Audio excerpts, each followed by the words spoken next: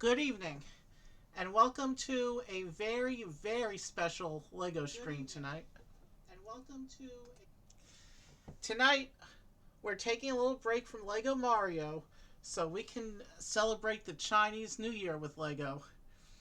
Um, I can talk and talk and talk about the set, but I'd rather just show. If I can switch over the camera here, you can see just how big the box is. It fills up my whole screen, and we're still cutting off the edges of the box. This is the Chinese New Year parade set that was released actually a couple of years ago. I think this was the 2023 Chinese New Year set. But when I was trying to pick out which set I wanted to do for Chinese New Year this year, this one looked cool to me because it's, for several reasons, it's got three big, nice parade floats, even though the rabbit is technically not. We're going to the year of the snake, so the rabbit isn't technically relevant this year, but still a very nice build. And this set also has 18 minifigures. Let that sink in for a minute. 18 minifigures. That's more minifigures than there are in the Lego CMF collectible minifigure blind bag series. A couple of the movie tie-ins had 20, but most of the CMF series are 12 or 16. A couple have had 18. So there's more minifigures in this box than there is in a whole CMF series for the most part. But this set isn't just about the minifigures. Look at these three parade floats. Look at the detail and the Chinese style decorations all over these three parade floats. This is going to be a fun build, I think. So there's a lot to do in this. There's a lot to get through in this set. The piece count is 1,653 total, which means this is also, by piece count, the single biggest set in my Lego collection. I have a couple sets in the 1,500 range that we've done on the stream, but I think this is the first one I've done that breaks 1,600 in a single box. So this is the Chinese New Year parade, and I can't really show it on screen anymore because it's so big, it fills the frame. I can't show you edge to edge, but as usual, I'll make an attempt at showing you the back of the box here. And you can see the parade floats here and some detailed close-ups. But this is a big set and a huge box, and I need to get it off my table so that we can get focused and start the build. Now, it does have... I download the instruction books for each set in advance of stream, and this set actually has 3 different instruction books, one for each of the parade floats. And I'm just cutting the tape. This box is too big to have the standard push tabs. This box has actual tape holding it closed. And once I get through the tape. So there's 3 instruction books, one for each of the parade floats. It's this is one of the sets that's branded as part of the Build Together tradition they've been trying to start. But the since we're building by myself, I can build because there's 3 different instruction books, I can build the floats in whatever order I want. And I'm just going to go by bag order, like I usually do. So there should be 10 numbered bags total. There's a lot of stuff that we're trying to cleanly dump out of this box. Yeah, that's everything that's inside the box. You can see this massive pile of stuff on my table. So now I'm going to try and stack the bags off to the side here in order. Or in reverse order, I should say. That's 6. Where's 9? There's 9. And each of the instruction books has 6 of the minifigures pictured on its cover, which means that we'll be seeing 6 people in each book. And I'll do the thing that I always do where I line up the minifigures in the front of the table, but with 18, the lineup is going to get real cluttered real fast. We'll do our best to keep them on screen. When we finish each parade float, we're going to take it off screen to make room for building the next one.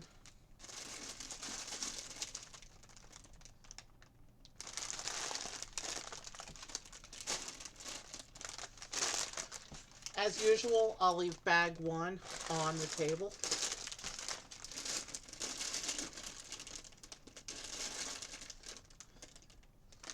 Wow, that's a big stack of bags I've put off to the side.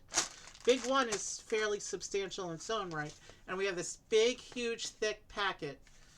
Let's see what's in here. This would be the instructions, the sticker sheet.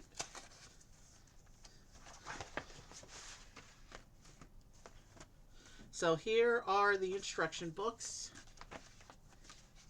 Here's the third parade float, the one we'll do at the end. This one celebrates Lego traditions. That's the Legoland tradition. That's the Legoland Dragon in the back. And you'll notice the performers are wearing vintage style headgear. The classic pirate hat, the classic space helmet, and classic knight's helmet. I like that Lego tribute float. This is going to be the musician's float with its wide assortment of percussion, including that big giant drum in the back.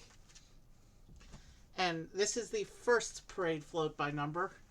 This is the Year of the Rabbit leadoff float. Obviously, this is the one that is not correctly relevant to this year, but it's still a pretty build, and we're still going to start with it. And really, I don't see anything wrong with doing an out-of-year build because all 12 of the animals in the cycle are important to Chinese culture. We also have a sheet with foil parts. It looks like there's 3 parts on this foil sheet. So that's going to be nice to add these decorations when the instructions call for them. I'll set these off to the side. And, of course, the sticker sheet, which I traditionally leave on camera as the build goes on. You can also see, if we look into bag 1, you can also see right there in bag 1, we do get a brick separator. So that's why I didn't pull a tool in advance for this stream. So yeah, this is going to be a big one tonight. So we have, this is a pretty substantial sticker sheet. It's got a comparable number of stickers to a Speed Champions car. However, it's not that bad because keep in mind, these stickers are going to be used on 3 different parade floats. So per parade float, it's actually a manageable number of stickers. And I'll set that right here.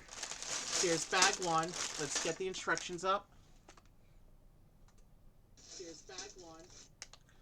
Okay, our audio is working. Let me get up the instructions. And let's go ahead and get started. So here we're starting with the rabbit parade float. It looks like this bag comes with a costumed rabbit parade leader, 3 spectators, and 2 parade leaders. It looks like they're carrying flags, which I think are these first 2 pieces on the foil sheet. So it looks like we get to use the foil sheet right away. Oh, there's pictures in this one. Okay, so let's enjoy the little art for a little bit. Let's see here. So this just tells you, yeah. All right, so here's some art. Some excited citizens celebrating, getting ready to start the Year of the Rabbit Parade. And it looks like they're holding big masks as well. Here's another picture showing some spectators. A happy family about to watch the parade. You can see the fireworks and the Chinese lanterns. You'll just have to imagine the fireworks. I don't have any representation of fireworks here. Yeah, a page showing how it's meant to be built together with families and friends. How each person takes one of the 3 instruction books and the numbered bags that are indicated on the cover. And they can all sit down and build together, but I'm just building myself, so we're doing everything here tonight. So This just gives you a rundown of the bags, showing you that the first 3 bags are the first float, the second 3 bags are the musician's float, and the last 4 bags are the Lego tribute float. This is the brick separator instruction page, and finally it's telling us to open bag 1.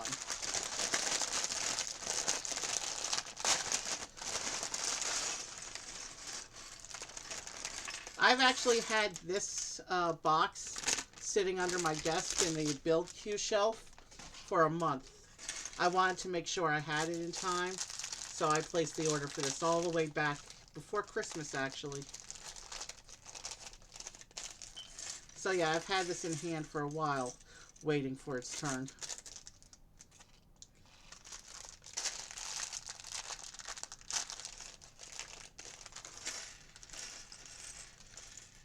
Incidentally, I also have my the set I want to do to celebrate the first day of spring, or the first week of spring, if the day itself doesn't fall on a weekend. I have that set already in hand as well. So we'll see, but that's a few months away, so let's focus here on the set. Let's get this separator off to the side and ready for action. Let's line up the edge of the table with the edge of the camera so that we can put the people out when the time comes. And let's start with page 1. And page 1 is our first minifigure who will be carrying one of the banners. Okay.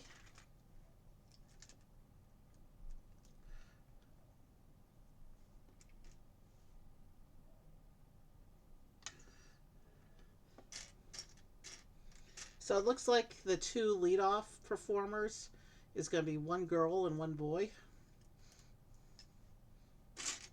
who will be carrying the banners at the front of the parade. Obviously, we're going to sit them down for actually we're going to seat them in the row like we usually do.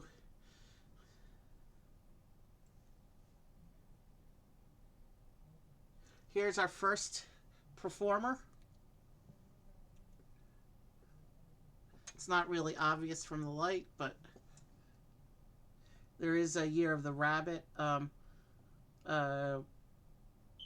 logo on his performance uniform. And now also we have instructions for the first banner here. So it says I need the banner from the foil sheet. It looks like he gets these. There's a circle logo one and a square logo one. It says number 3. So he's going to get the circle logo banner. So let me just punch that out real quick. And it shows it going on like this.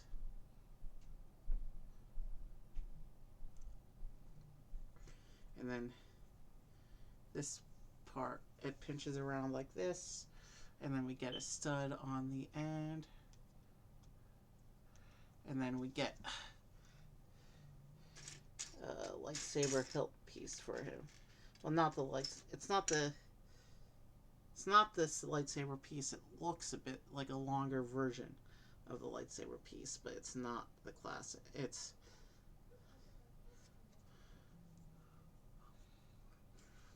so here's our first parade banner. And he gets to hold it in his hand. And so he'll be marching at the front of the parade, carrying this banner. Like this. We have our first little piece of the parade. That's nice. And it's a really shiny foil too. I'm not sure how well that's coming up on camera. It's only printed one, and there's the print on the banner itself. And then on the back, it's not printed, but you can see just how shiny the foil is. It's very reflective. And we'll go ahead and seat him at the front of the line where he can watch the build. And let's see if I can seat him such that he doesn't fall over.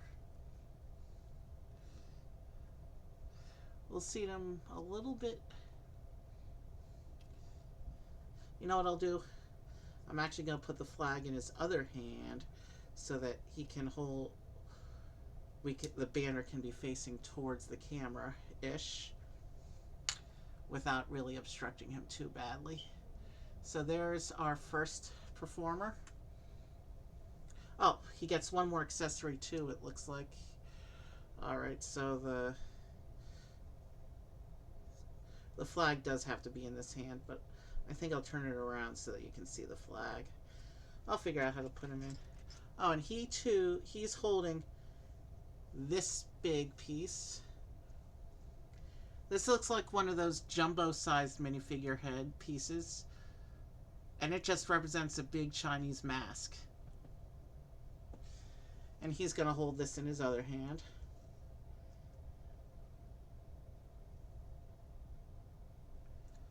And actually, let's test a little theory here while I'm on him. We really do need to get started with the build. You can actually put the mask on him like that if you so choose. But I'm just going to have him hold the mask.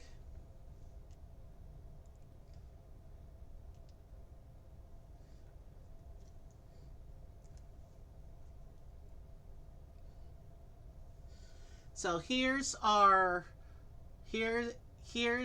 the boy at the front of the parade, or man at the front of the parade, I should say, with all his accessories.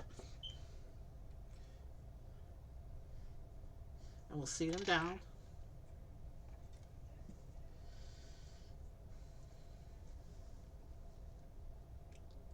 And this mask piece doesn't really have a secure connection. Like, it sits on there but falls off easily. Let's just seat him like this. He'll be a little obstructed, unfortunately, but if I put the flag above him like this, now you can see the flag too. If I raise the flag a little more, it shouldn't be too bad, like this.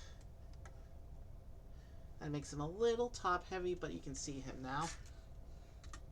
And now we move on. It looks like we're going to be building the girl who will march at the front of the parade with him. She gets the other banner and another costume head. Okay, let's find the pants. We need to find the leg piece.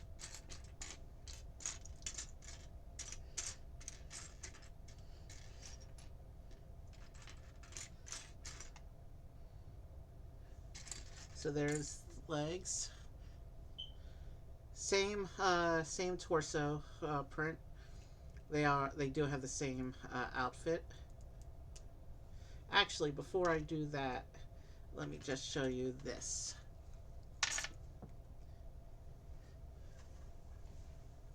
And our first eating off the table of the night.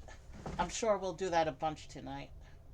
Unfortunately, it's a thing that happens with alarming frequency during my streams. I gotta be very careful because the supports this table decided to kick out. Alright, that's not gonna roll around now. Before I reset the table, I just wanted to show you, because I did with the boy. This is what the girl looks like with the mask on instead of the regular setup.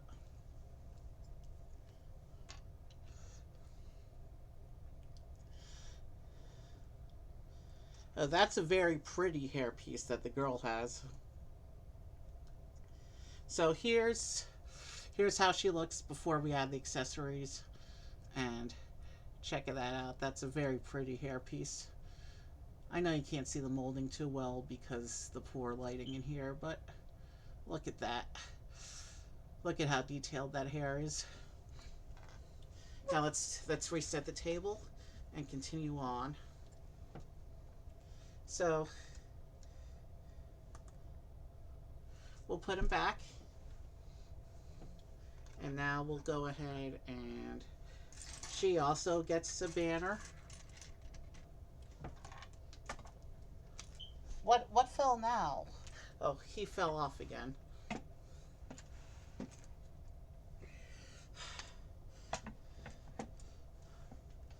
right.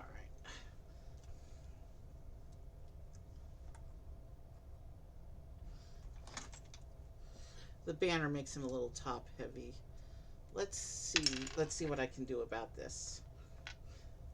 Because he needs to be sitting for at the front for up to 5 hours. We will make him hold it higher on the stick so that the stick essentially becomes a third leg. Let's try doing it this way. I've used that trick before on other figures with long props. So now the flagpole becomes like a third leg for him.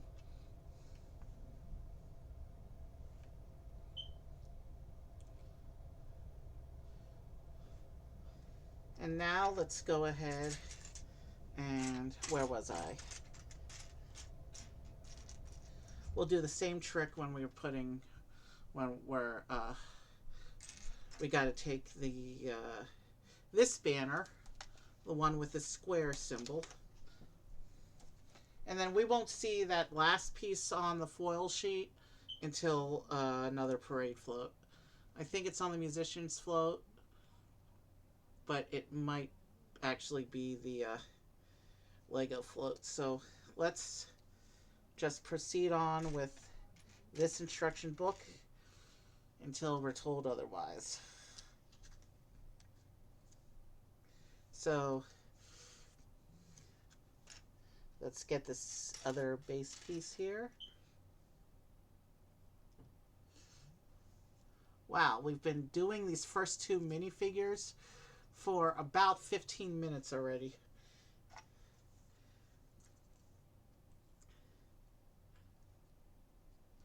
And where is he? He's holding it just above the grip. So she'll do the same to facilitate sitting. Oh, I didn't show you the banner. And now, all right.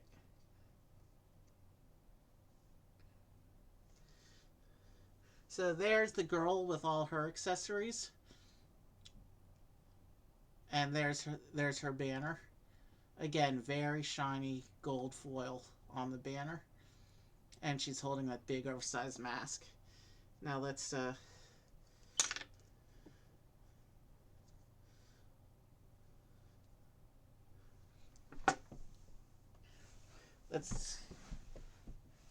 get up that piece that we dropped so that we can actually start the parade float.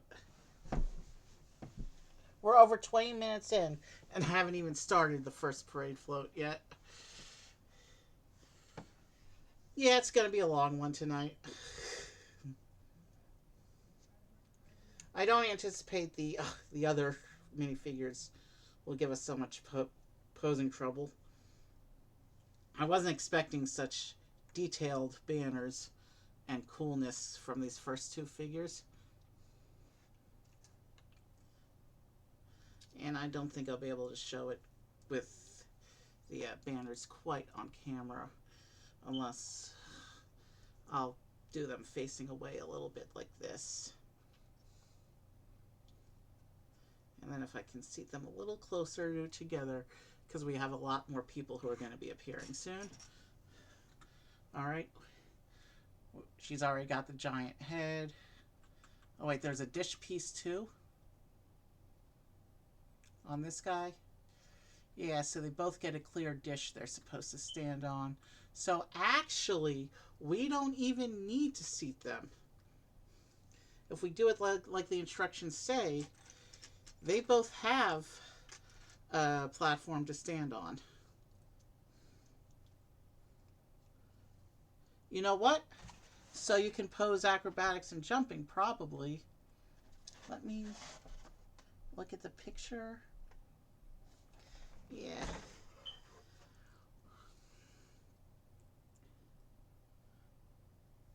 Which means they can actually hold their flags from the indicated position because they have stands.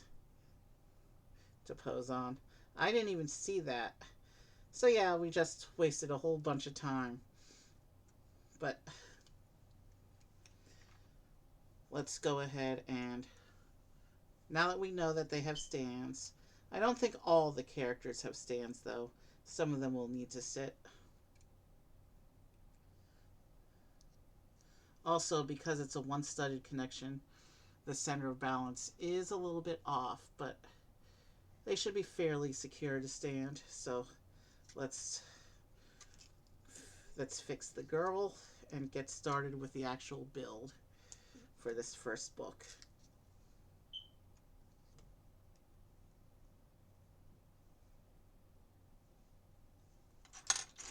Okay. So I think the stands are meant so you can put them in action poses. That's why they're only connected by 1 foot on these stands, it looks like. And if I put the banners facing slightly backwards, they won't whack each other in the head like that. Alright, that looks good. I think they'll stay now. Alright, let's get started. So the parade float itself is going to start with a Technic frame. Many big builds start with a Technic frame because that helps to build stability.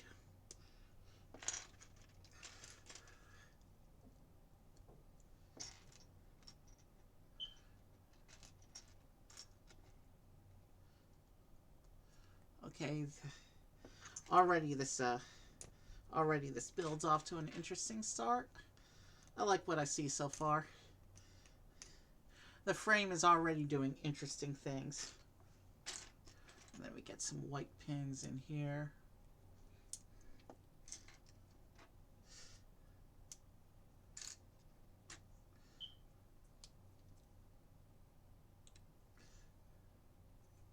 And then we get some more of the black pins.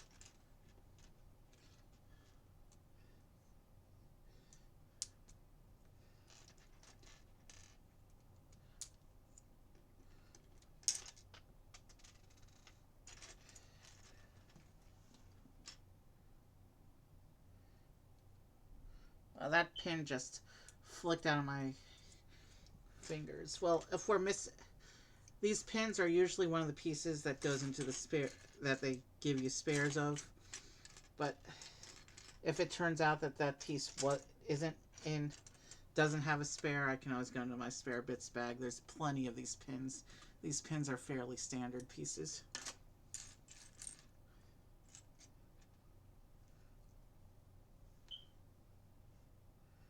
Okay, which piece is that?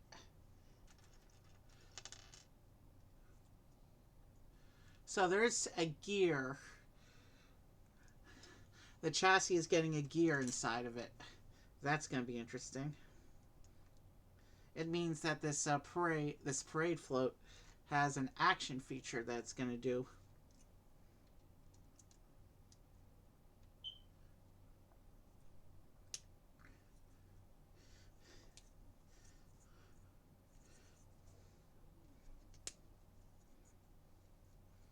It's too bad when it goes on display, the action features are going to be mostly rendered static.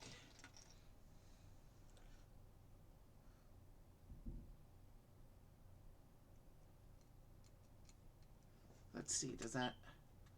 Okay, so yeah, we put the spacer in first.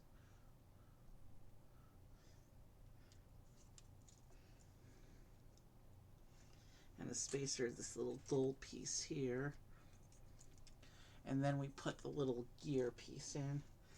So we're putting in a smaller gear next to the big one. And if we can get everything to line up properly.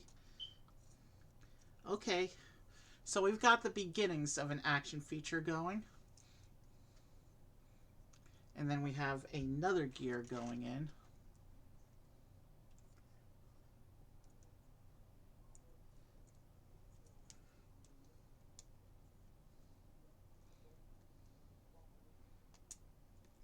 It looks like I'm supposed to line up all the gears in alignment with each other.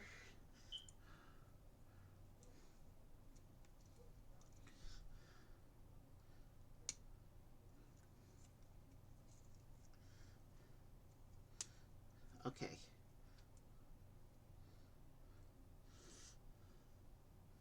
And then there's another spacer.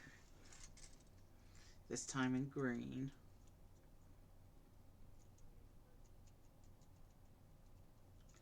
Okay, so those gears are lined up.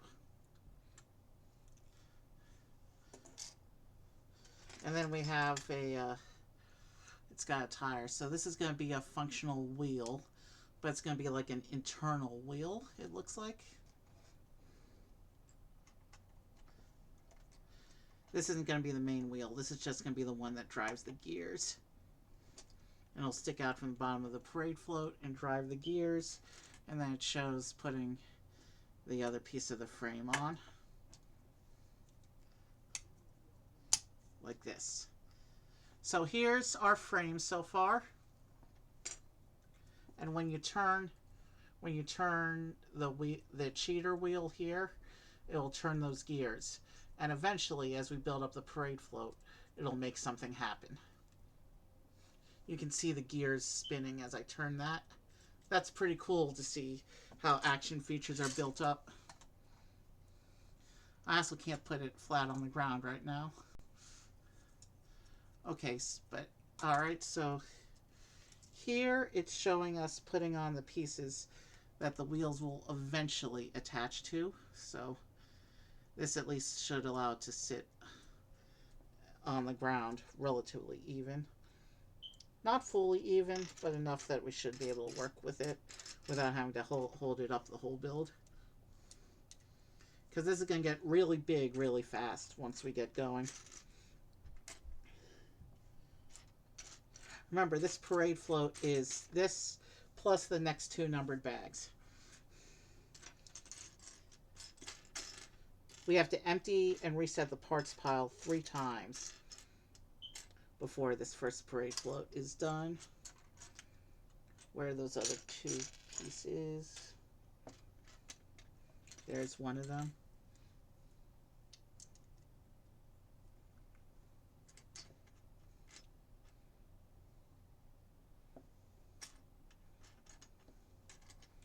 And there's the other one.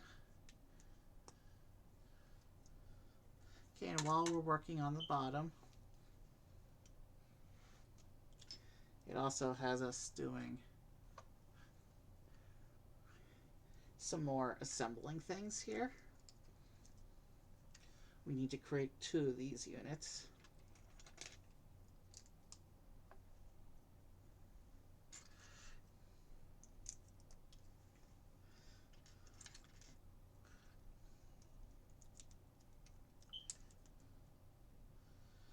For the front and back, it looks like.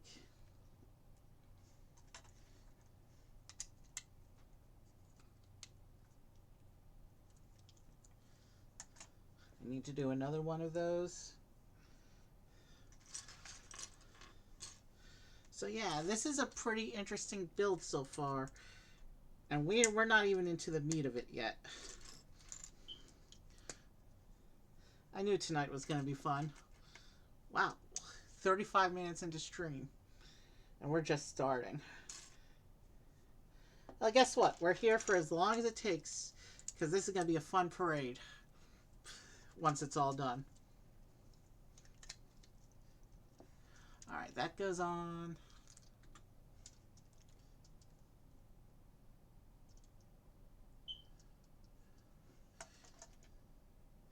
And now we're creating the beginnings of some wheel mounts here.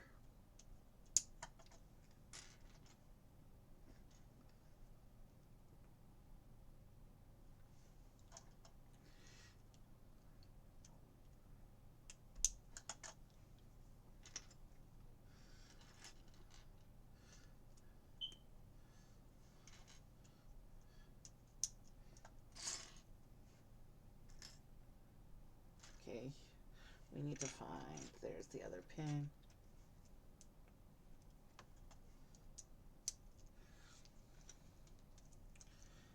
And then there's these bits. We need to start putting on these brackets.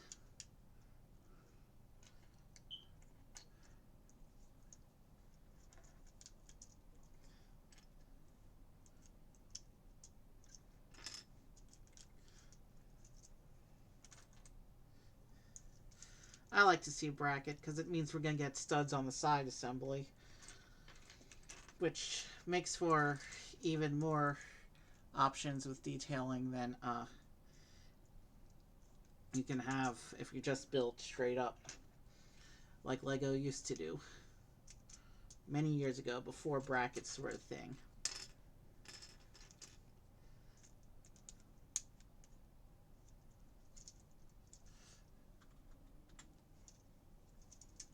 Okay, so now it actually sits flat.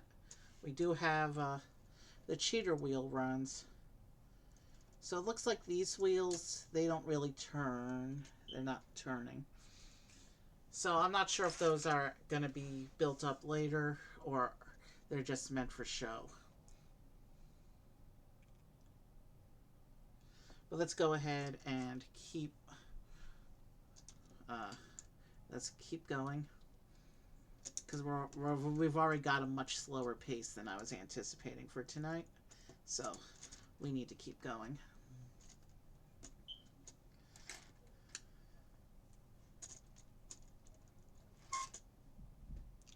And then there's a big orange piece that goes in like that. I do really like those banners that these two figures have. And I'll be more mindful of the figure instructions going forward. Because if any more of them come with special stands, then we don't need to spend so much time worrying about trying to pose them for seating. But if any of the figures don't come with stands, then we do, so.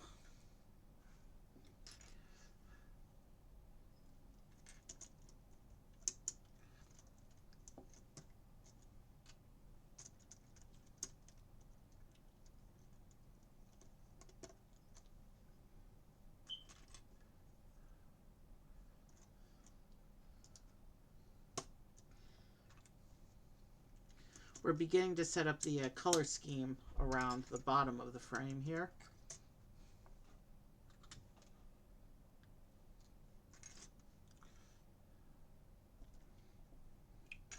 These two little tiles look like they go like that.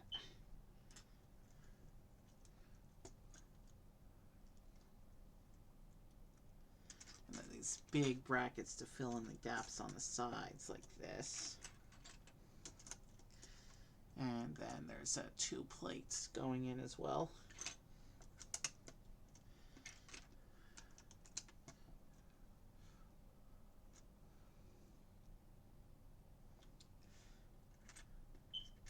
So we'll start with this bracket over here. We need to start building up this side.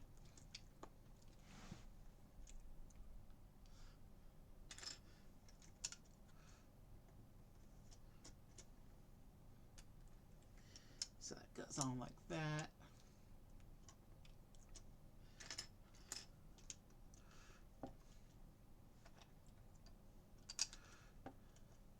And then this big dark brick going across like that. Looks like this step is going to be the next piece of the action. So we need this. We need the spacer.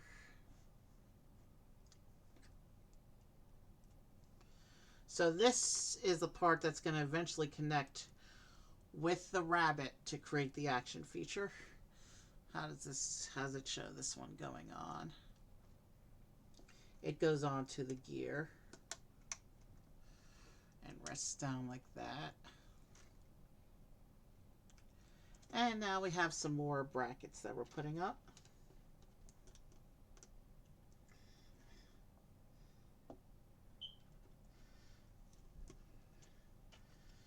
So yeah, this parade float doesn't look like anything yet except a random mishmash of bright colors, and already I feel like it's a cool and interesting build. We'll see how that develops, of course. Okay, so as the parade float moves, the bar moves with it, and it has kind of a fluid motion thing going on. And it's kind of got this wave pattern going on. You can see the bar moving as I turn the cheater wheel. So that's going to cause something to happen. We're going to attach, I think, pieces of the rabbit to this bar, or to mechanisms that attach this bar.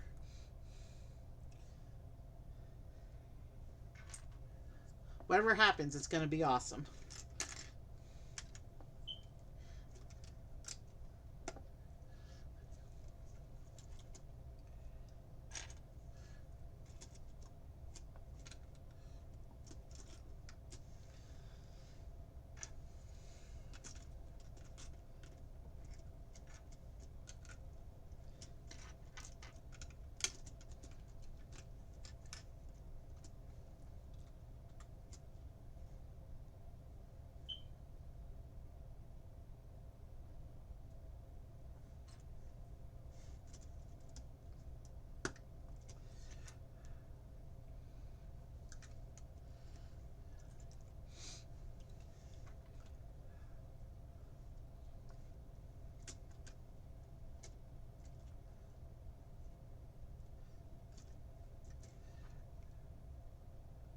Yeah, it is supposed to stick out by one. Okay.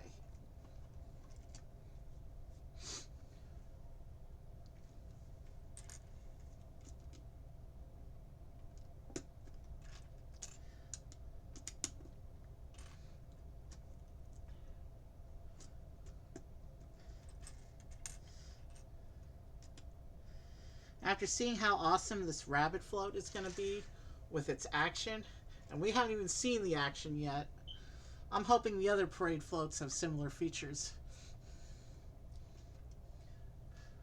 Or did they drop all the design budget on this one? I mean, the other two look cool. We've seen the pictures of all three on the box, but I guess we'll just have to wait and see as the night progresses. There's lots of cool stuff going on tonight, so...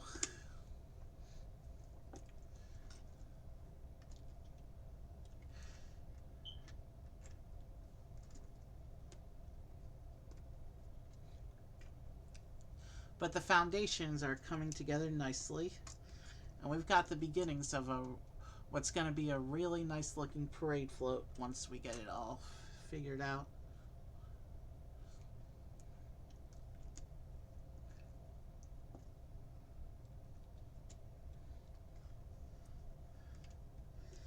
Shapings are also starting to appear at the base. We're starting to fill in some of the shaping. Not really any detailing yet, but it's starting to look like something cohesive. Still a random assortment of colors, nothing too detailed yet, but we're getting there. We'll get there.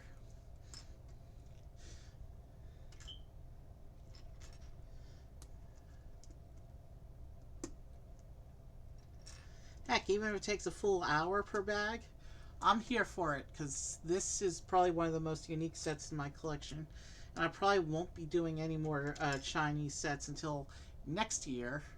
So, it's not a subject matter that I actively collect except outside of Chinese New Year. So, I have ideas. Although, there's one other set I was looking at that I may try and find an excuse to do later this year if I don't want to wait till next year on. But I'm glad I chose this one over that one. That other set, very good display piece, beautiful, but no minifigures. Okay.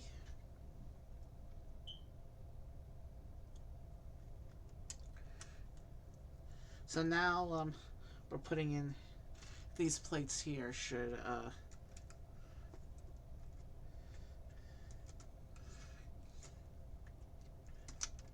alright.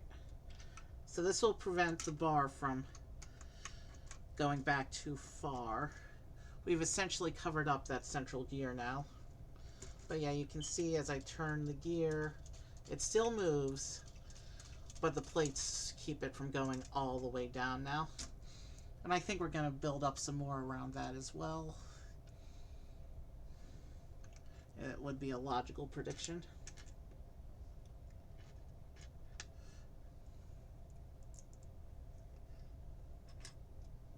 So yeah, I estimated 5 hours for tonight. I think more realistically, it could be a 6 hour stream.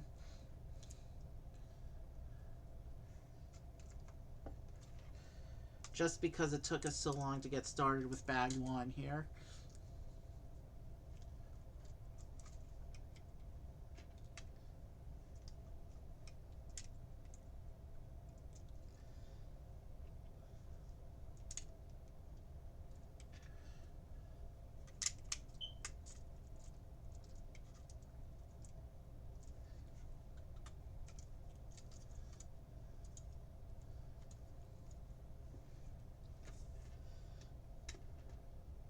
You know what? I'm going to set the sticker sheet off until the instructions call for it, because it keeps flopping around over here.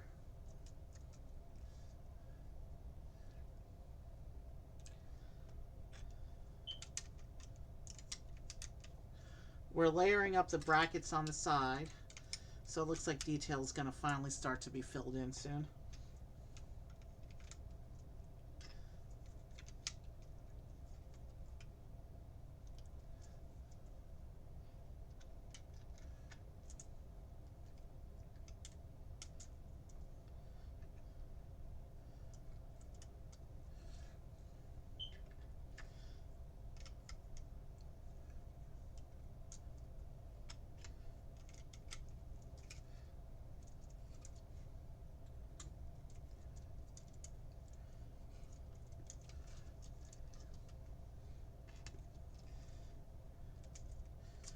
We're finally almost done with bag one. That's a good thing, because we had a slow start. But I'm not rushing this build, because I'm enjoying the process more than I thought I would, actually. Especially considering this first parade float is the one that's kind of irrelevant, because this is the rabbit float we're doing right now. But once we finish this one, the music float, and the Lego tribute float, now those are relevant every year.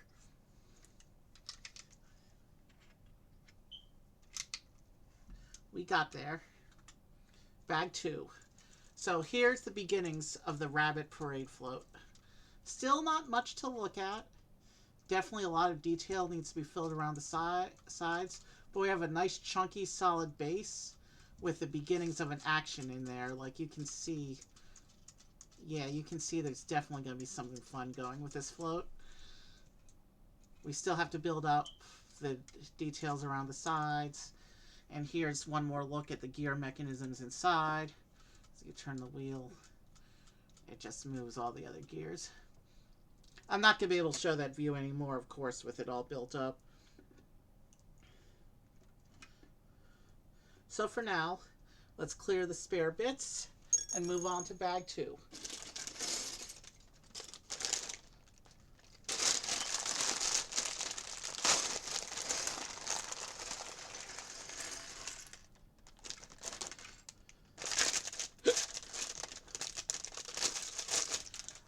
I do like that, as much as I love the Lego Mario stuff and as fun as it is, I do like that we're taking a little break and doing other Lego stuff tonight. Because for the next couple months, or at least for the next few weeks, most of my Lego streams are going to be Mario, because that's what happens to be stocked up in my build queue. So it's nice to be able to do something different. And I'll probably break out one of my 3 remaining Avatar sets in the next week or 2 as well, just to have something a little different than just Mario all the time. We're going to get 2 more figures in this bag. It looks like a couple spectators. So it looks like we're starting with, oh, short legs. The second spectator is a child. Mother and daughter, maybe? They're wearing matching jackets. Let's see. Yeah, given the matching jackets and that one of them has child legs, I'm gonna go ahead and say that this is a mother and daughter spectating the parade together.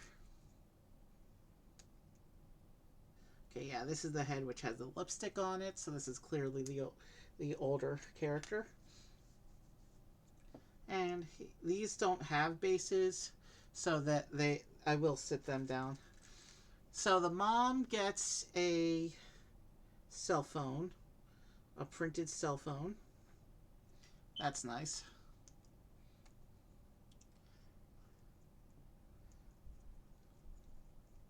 And she can sit.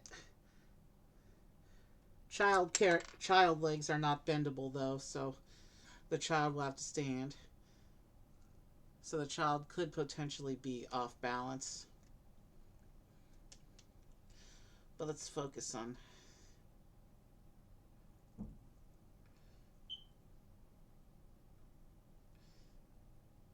All right.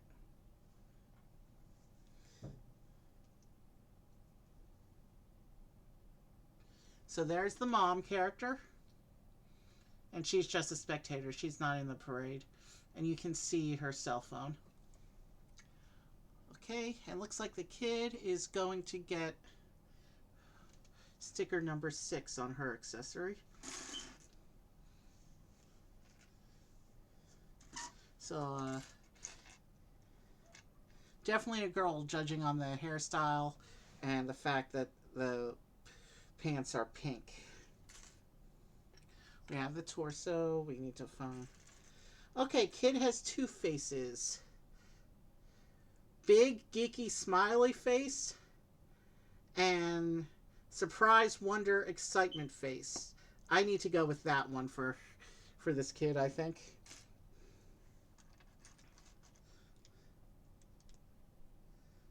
Let me look at it. So that's the surprise and wonder face.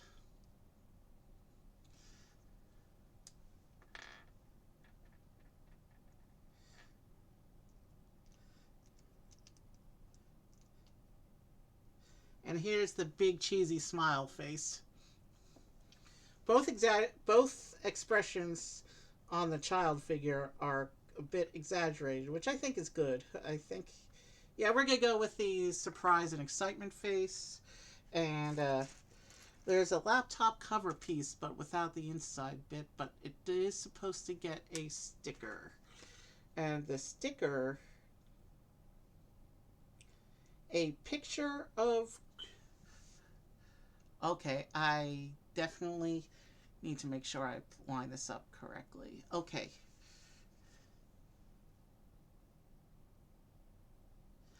Oh. I see her in the corner, so this isn't a picture. It's actually a tablet device with a video chat on it. I need to show you the sticker once I get it lined up, because this is cool. So it uses the book cover piece, but without the bulk of the inside of the book or the laptop. This is because it's just the flat cover piece. It's being used here to represent a tablet. And on the tablet, I don't know how well that's coming up on camera, but you can see the kid in the top right corner on what appears to be a video chat with the grandparents who are watching the parade through the tablet. That's pretty cute. That's awesome, actually. We're barely getting this started, and already I'm amazed by the level of detail we're coming across throughout the set. And I'll position the tablet such, because she can't sit, I'll position the tablet such that it, the corner goes against the ground and becomes a third leg. There we go. So we have now met 4 of our 18 characters. Let's keep building.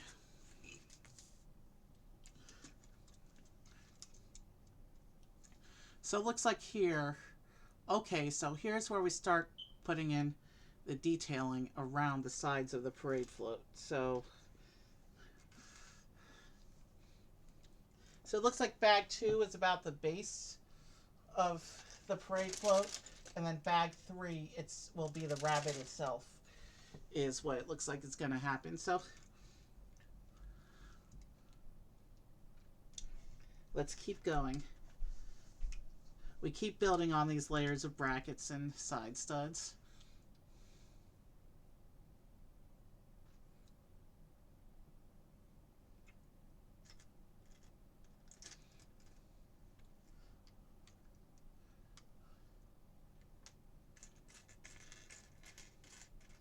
I'm talking a lot more than usual tonight, but I'm just really loving this process tonight. Possibly even more than I usually love Lego.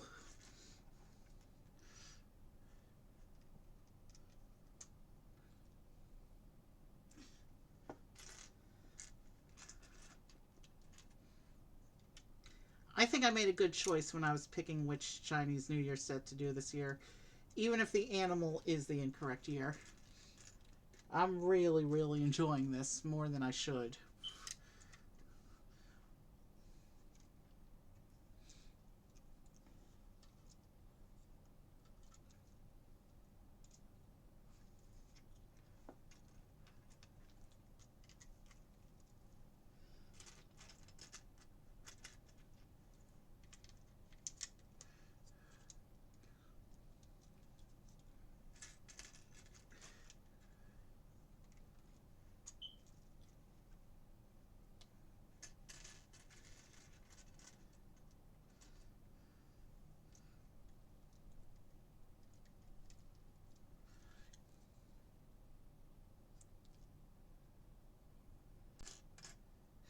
There's some gold detailing on these floats as well. We're getting... There's quite a few of the gold pieces in this pile. Mostly the slightly shiny pearl gold, but also there's a few pieces in the really shiny metallic gold as well. This is going to be fun, I think, when we get it all put together.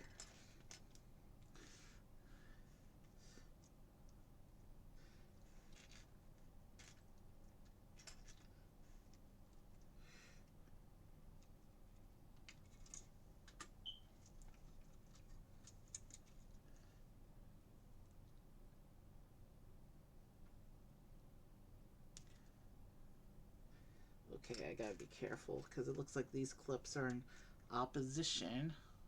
Yeah.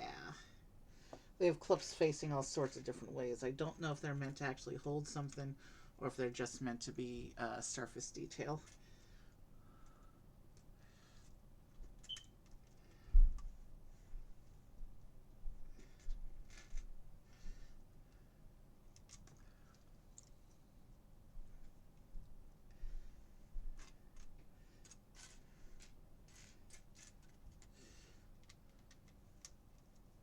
But yeah, the design on the side of the float is coming together nicely. I know I have it slightly pointed away from the camera. I need to be able to see what I'm doing. But I'll definitely show you.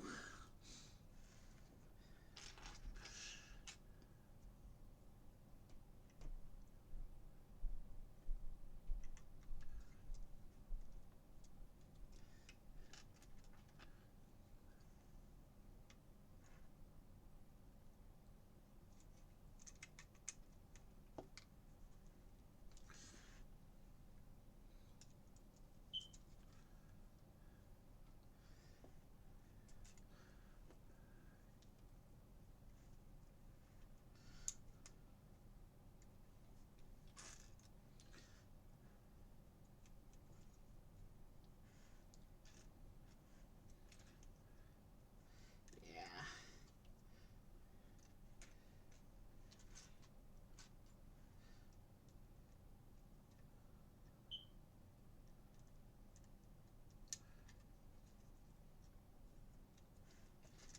Yeah, this is going together nicely, this pattern.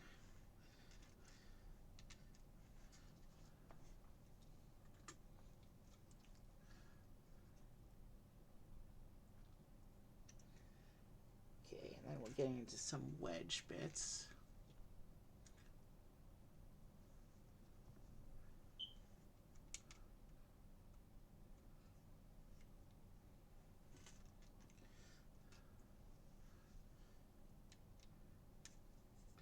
Oh, that's cool. How the placement of the pieces creates the illusion of the red running into the gold. Don't worry, I'll show you. As when it switches sides, I have to turn this around anyway, and then you'll be able to see this side. Oh, cool. Alright. And now we're getting curlicues going on. Okay, so that's why the clips were in opposition.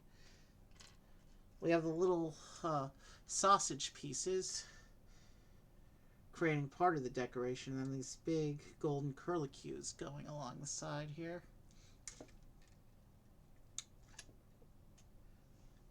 And that just flipped out of my fingers. Let me go see if I can get that real quick.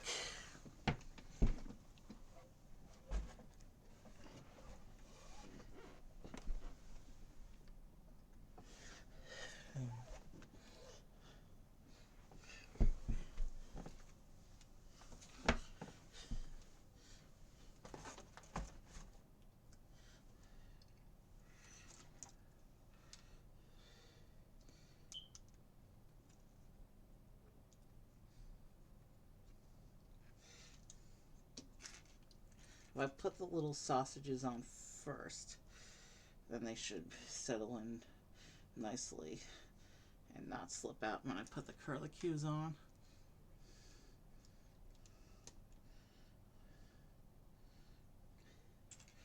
Oh, that's nice. That's nice how the detailing and the colors come together.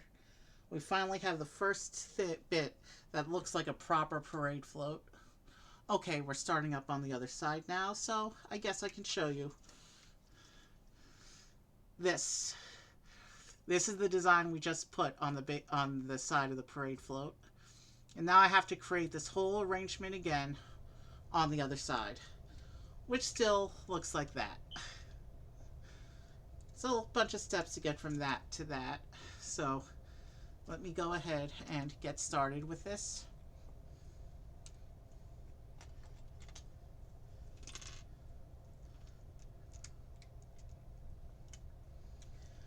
And you know what? With 6 figures in each instruction book, 6 characters in each instruction book, that means that when we open the next bag to begin building the rabbit, we will see 2 more characters before we even finish this parade float.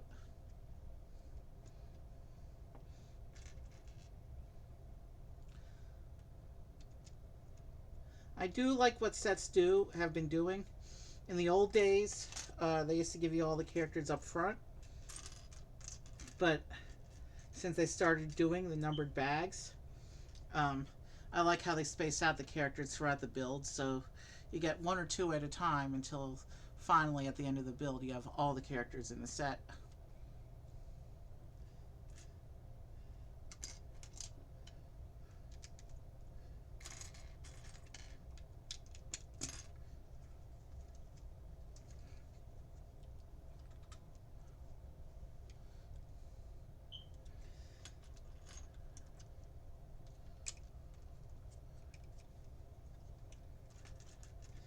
I do really like this design on the side of this parade float, even if it is a little tedious to put together.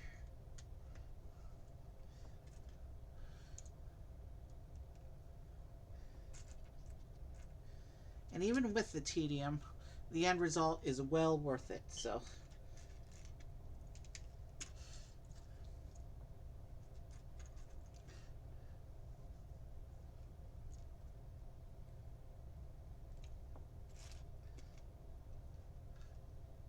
we just passed the 1 hour mark of stream a few minutes ago. But like I said, time isn't a factor tonight.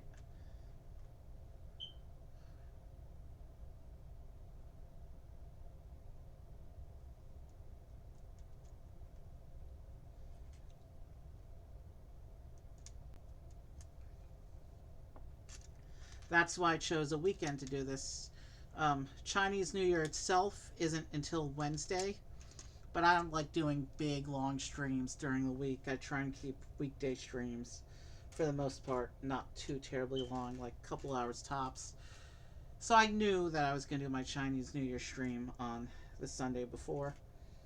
And actually, Wednesday, which is Chinese New Year itself, well, we have theater tickets anyway. So I wasn't going to be able to stream that day anyway.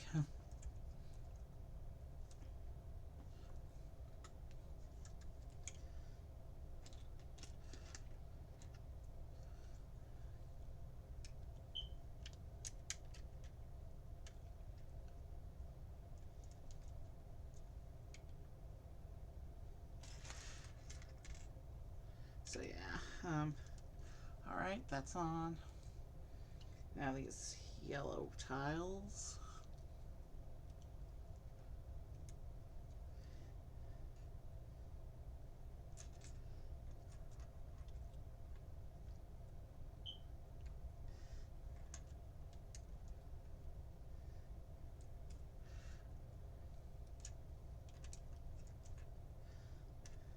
And I noticed the box still had a price sticker on it from the original store that the original. Well, I got it from eBay for like 90 bucks, but the original seller must have picked it up from another store because there was a price sticker on it, and the price sticker said 130 bucks. So that must have been the original retail. So I got a nice deal on this. I mean, 18 minifigures for $90 is a steal. And that's not even counting the builds themselves. So, yeah, I'd say this was a pretty good deal I got for this set.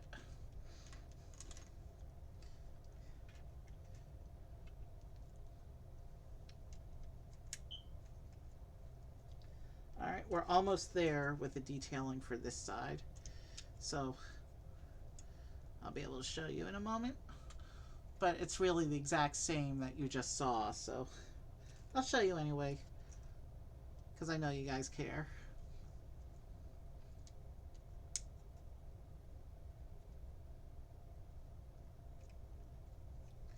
Let's make sure that the sausage piece is lined up correctly.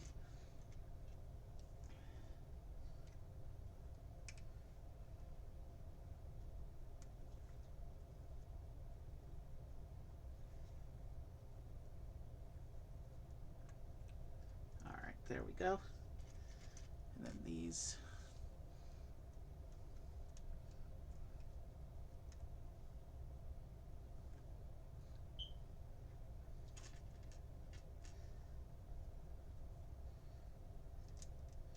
So yeah, the base of this parade float is a very nice design. I really like this. So there's the other side completed. Same as the first side. And now we can, I'll stand it up like this so we can work on the end section here. Because now we're going to decorate this end cap area.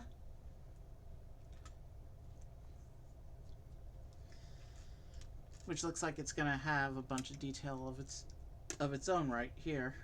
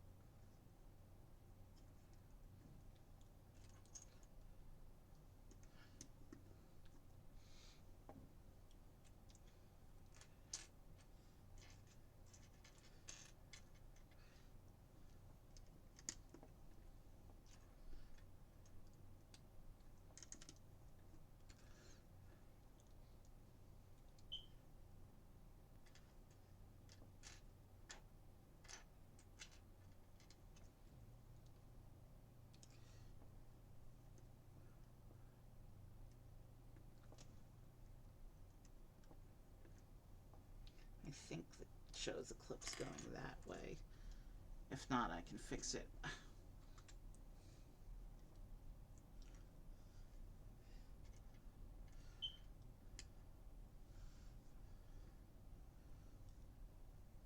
okay.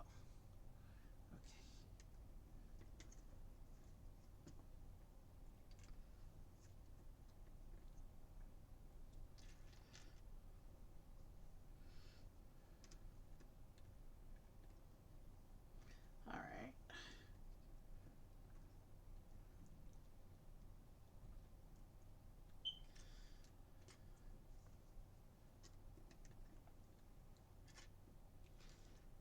this is cool. So this end of the parade float is also going to get two of the little curlicue pieces, but without the layer of sausage pieces. Probably because it's got the clip on here.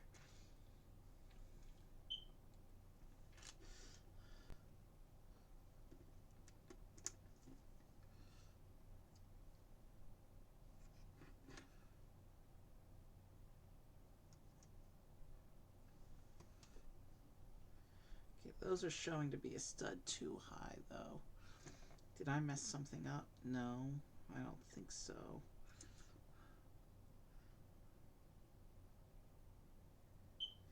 Yeah, no, everything lines up okay. Just the picture's poorly drawn, or rendered, I should say. Okay, yeah, I think we're good.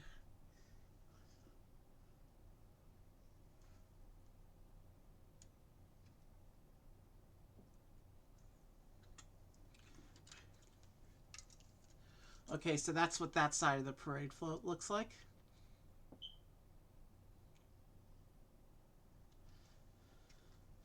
I like the consistent design features going across throughout all sides of this build.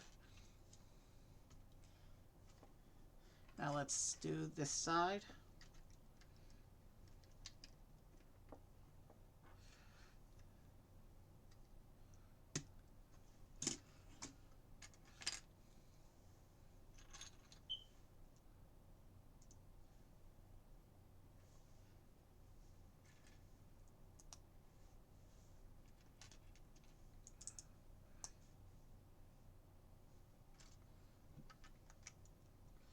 Okay, so there's a little bumper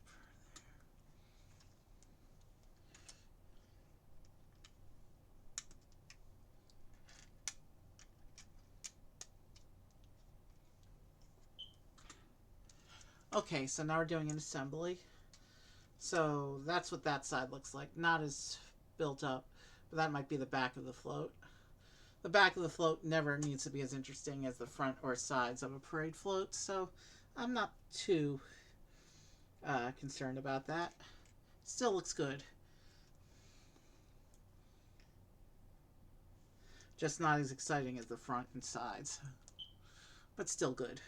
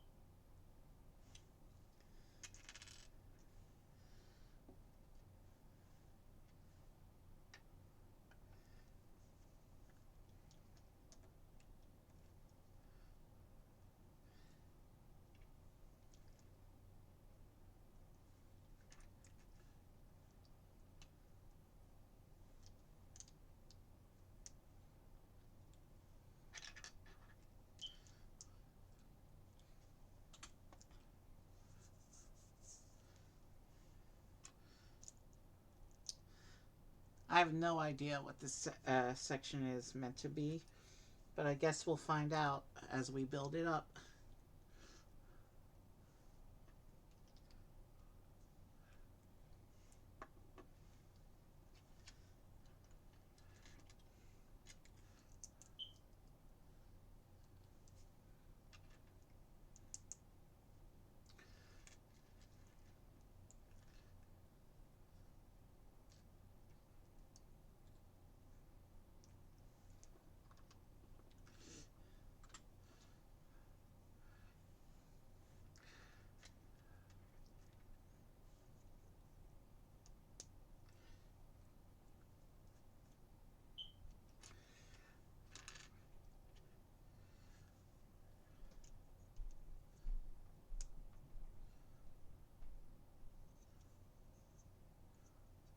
Did I miss a piece placement somewhere?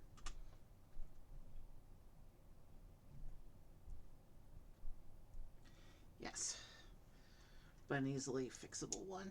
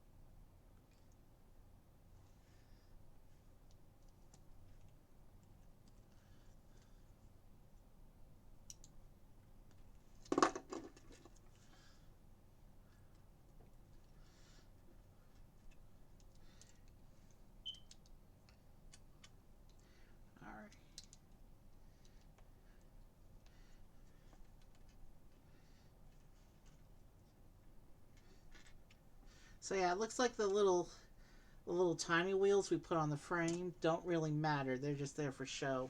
The only wheel that matters is the wheel that's inside the frame that actually touches the table and causes the bar to move, the gears and all that.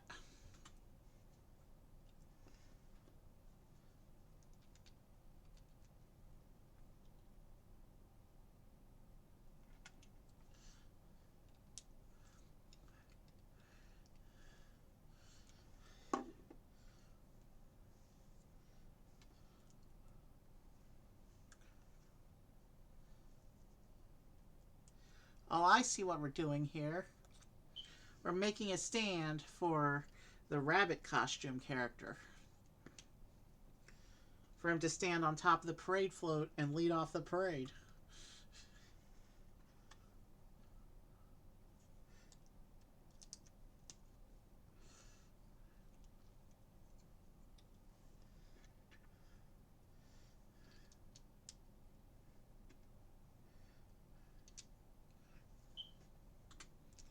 This part's going together pretty quickly, so we might be back onto a good pace. We still have another whole bag before this parade float is done, though. And then we still have 2 other whole assemblies to do. Alright, sticker number 2 time. Or number 7 sticker according to that, but this is the second sticker we're putting on. And I need to... Okay. So I was right about the orientation at least, so definitely want to put it on like this. And I'll show you the sticker when I show you the assembly at the end before I attach it to the main build. It's a very nice rabbit sticker.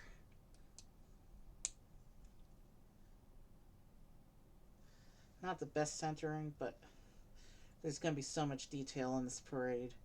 I don't think it really matters as much as it does in most sets. Because every bit of the set is going to try to upstage all the other bits of the set.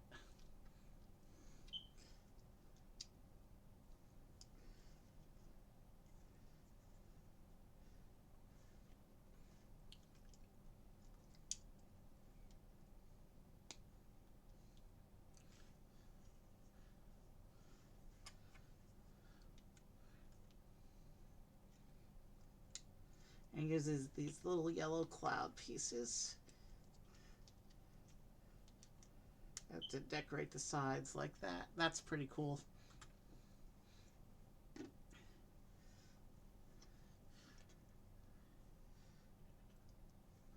Anywhere you're going to have a performer, you also need some kind of safety feature. So, yeah, have these little guardrails for them, I guess.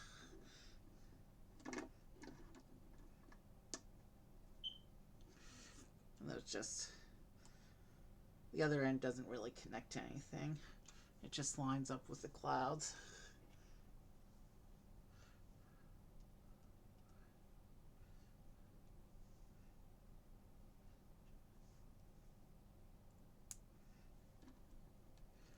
And it shows this getting attached into the parade float. So this is what the rabbit costume guy is meant to stand on. You can see it's a very nice platform for him. And there's a close-up of the rabbit sticker. Sorry, my hand got shaky. There you can see the rabbit sticker pretty well there.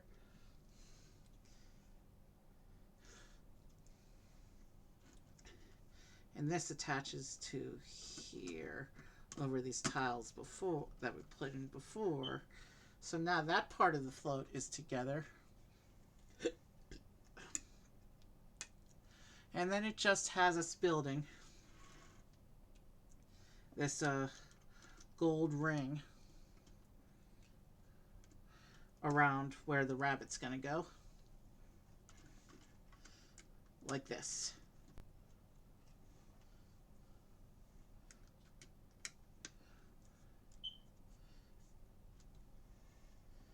That also covers over the little gap where the stand goes in. Like that. So there's the gold ring we just put where the rabbit's going to go. And you can see how the light is shining off of that. That's the really shiny gold pieces. And we're ready to move on to bag 3. Bag 3 has another spectator, it looks like. This one looks like a man. This might be the dad, or it may be somebody completely unrelated. It's up to interpretation, I guess, since he wasn't in the same bag as the other 2 characters.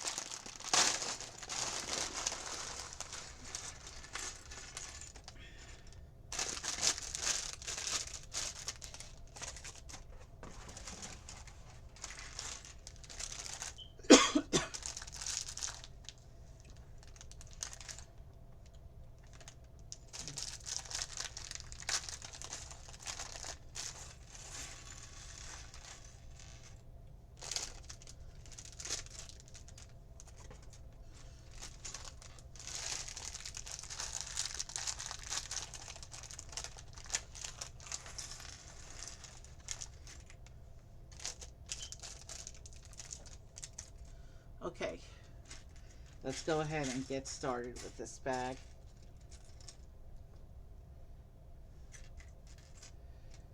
So he gets a sweater. I've seen the sweater print before. Pretty standard city fair here.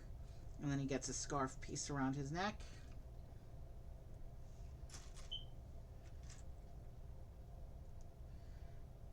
We can have him with normal glasses.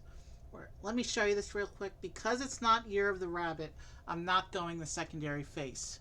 But you can see he has an option for rabbit glasses.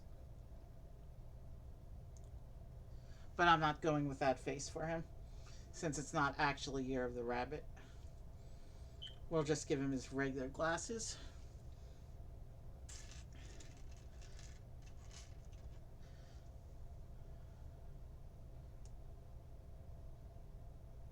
And so there's this guy. I'm not sure if he's meant to be the dad of the kid from the last bag or not, or if he's just an unrelated other spectator. But there he is.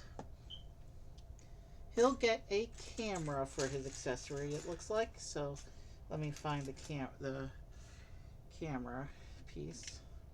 Oh, and it looks like there's some printed tiles going on in this piece, in this bag as well.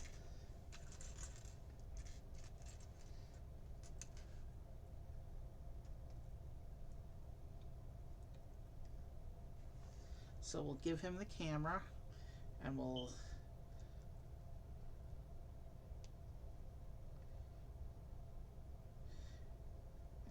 seat him with the other characters here.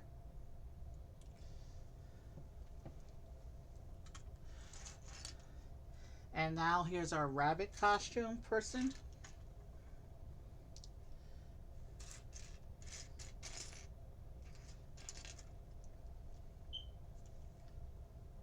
That's a very nice character here. And actually, I've been calling it a dude. This is actually definitely a girl's face print here. So rabbit costume is actually a lady. Sorry about that. Let's make sure that the face is forward so it can be seen through the rabbit head. There's the rabbit costume.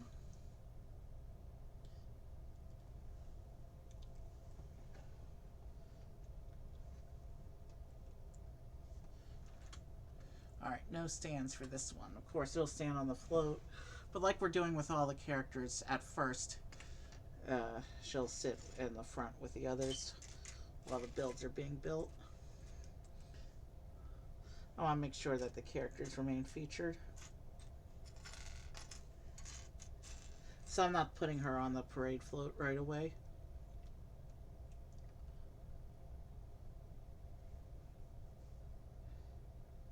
Oh, that's cool.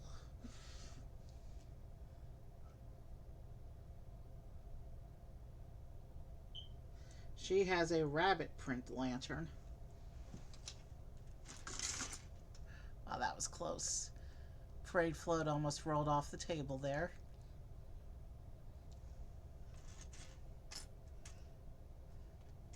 So now we need to find the clip.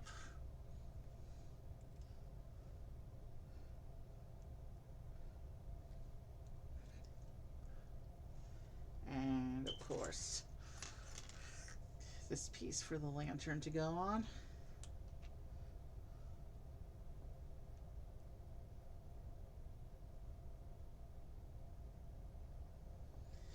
Here's the rabbit print lantern. Pretty cool piece there.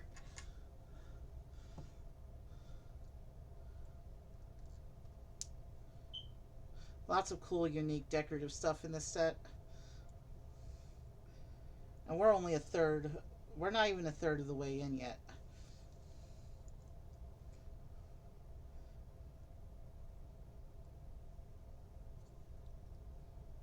So we'll sit her.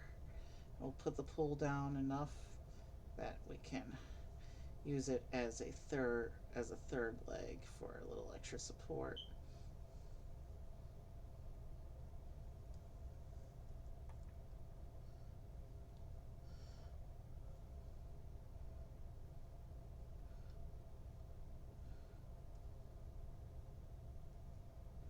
I want to make sure everything is lined up properly so it sits evenly.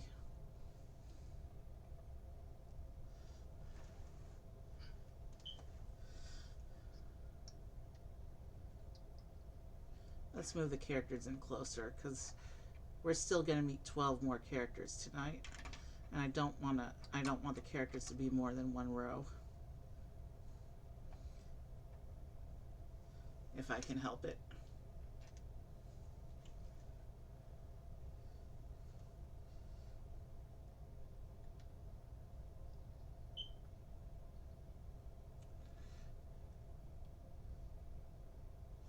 All right. That's good for now, I guess.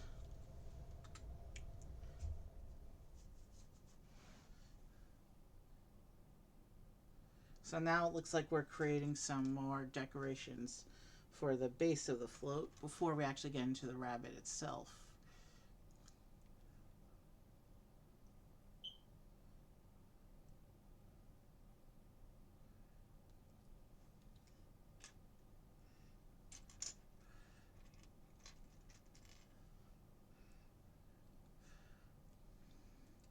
So we're using the diving flipper pieces to create flowered ribbons, it looks like.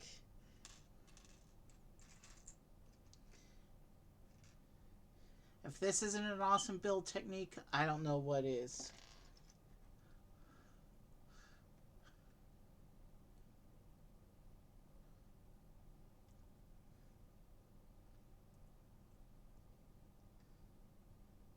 But this is what those ribbon pieces look like.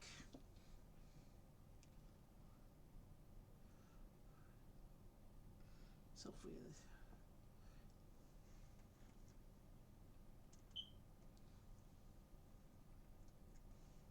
So it says to build 2 in this orientation, put them in opposite corners, which means we're going to get 2 more of these in the opposite orientation to fill in the other 2 corners.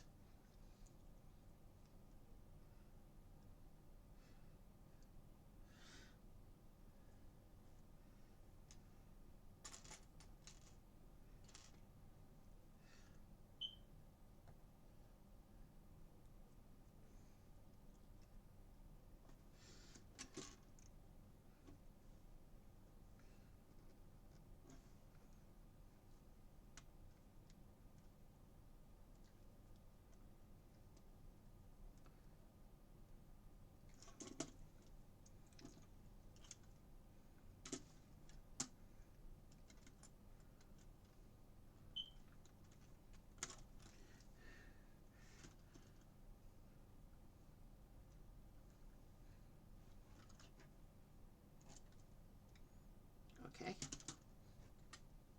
So yeah, called it. We're getting 2 more of those before we can move on.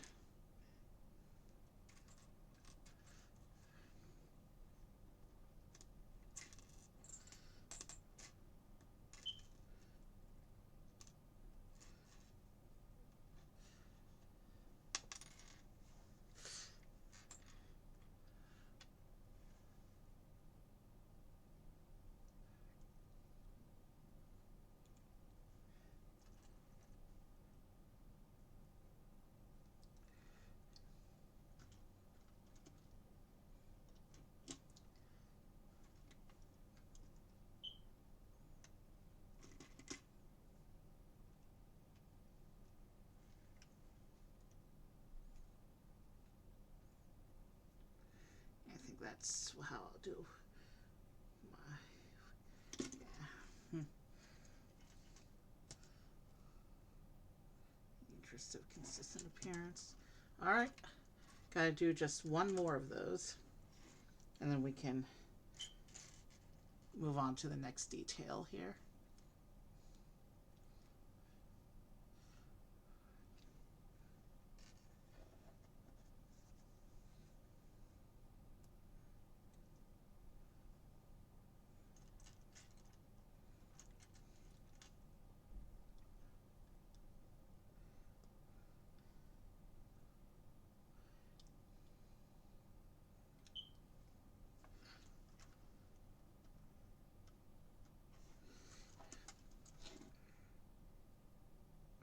Okay, that's on.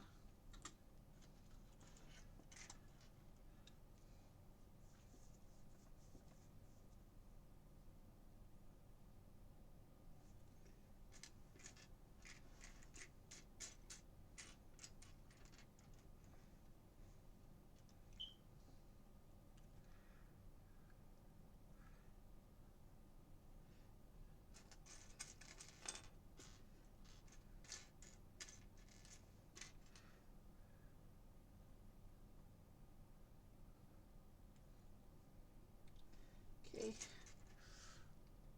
Wow.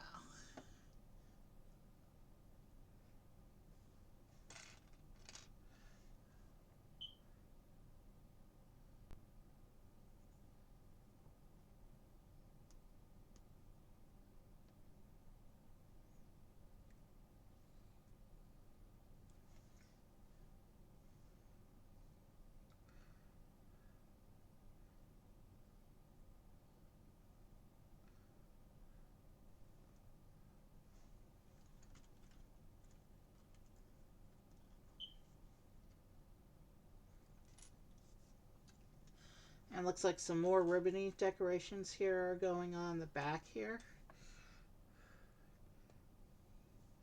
Bear with me. Smaller pieces are a bit harder for me to grip and find in the pile, so.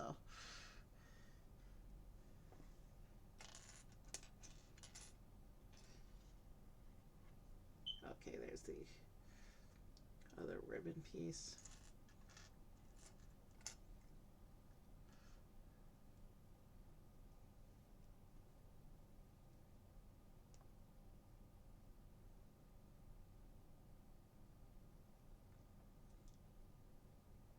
This one will go in this side.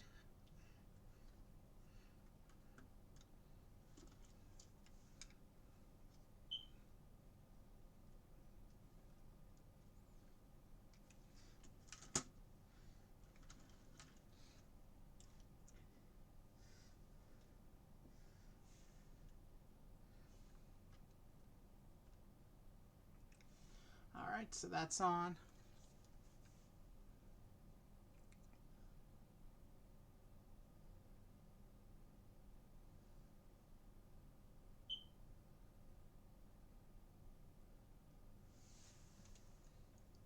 I'm trying to see where those bits go.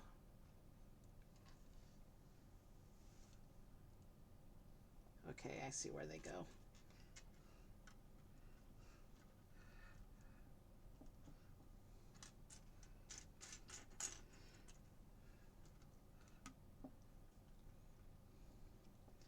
And then we have these printed tiles.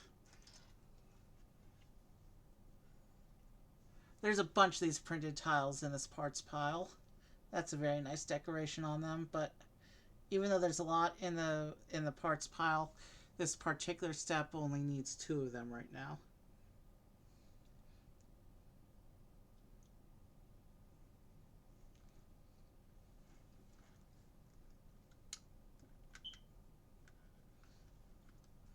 I think these represent the I think these are supposed to represent oversized fortune coins. Fortune coins are a big part of the Chinese New Year tradition. I don't really know anything else beyond that, though, about them. But I think that's what these 2 pieces here represent.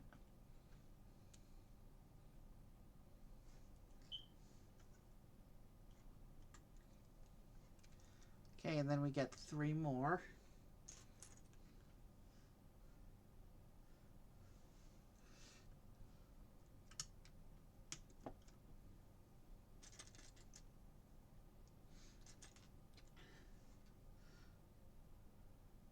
They're stacking up like coins. Maybe they are supposed to represent the fortune coins. Oh.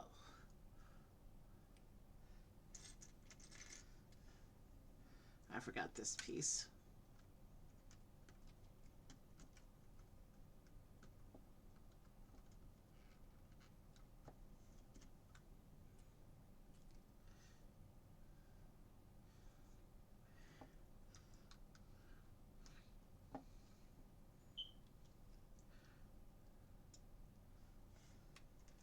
Oh.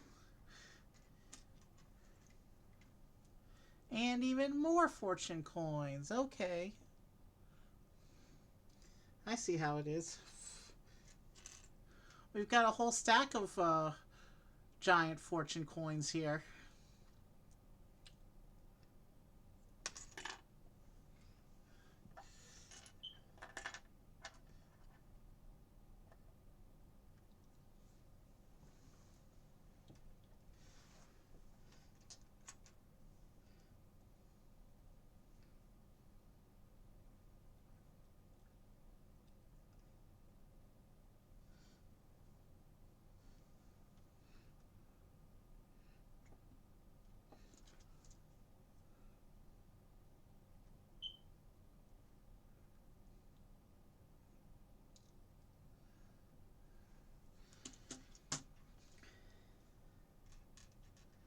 Okay, and then I'm supposed to do another one of those.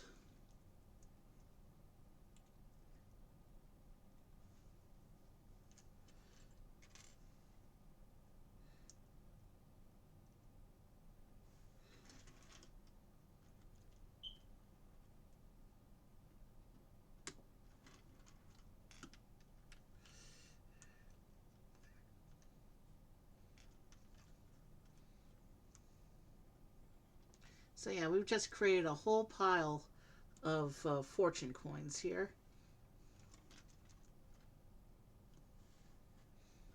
Which is pretty awesome. And now we're starting with a rabbit. I'm going to set this aside because it shows us doing this as an assembly.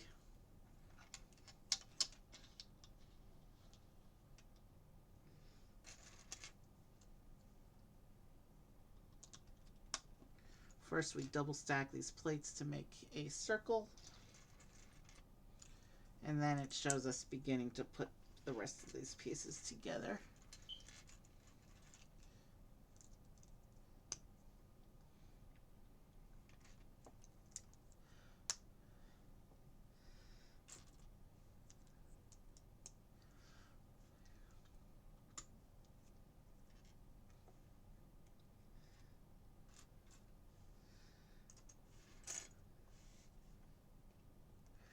And our first little bits of the rabbit's white body.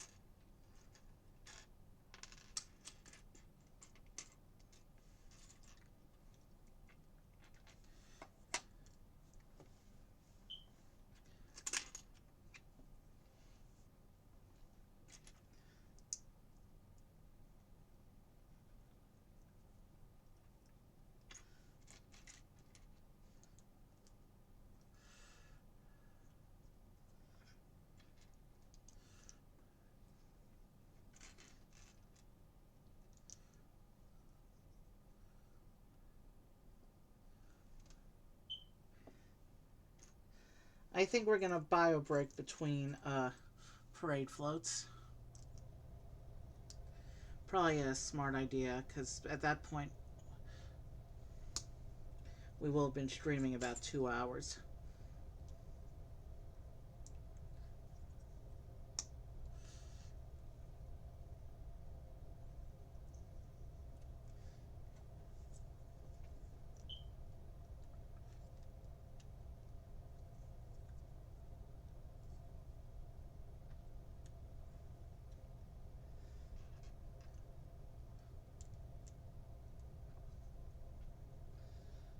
Okay, so we have axle bricks.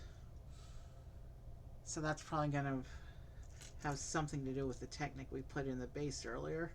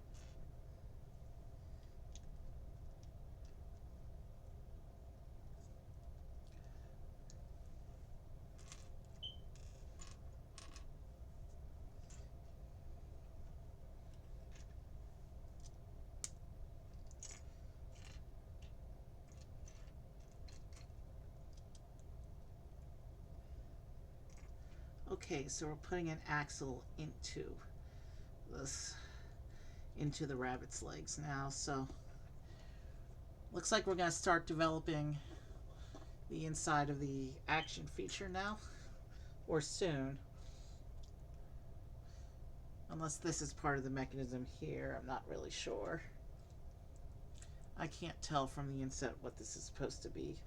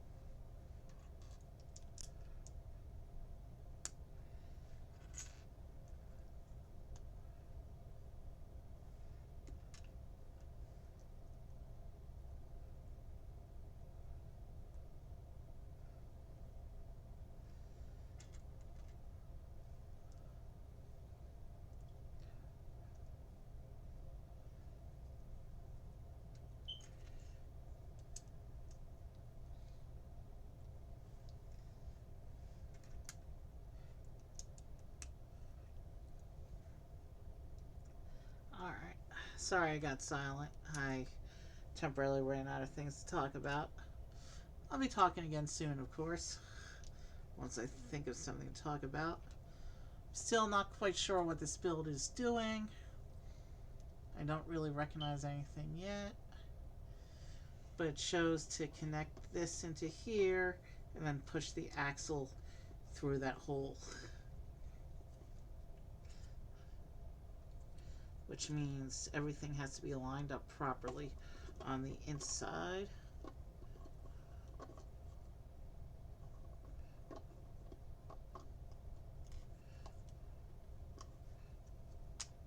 There we go.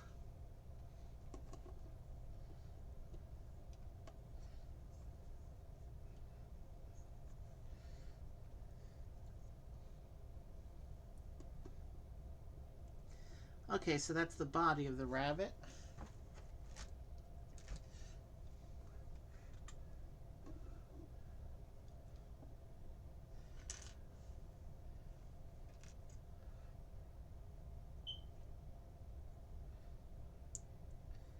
Looks like this is just a little detail for the rabbit's tail.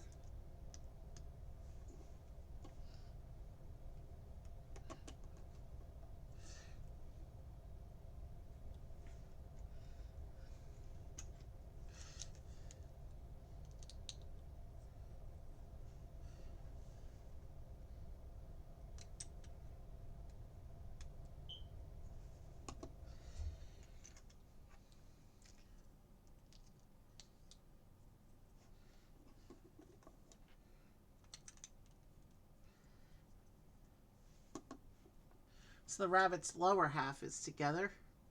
And now we just got to keep building up the bits of the rabbit.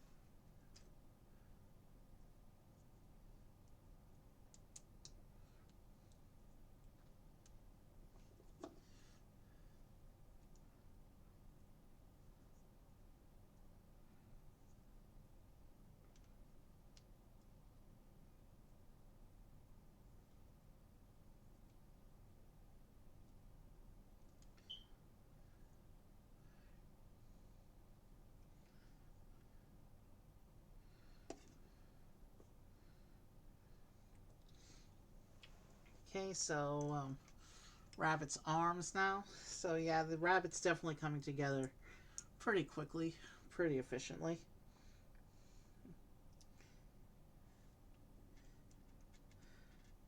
Still not sure how this all connects with the action mechanism inside the float, but I guess we'll find out in a few pages.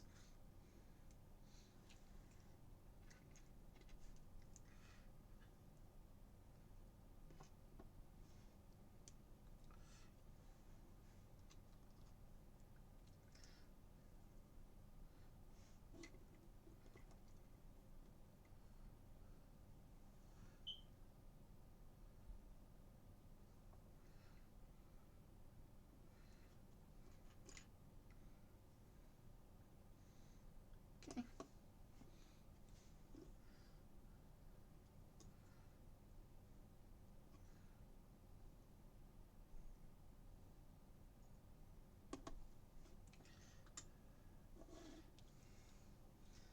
Now it looks like we're doing the head assembly.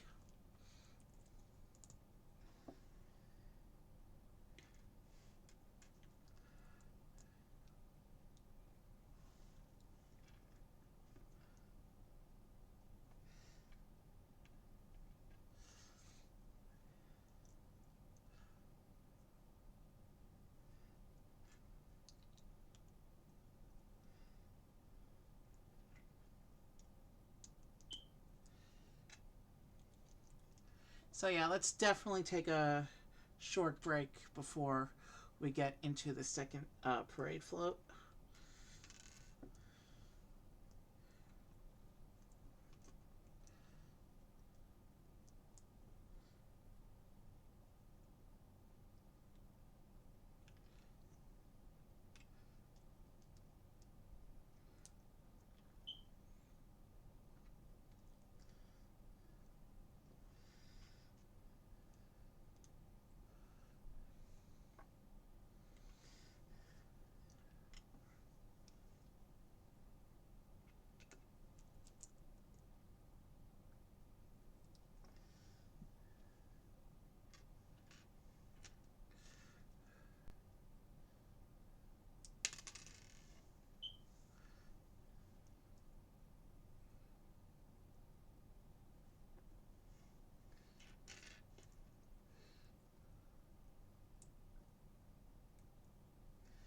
Okay, that goes in there.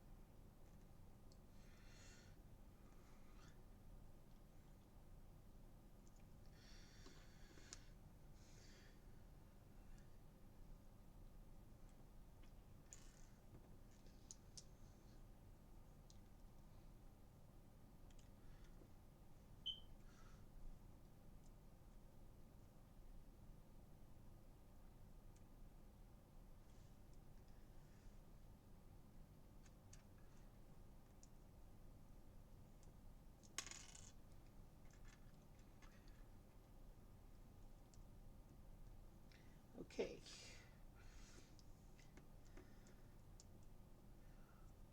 Wow. Yeah, we're not beating the 2 hour mark for this first parade float. I didn't think we would. So yeah, it's going to be an over 6 hour stream then by the time we get finished. That's cool though.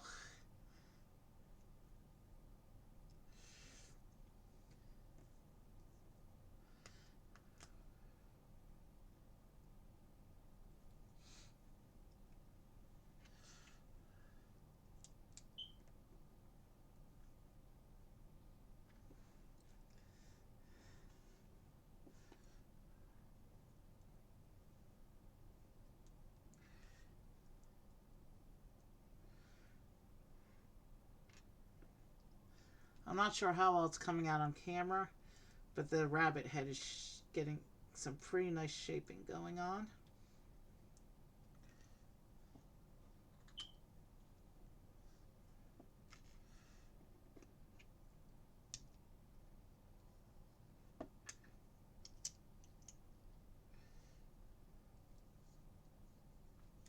Oh, and the rabbit even gets a little Chinese hat. That's pretty cool, actually. I did not see that coming. But yeah, he gets a traditional Chinese style hat. And then he'll clip onto the neck hinge.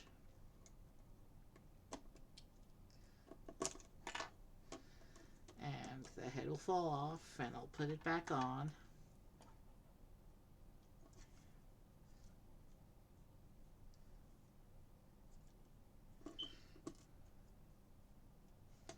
We'll figure out which position looks best for that a little bit later. And now we get to build up the rabbit ears.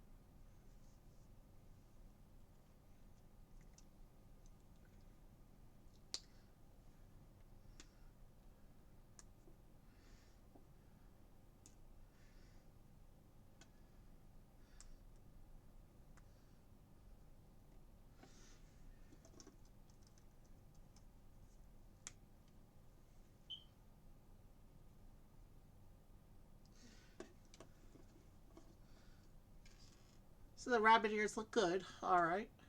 And this shows the rabbit going back onto the parade float.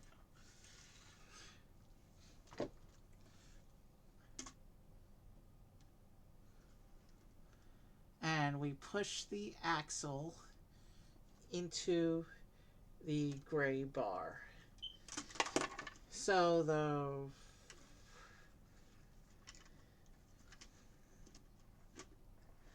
Alright, so the rabbit sits aboard the platform there, and then we're supposed to line up this section with the gray bar.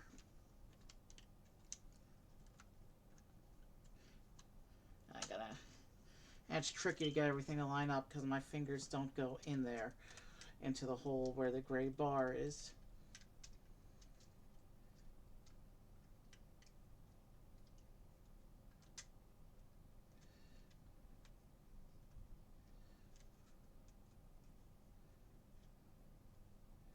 So,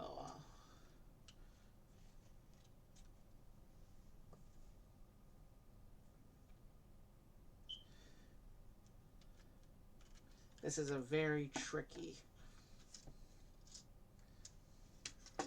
Alright, let's pull the gray bar all the way out. Let's see if I can get it to line up by going upside down. Yeah, now the gray bar is fully exposed. But I need to get it to line up against the rabbit's body, so... And my fingers do not go that direction.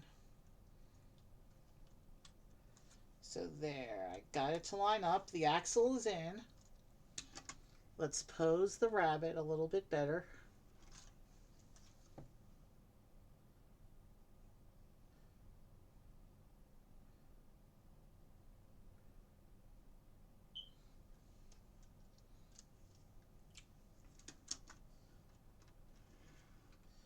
Okay, I see how. All right.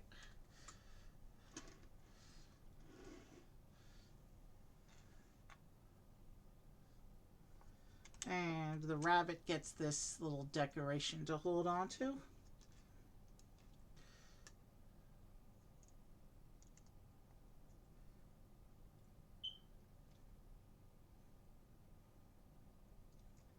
That's cool. It's a symbol of a golden Chinese dragon with some flowers around it.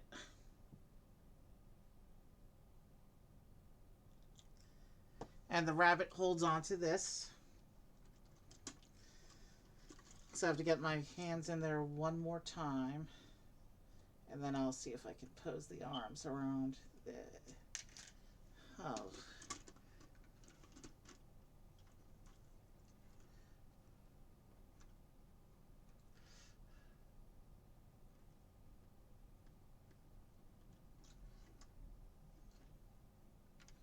And I just knocked off, alright. And I also don't have the rabbit space pushed in all the way to the parade float. So now if I raise the arm so it looks like the rabbit is holding the decoration like that. Now of course the ears are no longer symmetrical.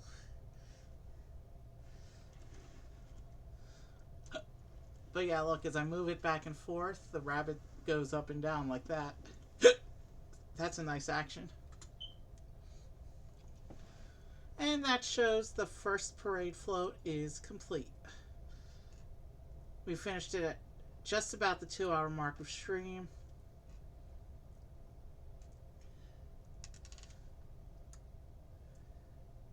And actually, I'm not going to take a full-on bio break. I'm just going to reach next to me and grab out a quick little snack. And you can look at this parade float while I have my snack real quick.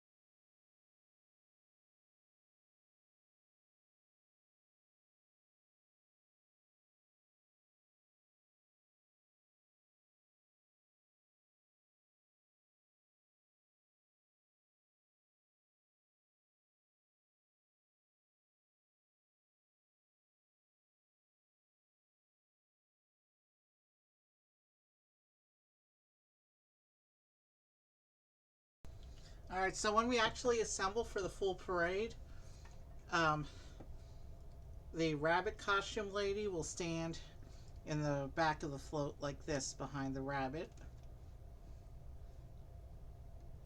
It's got that special stubless connector for minifigure legs.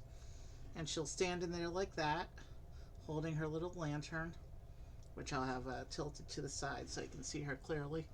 And that's how she'll go when we in the actual parade. That's where she's meant to be.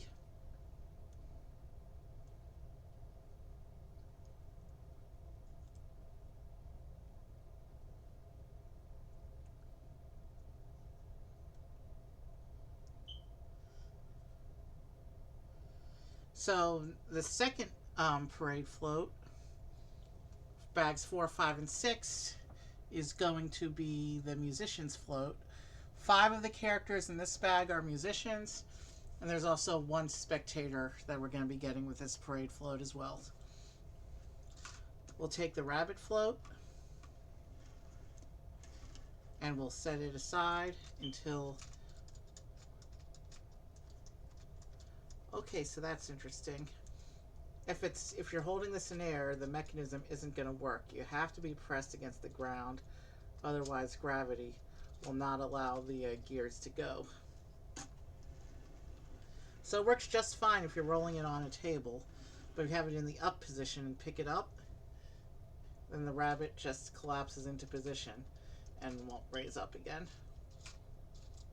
Interesting. Actually, no, you can get it to lock in that position manually. But let's go ahead and set that aside.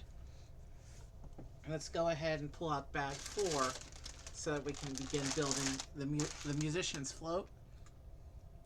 So here's another picture showing the celebrations. This is showing a couple of ribbon dancers and an excited spectator off to the side recording them.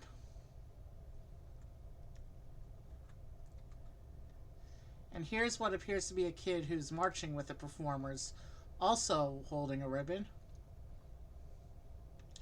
Actually, is that the same jacket? That might be the same. That might be the same kid from earlier. Another indication for build together. And we finally get to open bag 4.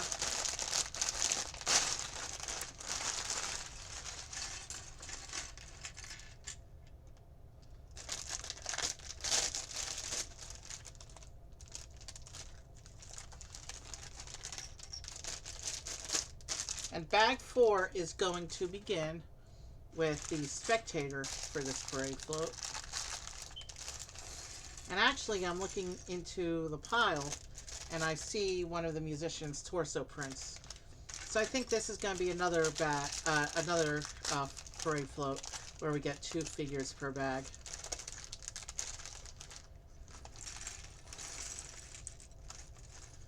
I'm not sure about the last parade float because that still has the same 6 characters, but that one has 4 bags instead of 3. So we'll see how things go. But let me look at the 2 faces here and see if I can figure out which one is meant to be.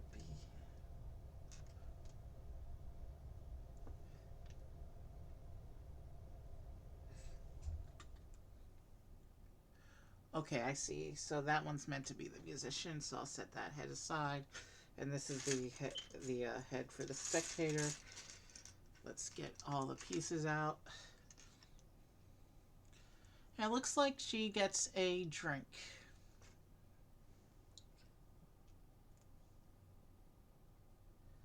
Okay, she's got a slight smile on one side, but she's also got this really worried look. I'm not going to use that face because this is a parade and a celebration, and everyone's supposed to be happy. So we're gonna keep the slightly smiley face. Oh, looking at it now, it's kind of a smile with a hint of worry.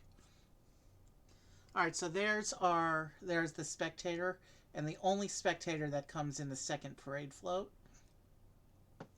And it looks like she also gets a drink bottle. Okay, it's printed. Is that a bubble tea print? No matter.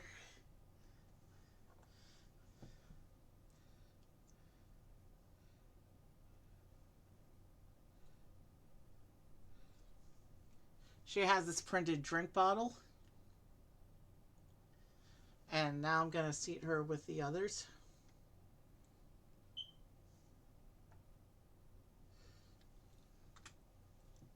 And now we're moving on to the musician.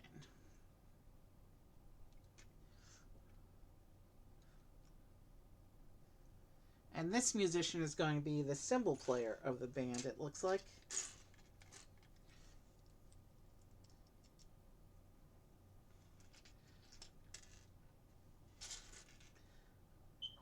I love this expression. It's showing her really getting into the music here. Let me finish putting this together, then I will show you. Oh, and this is one of the characters who gets a posing stand, so we don't need to seat her afterwards. We can just put her on the posing stand.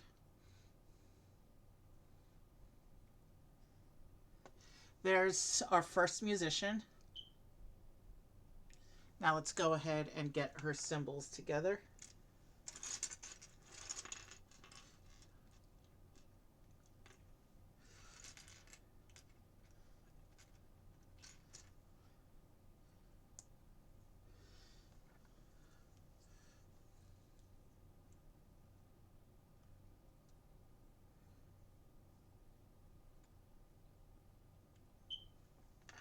Okay, I need to do the other side.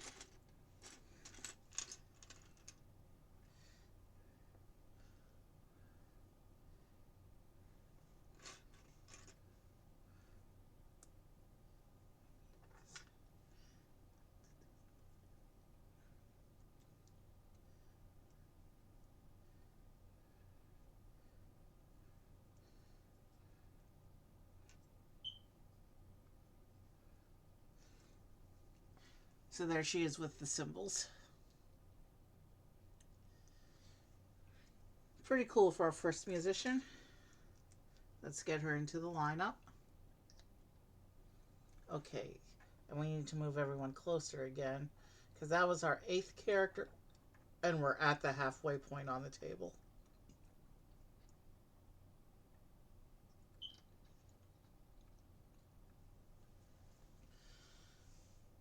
Shouldn't be too much trouble, I think, getting all 18 characters into a single line.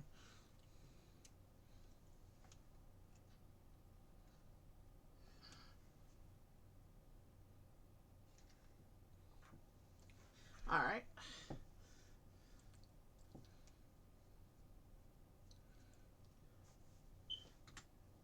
And now we begin with the Technic frame for this second float.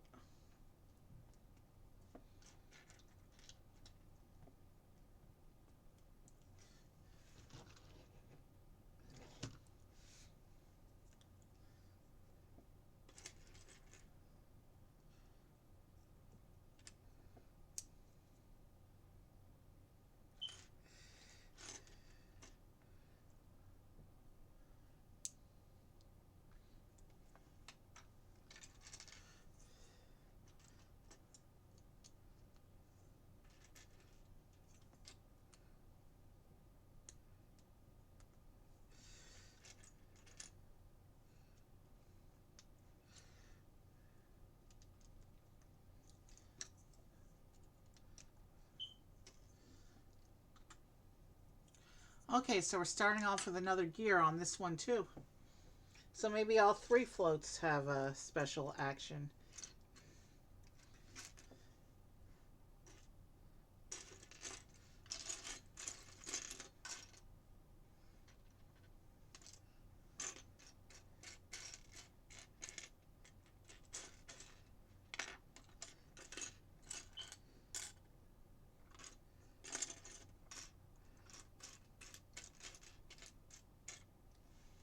I need to find that axle pin.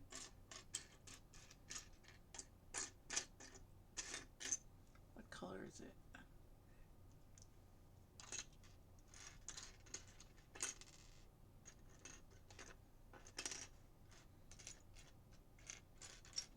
It's probably hiding under something.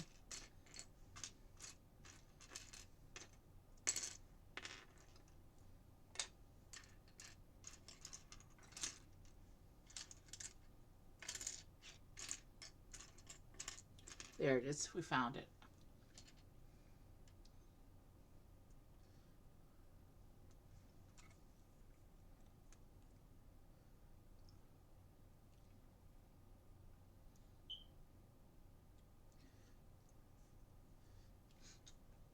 Okay, now we're starting up with another one of the big gears, it looks like.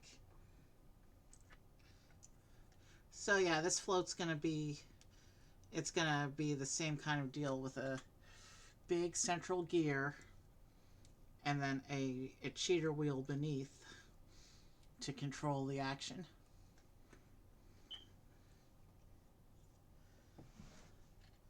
I'm not exactly sure what the action is going to be on this one though.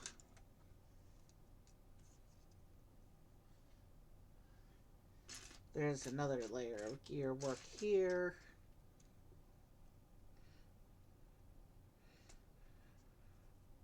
So I have to slide this gear into alignment with the others.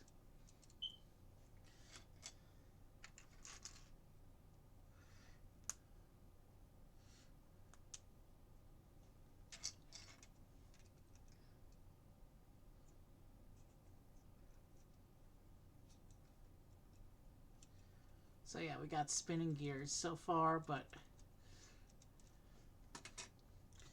let's keep going because we gotta get the whole base together.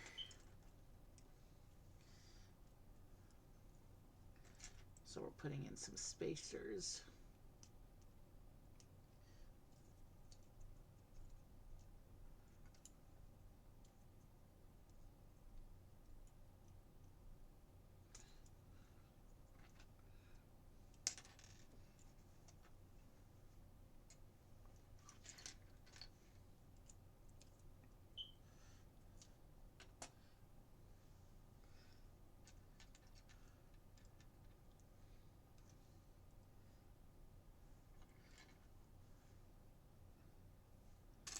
Okay, but this mechanism looks like it's got doing something different beneath.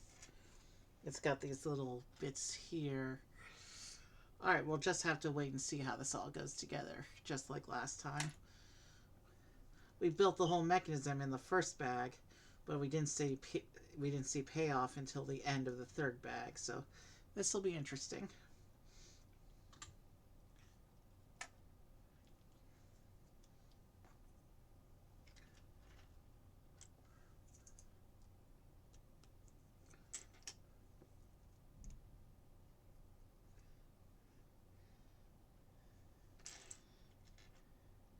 Looks like this action mechanism is a little more involved than the first one was.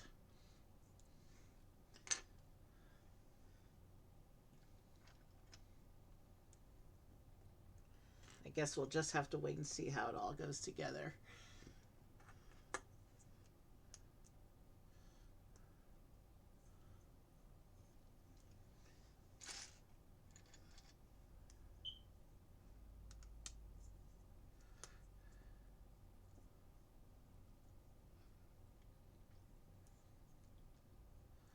Okay, so this one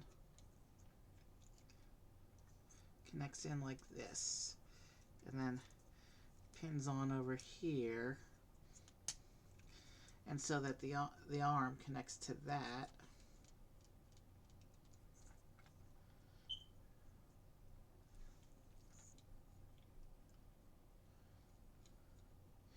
Still not sure exactly what's going to happen yet,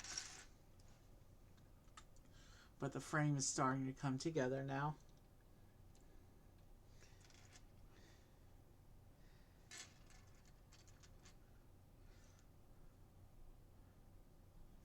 So it looks like this one's supposed to be perpendicular to the other one. So if that one's horizontal, this one's supposed to be vertical, like that.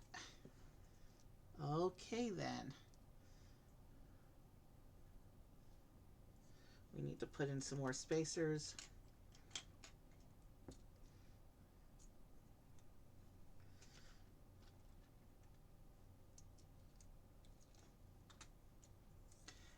this one's going to get a second wheel balancing out the first.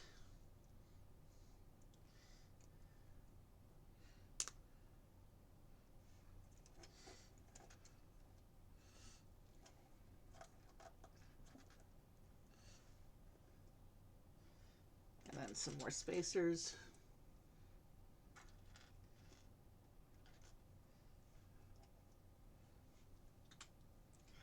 And we close up this side of the frame.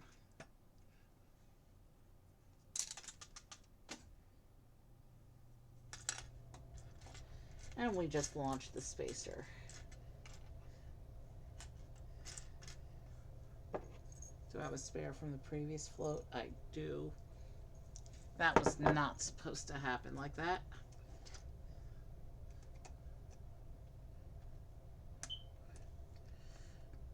Let's keep my hand over it so pieces don't go flying this time. Alright, the pins are connected.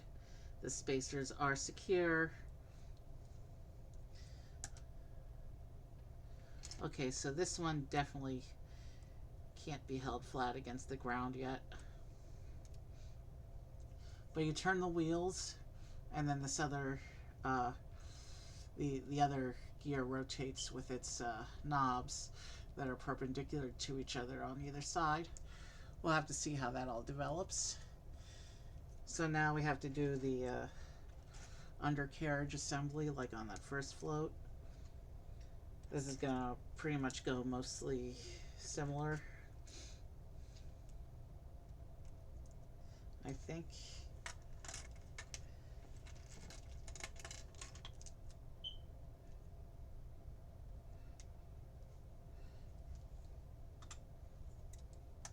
Yeah.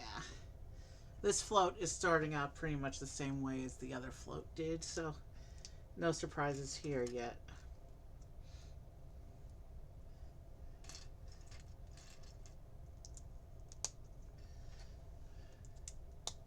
Let me look at the box picture again real quick.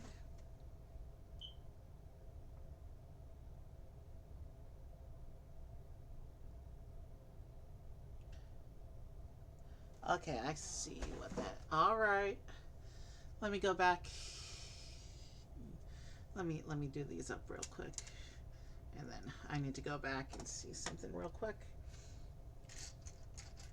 Because I don't think I saw the big picture before.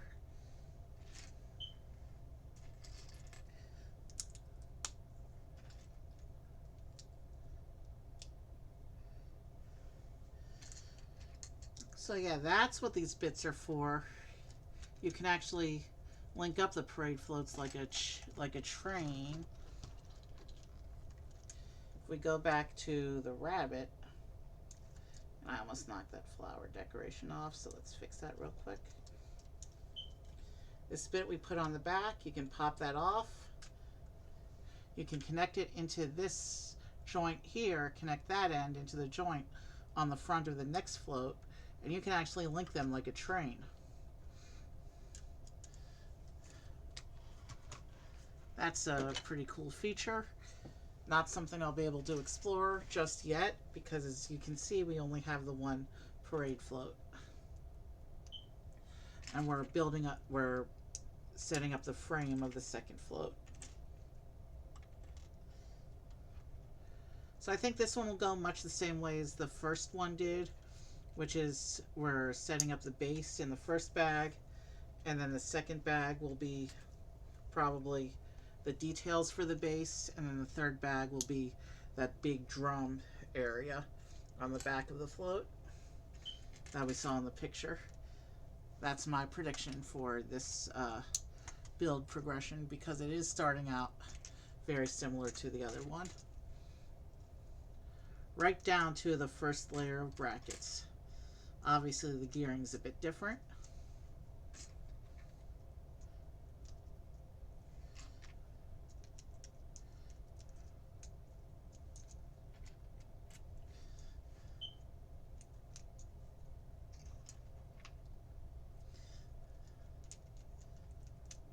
But yeah, the placement of these brackets is exactly the same for the second float.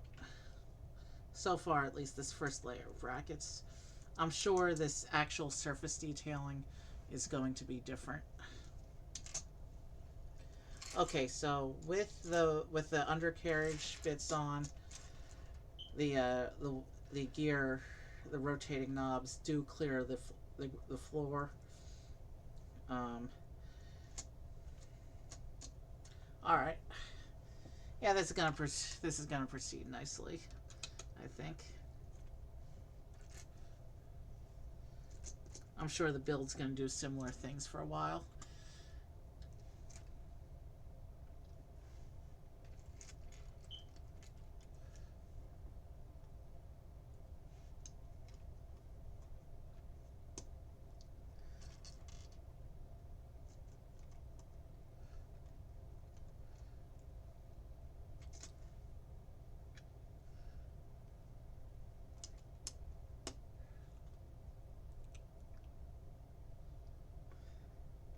I see the bracketing is a little different, so that means the shaping is probably gonna start to be a little bit different as well.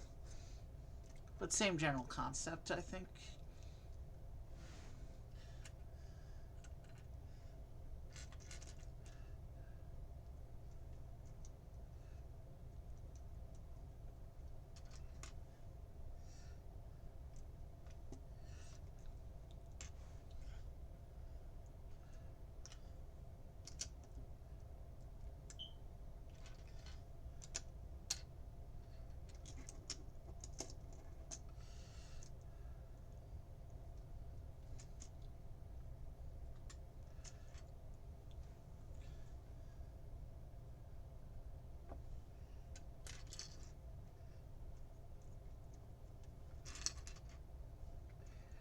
Let's go there.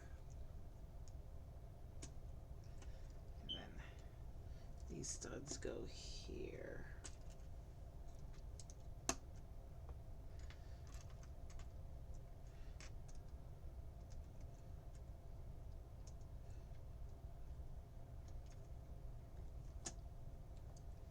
And then the big side brackets like that.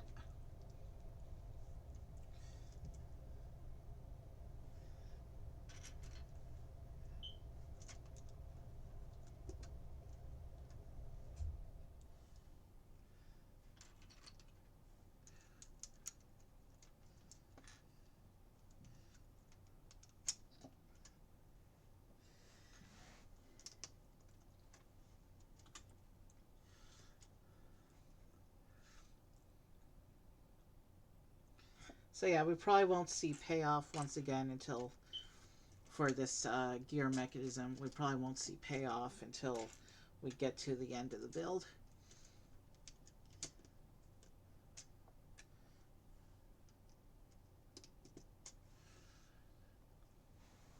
But it's the journey that's the most fun part, seeing as the pieces all go together and gradually begin to take shape.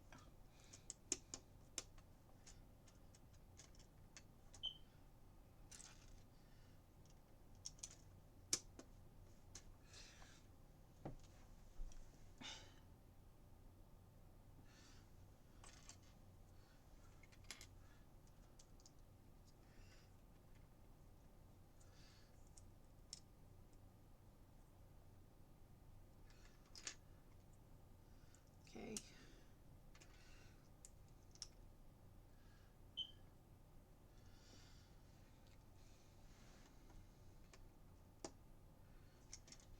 This one has a much more substantial array of bracketing.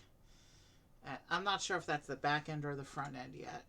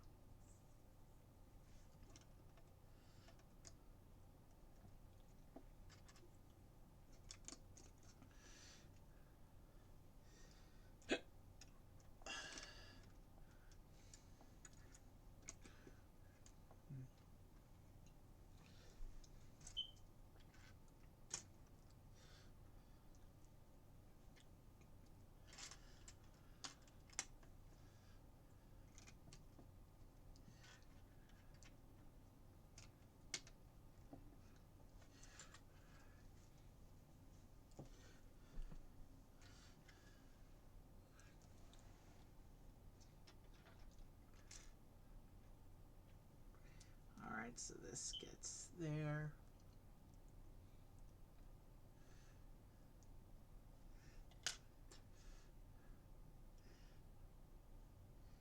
And another piece of the mechanism is going into this bit now.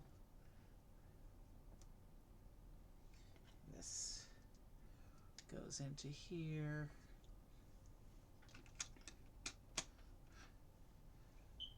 Okay. Alright, so that's cool. Okay. Okay, I see what's going on. So, watch that axle. Watch this axle right here. As I turn the wheels, it turns back and forth. Whatever the action is on this float involves something going one way and then the other. That's pretty cool. We'll have to wait and see how this continues to develop.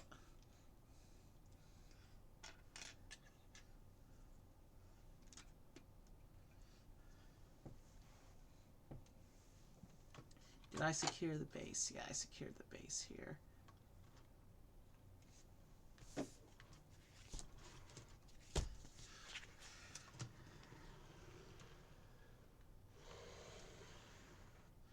Yeah, alright.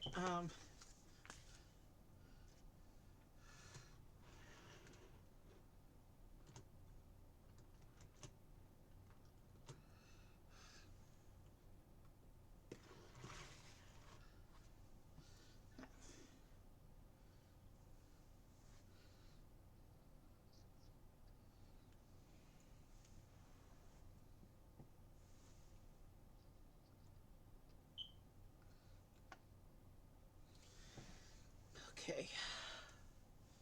Where was I? Okay. I see. Alright.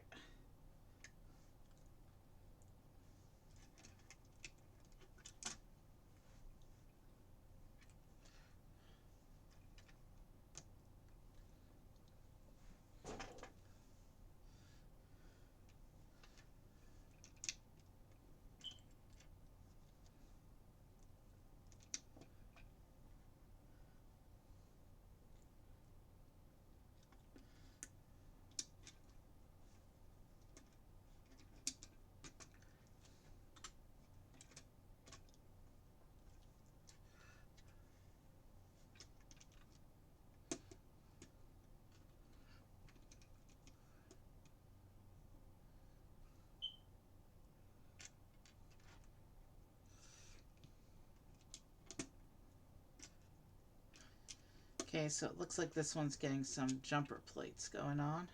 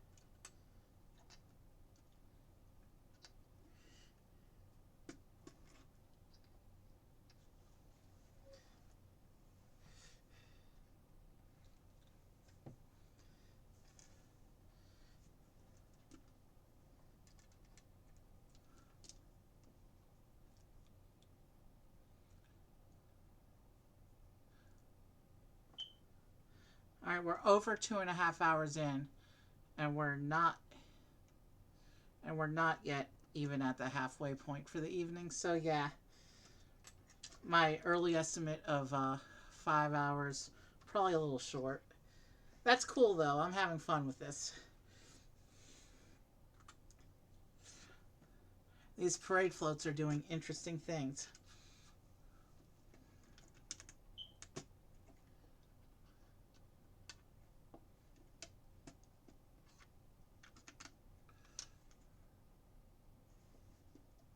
Oh, just one of those, okay.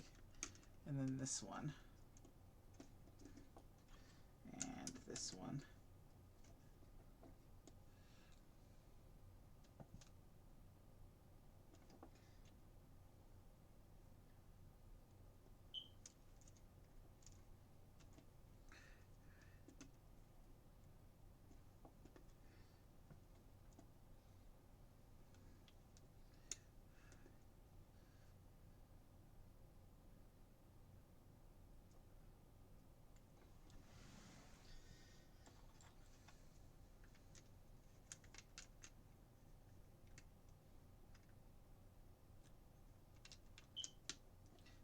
goes there.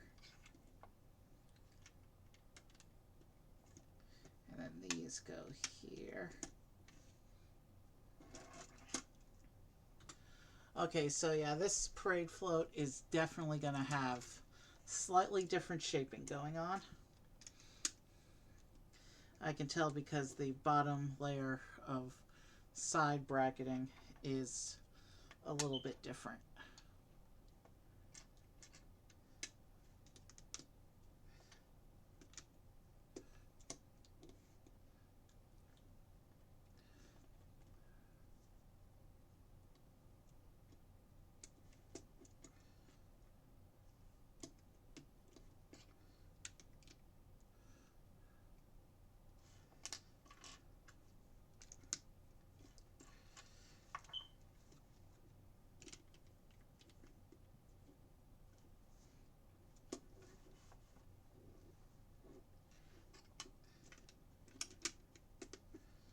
And just like that, bag 4 is done.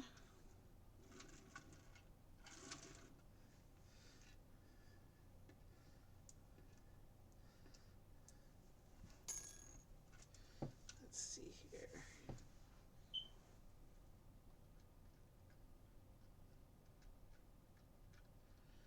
Okay, I see.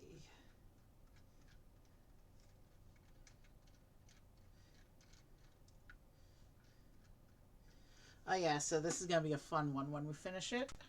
Let's pull out bag 5.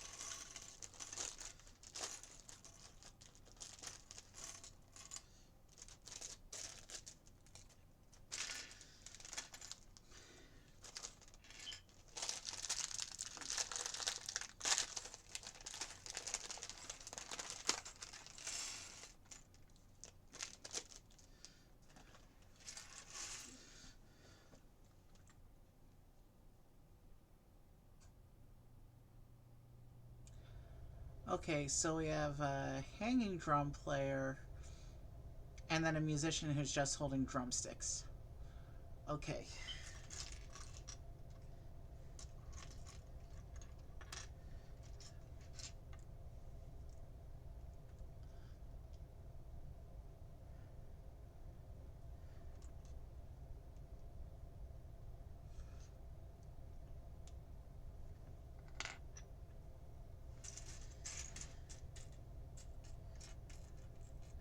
Since these are musicians, they're probably... Yeah, these don't have... These two musicians do not have the posing base. So these are probably intended to be performers on the float itself, as opposed to walking ahead of it, like the other musician.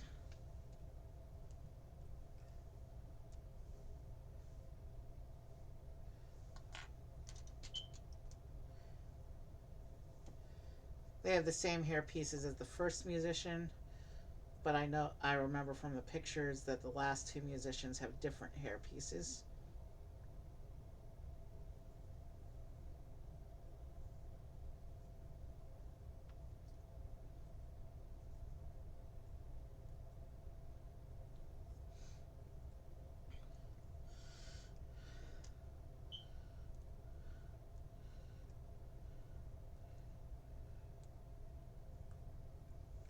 So here's the musician who's going to play the hanging drum, and this other musician.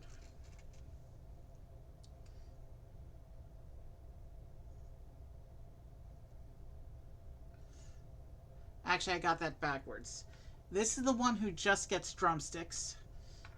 This is the one who gets... This is the other musician who gets the hanging drum.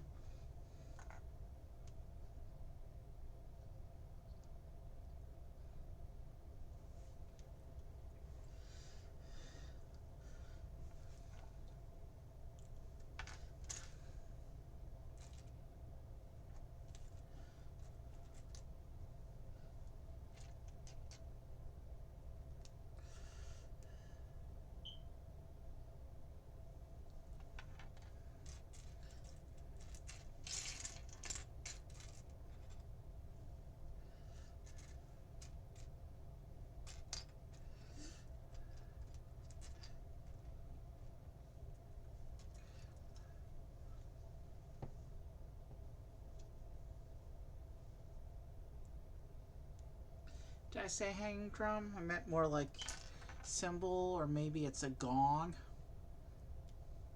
Yeah. This is a Chinese parade we're talking about, and we already have a cymbal player. I think this is supposed to be a gong. So there's this musician.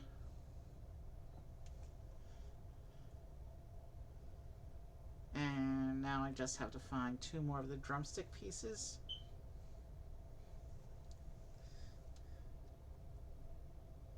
And that represents the halfway point of the character spread. And then this other musician's going to represent the just over halfway point of the character spread.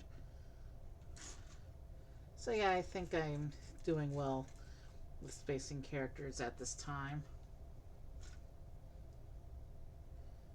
We still got 8 more characters before the night is over, after these 2. The band itself is 5 members, and we only have 3 of them out so far, so yeah, we still got a ways to go here.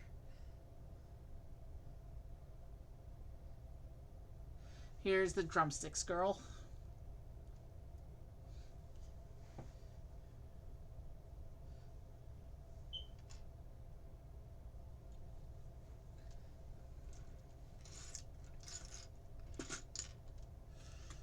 Let's proceed with our build.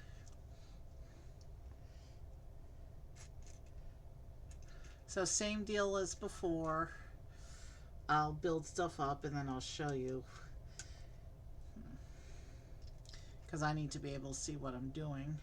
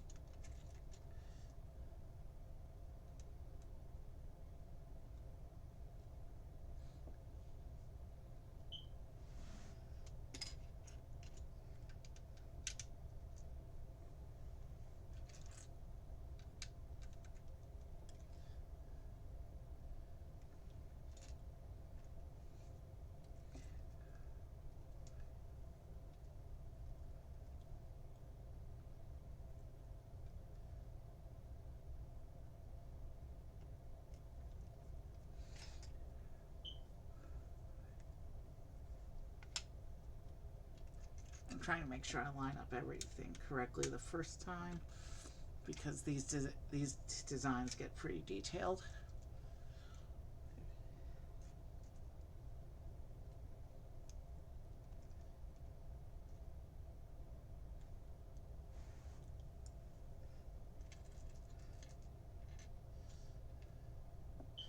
And multi-layered.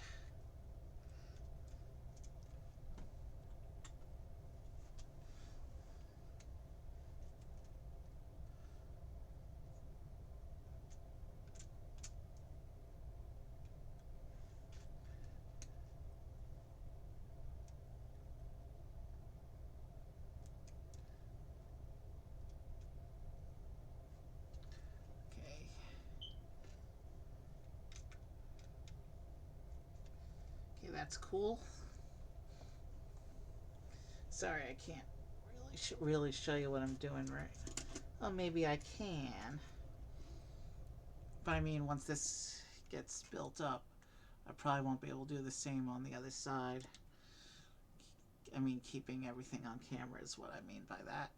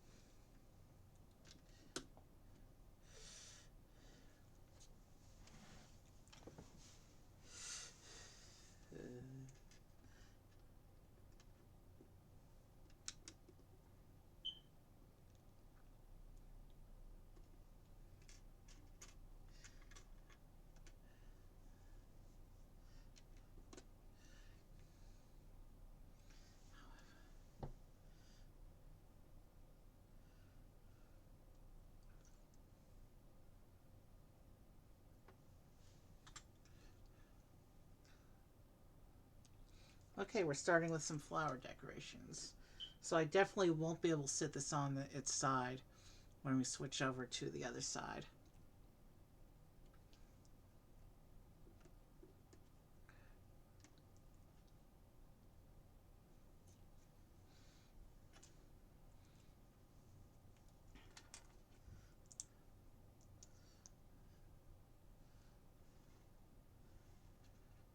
I do like how all the parade floats are, even though they use the same basic design concepts, they're different in their shaping. And each has its own unique flavor.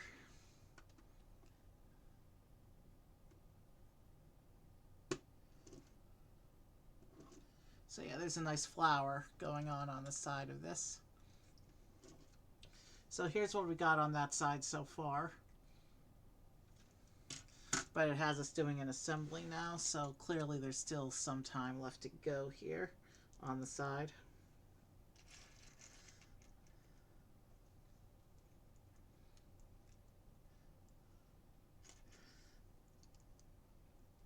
And then we have to do all the stuff again for the other side.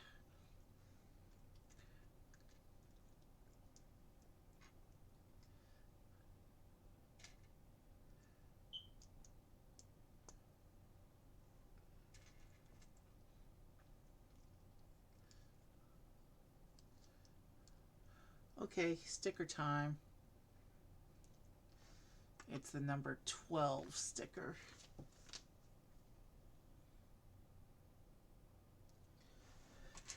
And which way is it facing?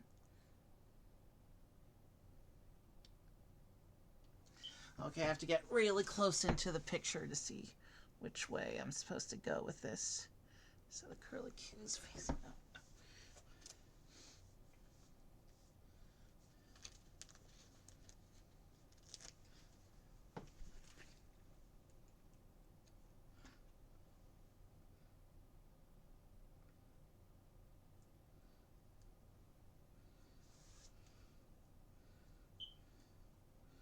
Okay, this is one sticker that's very subtle unless the light hits it just right.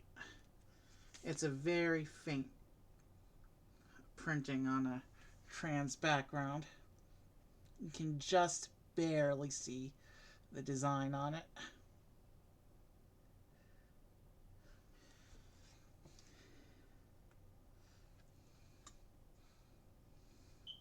And that goes on the front here.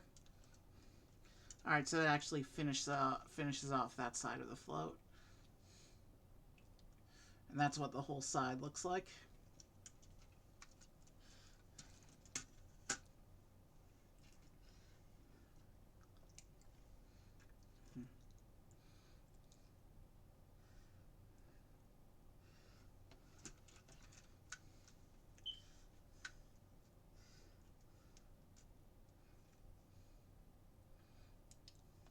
So now we're gonna, looks like we're gonna do, I'm assuming this is the front.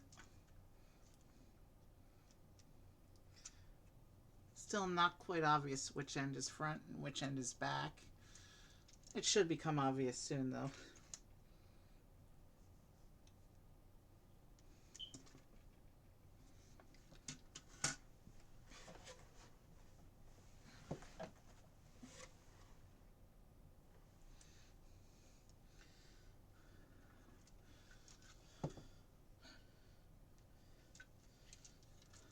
Sorry.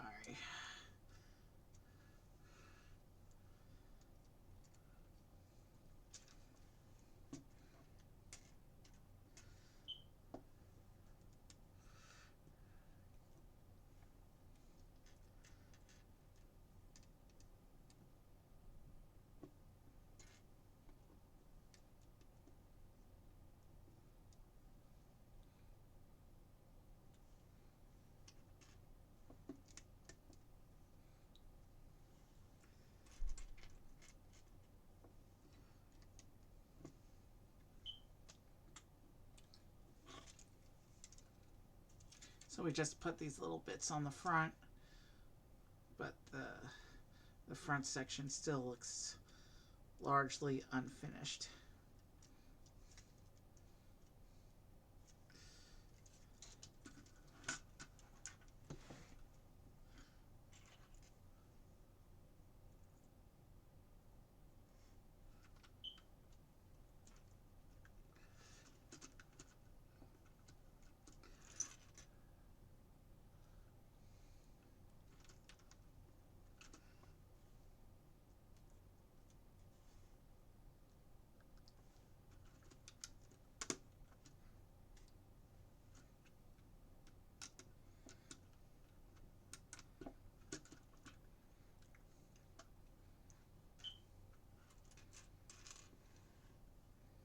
You need to find one more of those little 2x1s.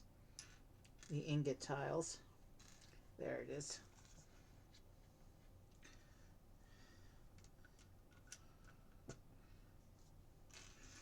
And then we need this piece here.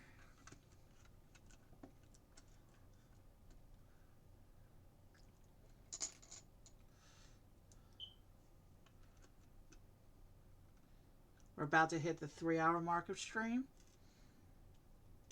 which is irrelevant, but based on page count, I'd say we're about halfway done with the second float.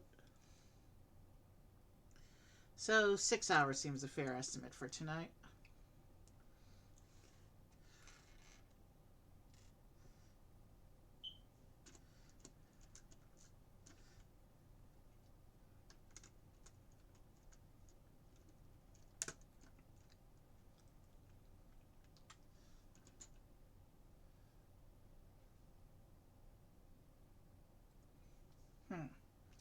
Okay, so we got, okay.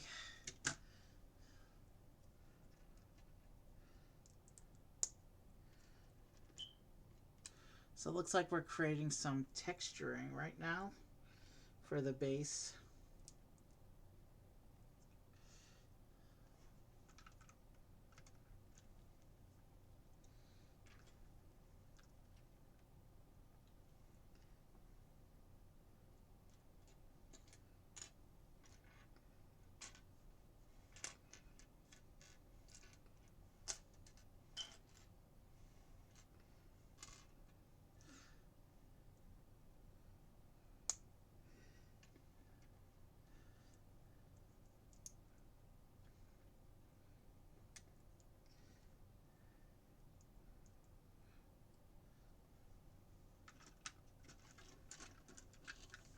Okay, so what this does is it covers over the last surface gap and finishes hiding the mechanism inside, but also creates some surface texture.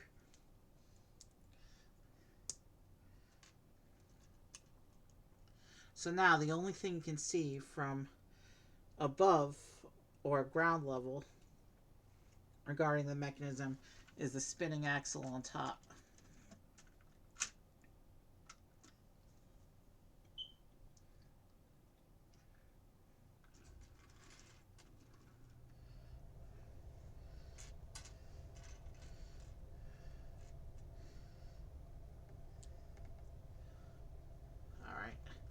There's the third of the texture bits.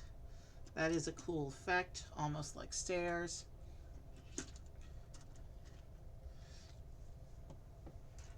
Let's keep going.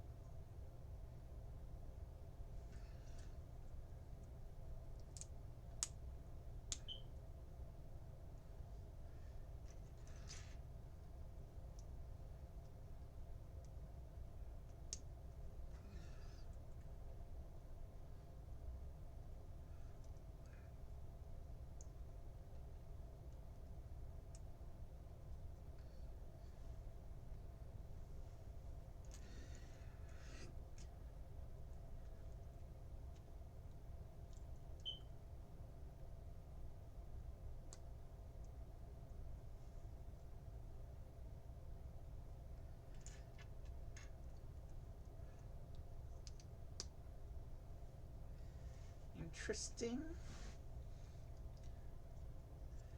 Not really sure what this whole section is supposed to be yet, but we'll find out.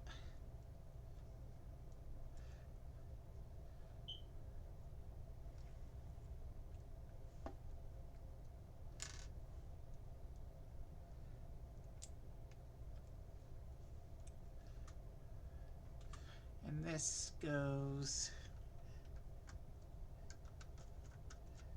and over here like this. I'm not sure what that whole assembly is meant to be just yet, but we'll find out soon. And now it has us finally doing the detail work for this other side of the float.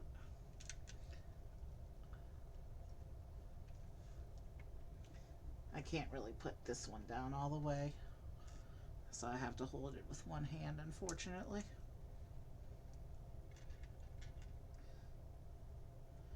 I need to be able to see what I'm doing, so this part's also not going to be too well on camera, but I'll try my best.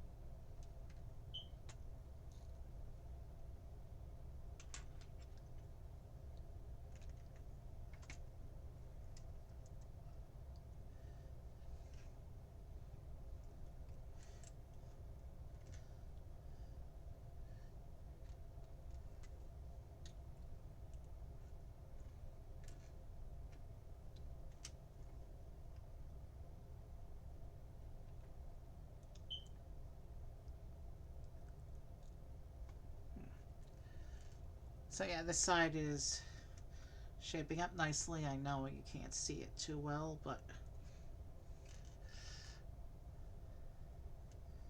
I gotta be able to focus on what I'm doing.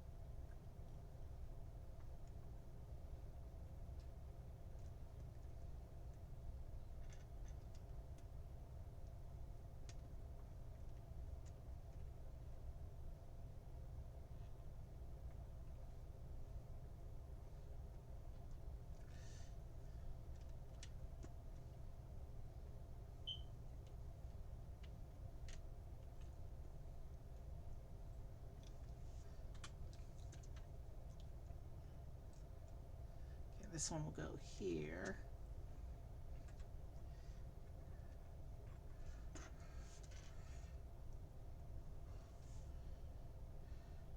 And then this one will go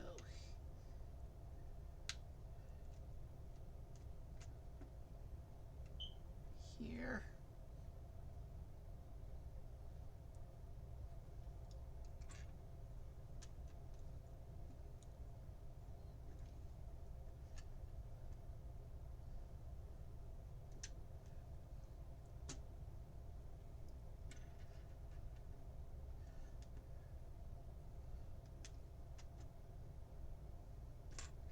And this bit goes here.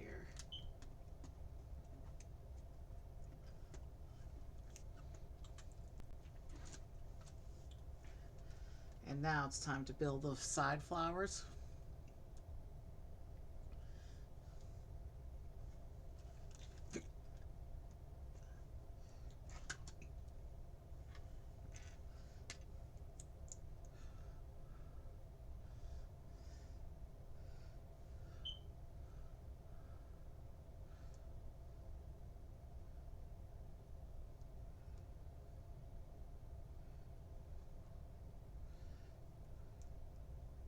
Did I use the correct internal piece over there? Yes, okay.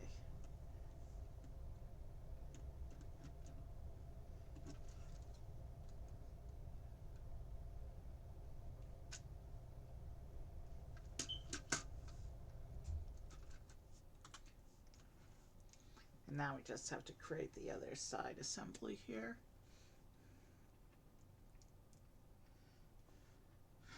And the sticker is going to be an identical sticker, but I'll have to get up to stare at the instructions again, because this assembly is going to be in the opposite orientation.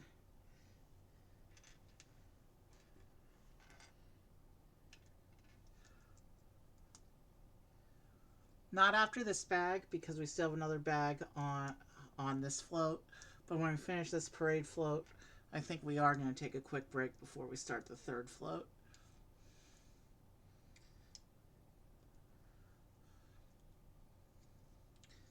But for multi-sectional builds like this, with several builds, I don't like breaking in the middle of a build.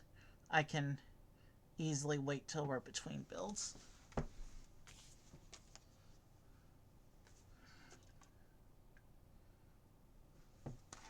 Let's see, how did I put this one?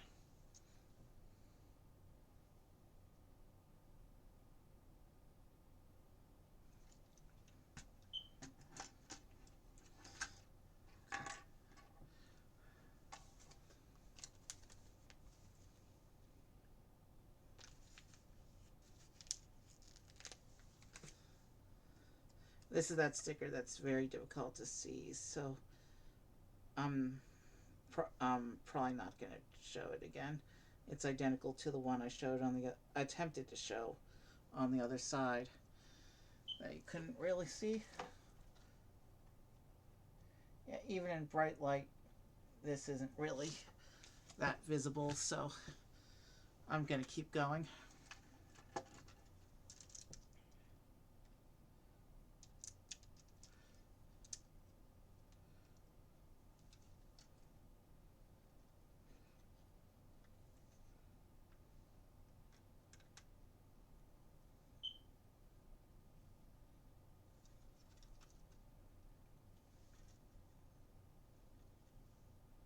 Okay, that's on.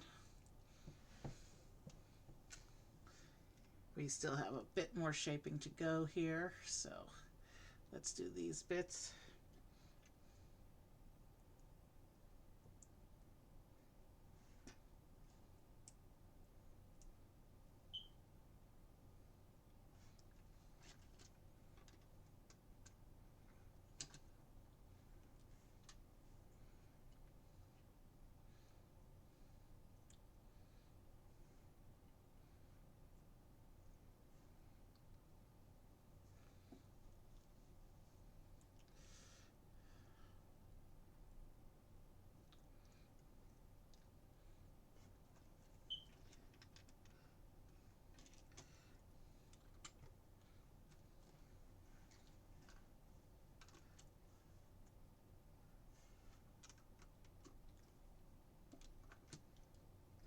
Interesting. Looks like we're building stages of some kind here. Okay, this stage has a drum on it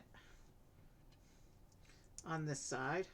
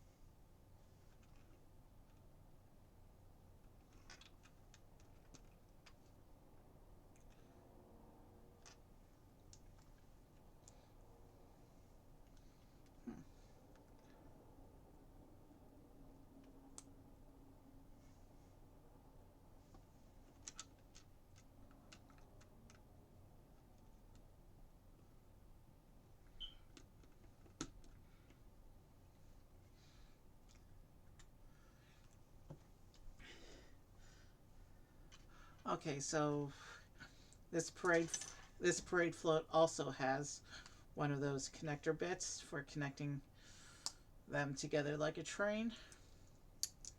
They just stick on the back. I'm assuming this is the back.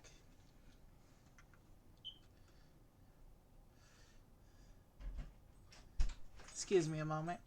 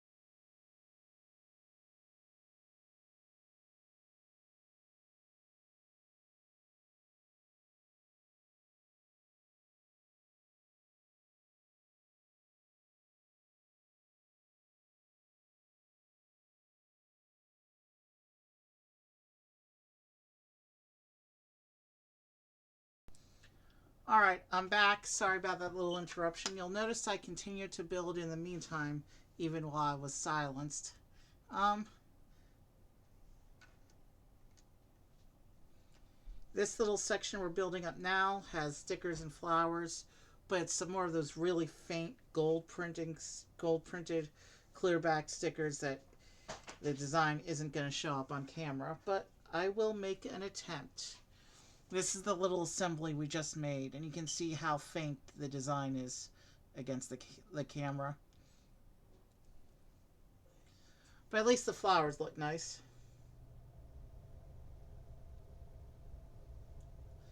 I'm not sure what's up with the printing of the sticker sheet.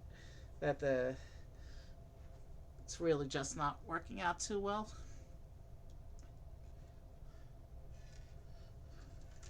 But yeah, this section just connects to this end of the float like this. I'm assuming that's the back. So yeah, we are going to take a break when we finish this parade float, but we are not going to break until we finish bag 6, in which we will see the last 2 band members and the completion of the band float.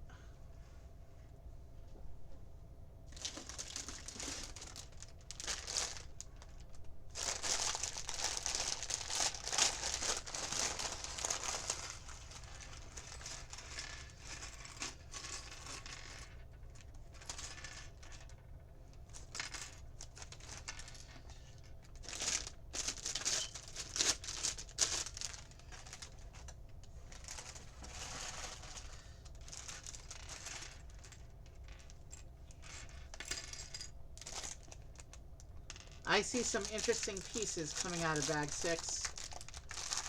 I think this is going to be a cool parade float when we finish.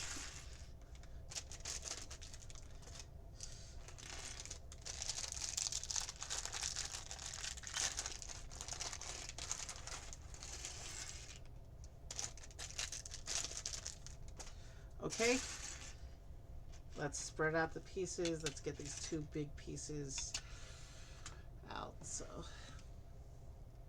So these, we got 2 more musicians.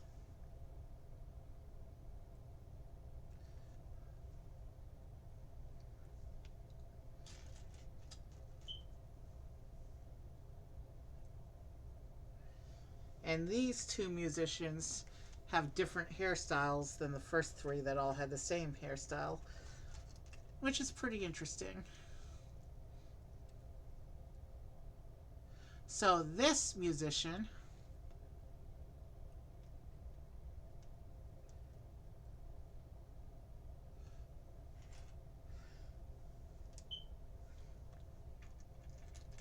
here, this musician is going to get a, looks like a lute. I don't know, I don't remember what the Chinese version is called. But this is the only one of the 5 musicians who gets a stringed instrument instead of a percussion instrument. Hey, that's a pretty one. I'm liking this lute.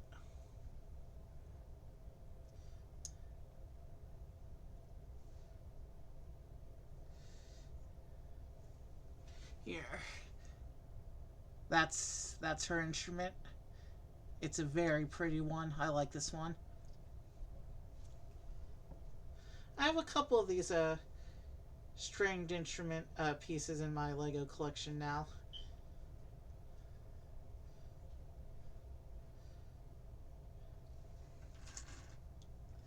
So, and then we have to put together the last musician, who also just gets drumsticks, but these look like fancier drumsticks. This must be the musician who hits the big drum in the back of the float that we saw in the picture.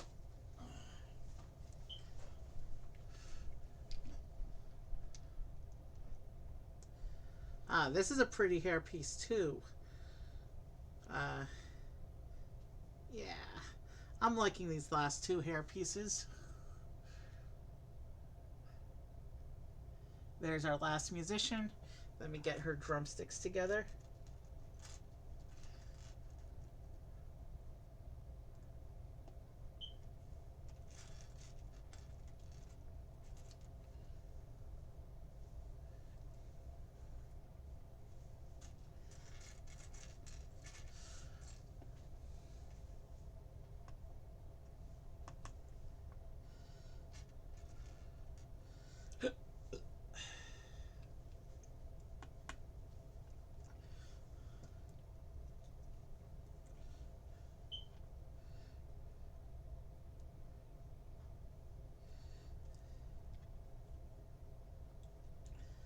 And I've got the table pushing forward past the edge of the camera again.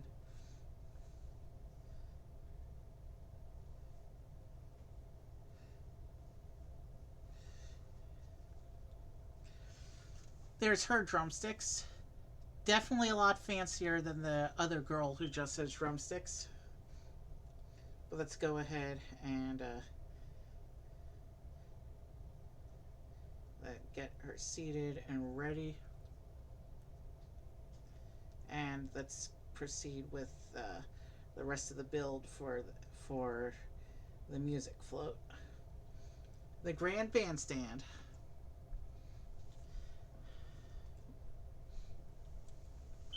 We're getting quite the lineup of characters here. So far we have 8 performers and 4 spectators. And we're still going to meet 6 more characters in the third instruction book. Okay, let's get started with this.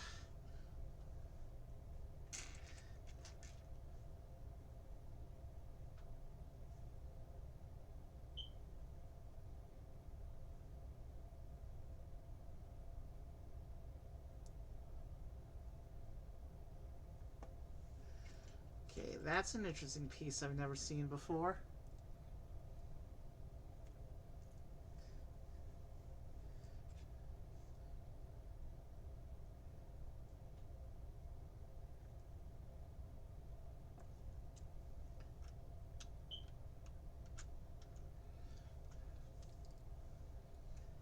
And by that, I mean this big, long red piece.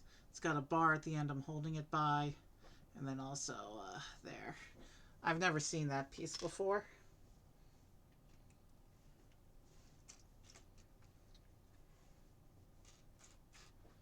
We need another one of those gray long pins. There it is. And the red spacer.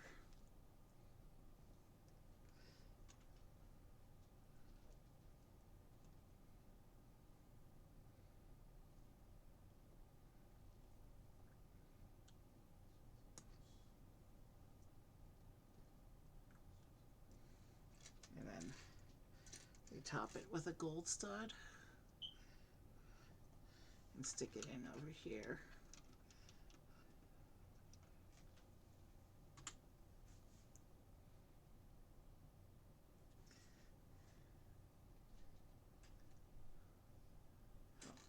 We want the clip side.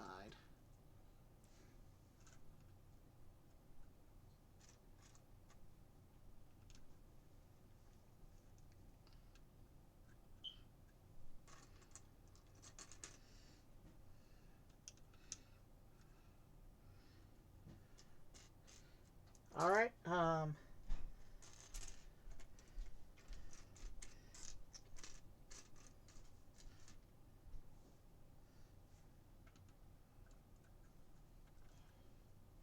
So it looks like the one musician with the cymbals is going to walk ahead, and then the musician who just has the plain drumsticks is going to have this smaller drum at the front.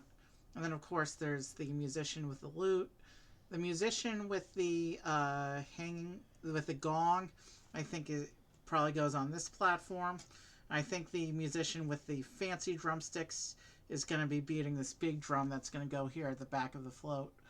I know that's going to be a drum because we saw the picture. So when we looked at the box at the beginning of stream. Okay.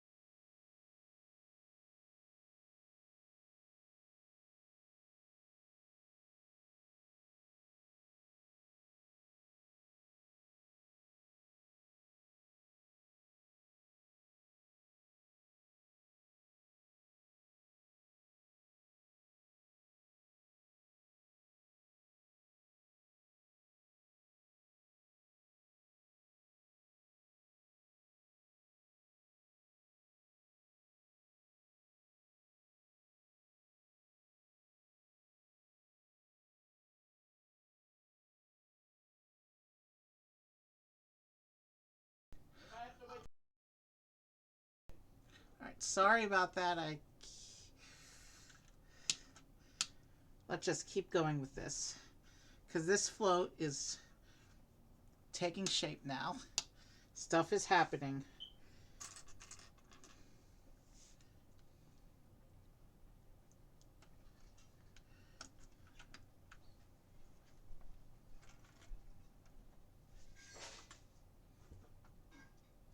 All right, did I fix my audio? Did I? Yeah, we're good to go. Okay. So it looks like we're starting to connect things onto that axle. Looks like this is going to be an assembly that will connect onto the axle, is what I meant to say.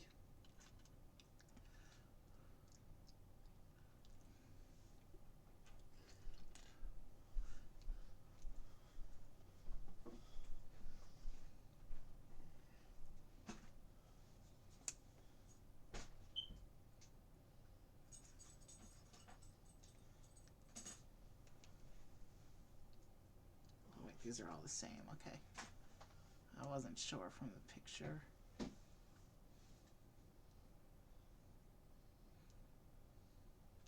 Oh, that's just showing orientation of the axle inside. Okay, we're good to go then. I did that correctly.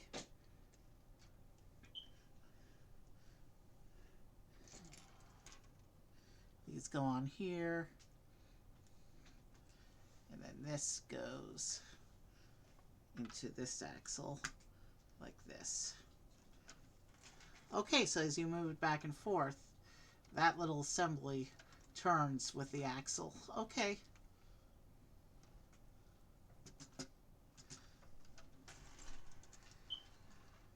Alright. It'll be cool to see what the action actually does. But let's set this aside real quick because it looks like we're building up the drum now, the big drum. That's the main feature of this second parade float.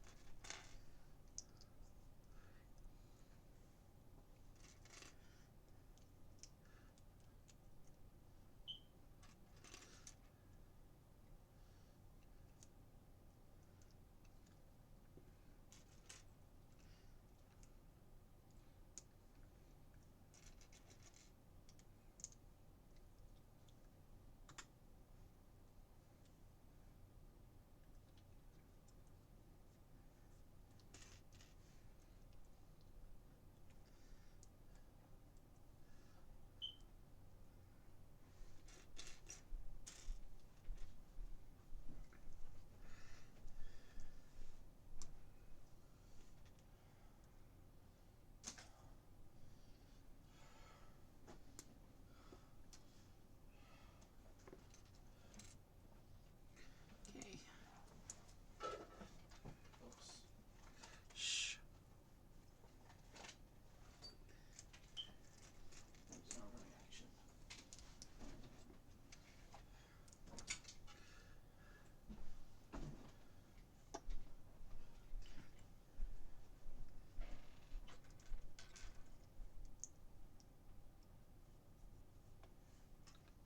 Okay, so yeah.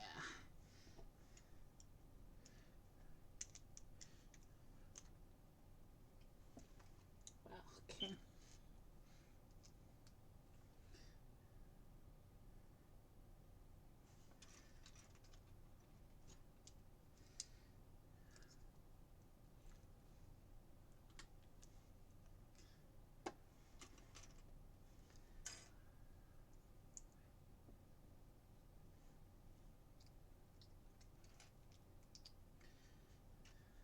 So this drum has a big, thick frame.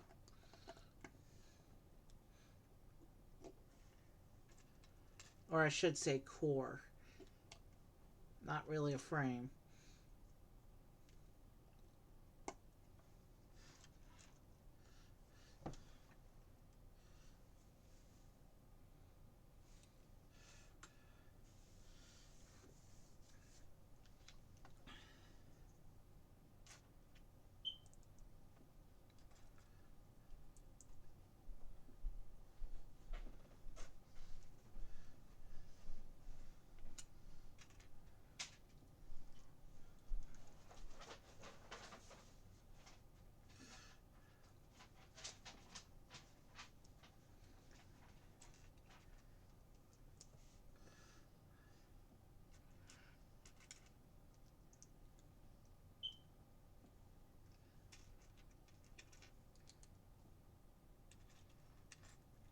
Alright, so we've got another side of the core done. How do these line up?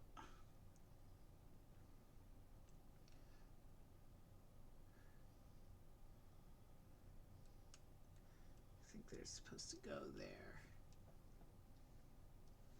And now I have to do another one of those core sections.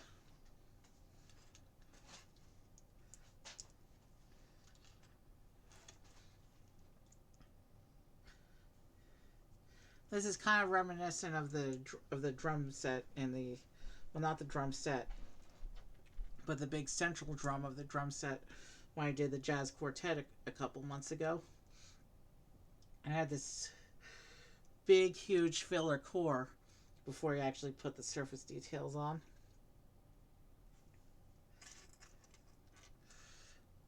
Sure, they could have made a mostly hollow core. It still would have looked as good from the outside, but it wouldn't have been quite as sturdy. This is one drum that you know isn't going to fall apart if you play with the parade float.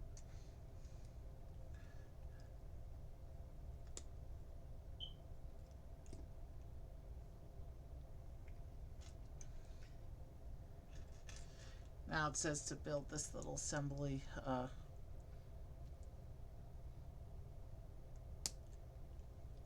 8 times, so I'm actually going to go ahead, or 4 times.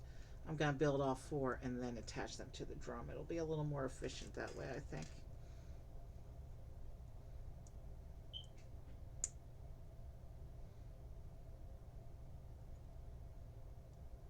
This isn't straight. Let's straighten that out a bit. Alright, that's better.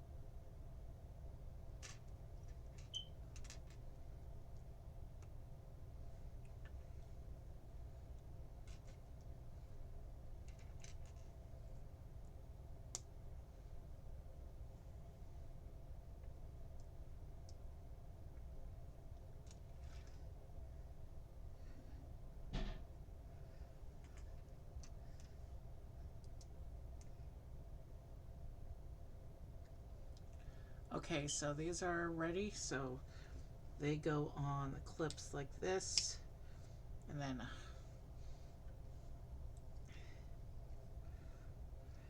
fill in the gaps to make the nice round shape that we're going to see on the outside of the drum like this.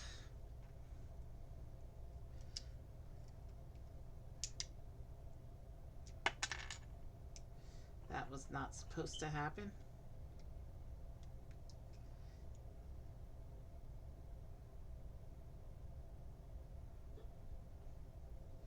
I did not put that one on the correct way.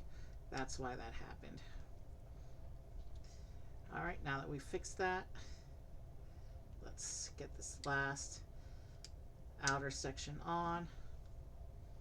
And our drum, it now has its outside edge, and we can put the surface pieces on. And I also have to sticker this drum. So let me go ahead and pull out the sticker sheet. Oh, these are the big stickers, and these stickers are colorful, meaning these stickers are actually going to show up.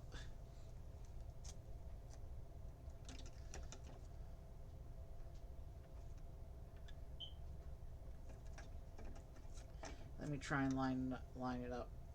Let me try and center it. Okay. That's pretty good on that side. And of course, the same sticker on the other side.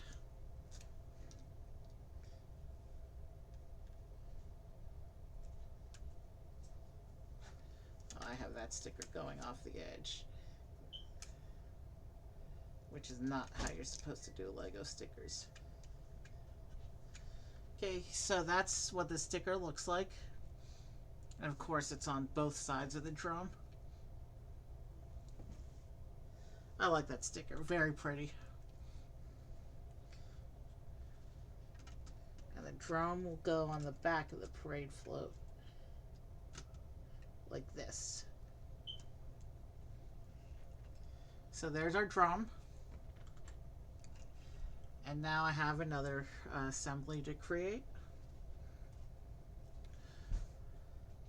slowly but surely, the detailing for this second parade float is coming together.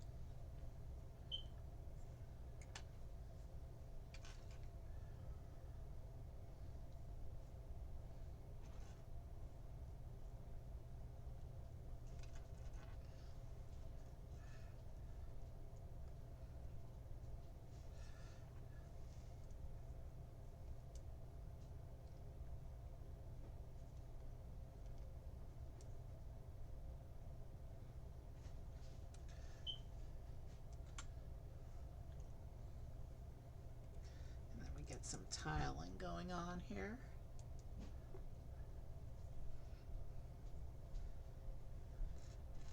Lots of layers and sandwiching going on to secure bits, it looks like.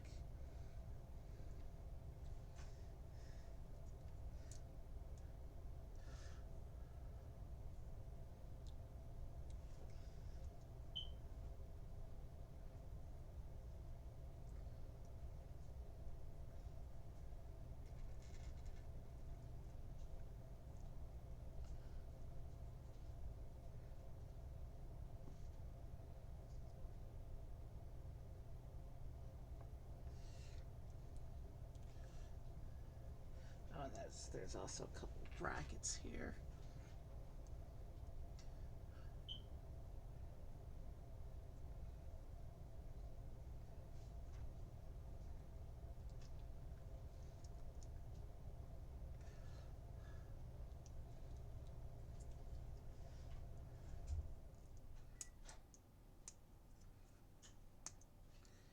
Okay.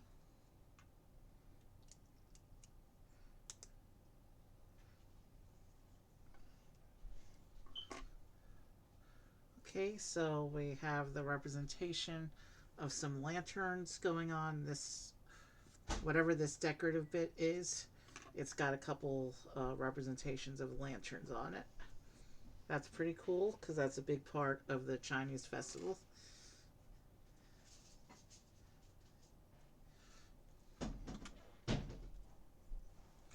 And also some more of the flower bits.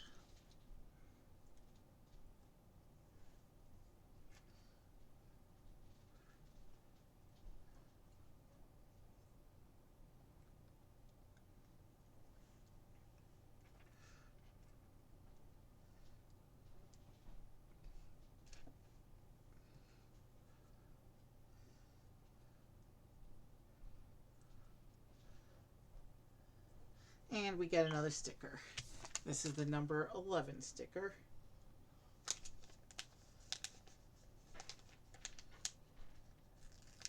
Now, this color appears to be printed much bolder than the other stickers that we couldn't see. This one we can actually see.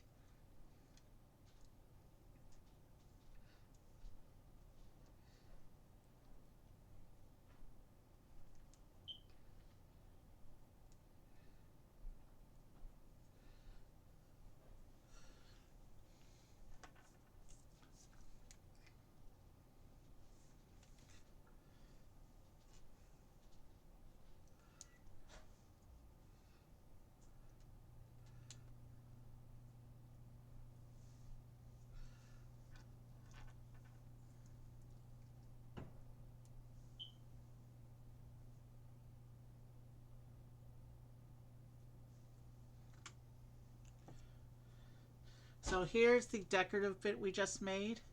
And if I get up close, you can see the distinctive shaping. And if we get up close enough to the camera, you can see this, that you can actually see, let me try going in with this hand. You can actually see the sticker detail for this piece.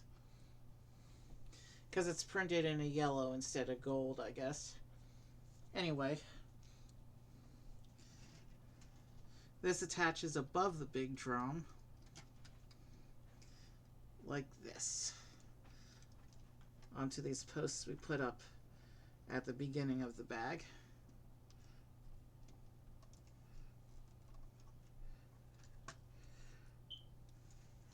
So there it is on the parade float above the drum.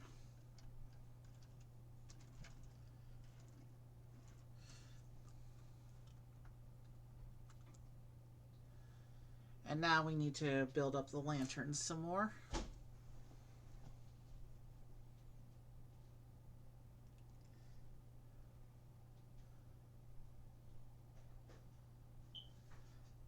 So we have another yellow layer. And we also have the red lanterns. And the red lanterns actually have a Year of the Rabbit print on them.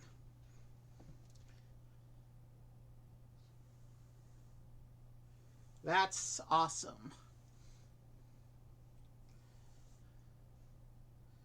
Here's the lantern with the print on it. Not sure how well that came out on camera, but we're going for it.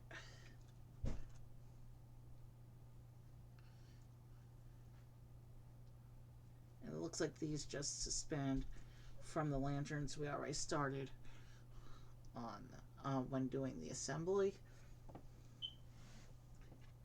And now we need to make the one for the other side.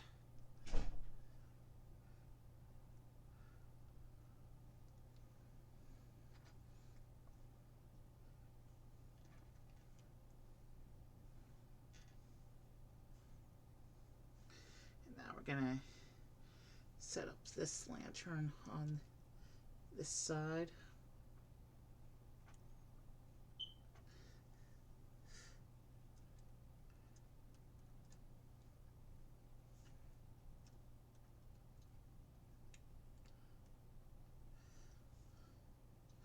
Okay.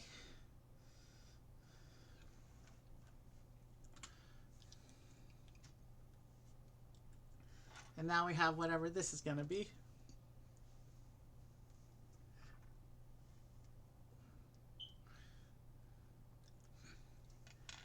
Another kind of lantern, it looks like. It uses the pumpkin piece in red. And I've only seen it in red in the context of Chinese New Year stuff, where it's usually used to represent a kind of a Chinese paper lantern.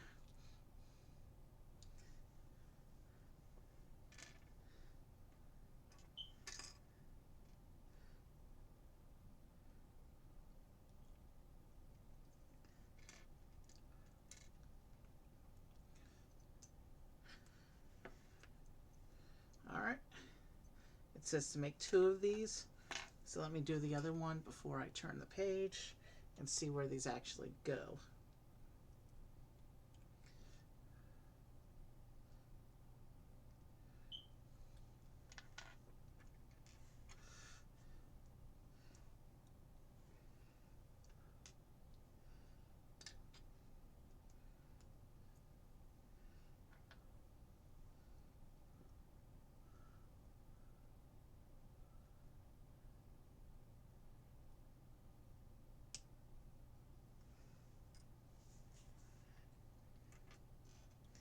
And these lantern bits also have hanging from the bottom the gold tassel piece that we've seen in the Chinese New Year sets that we did last year.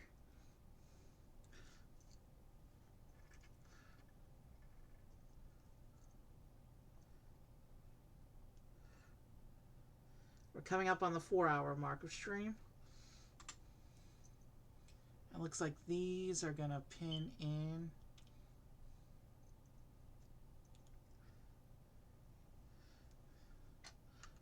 On the sides here.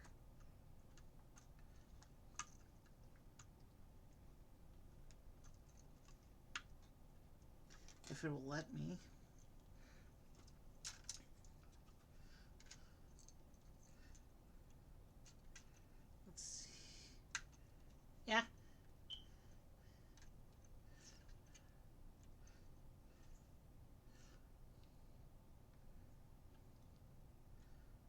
Okay, I see how it goes in. Okay.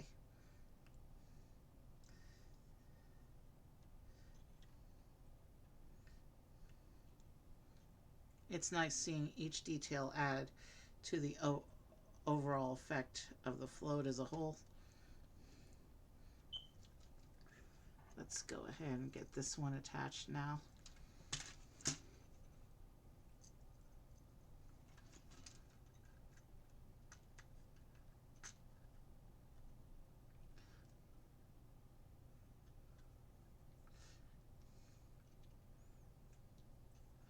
Oh, I don't have the one on the other side pushed in all the way.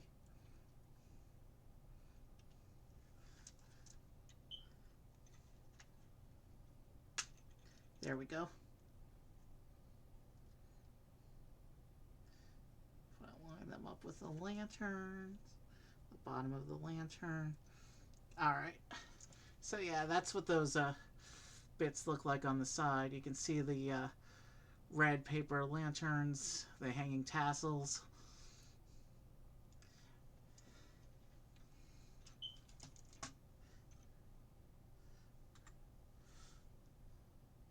And now we get two more of these red post pieces that are going to go on to the front here.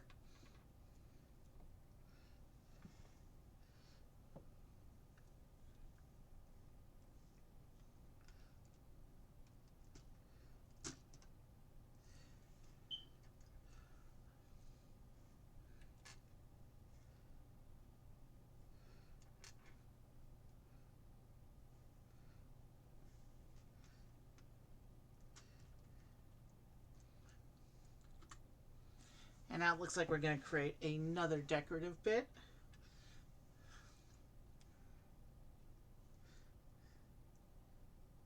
To match the one we put in the back, but not as big to go in the front.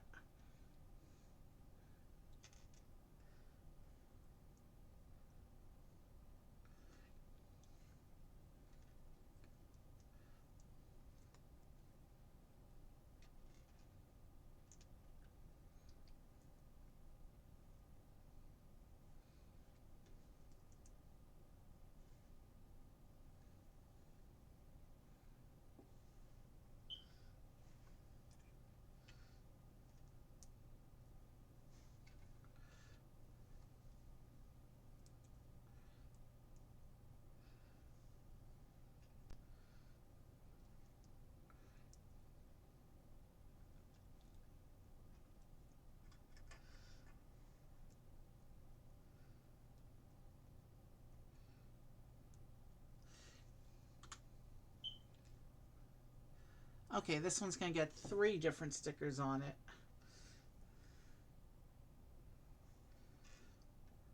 And they're all that same brighter yellow color, so they should be relatively easy to line up.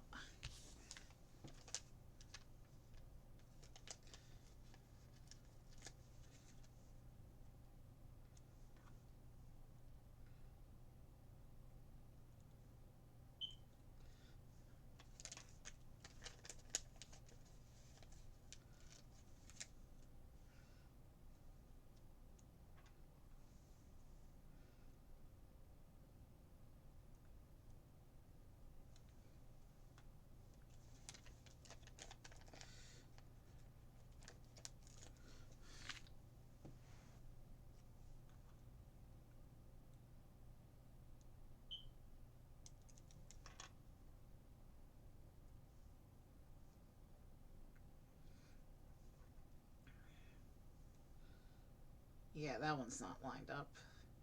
Let me try that again.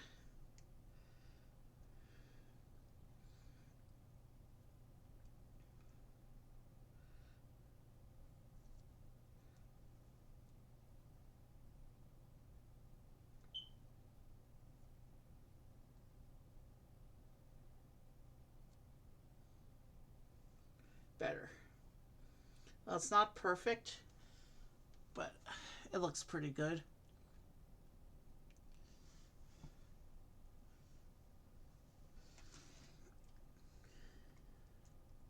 Let's stick these into here.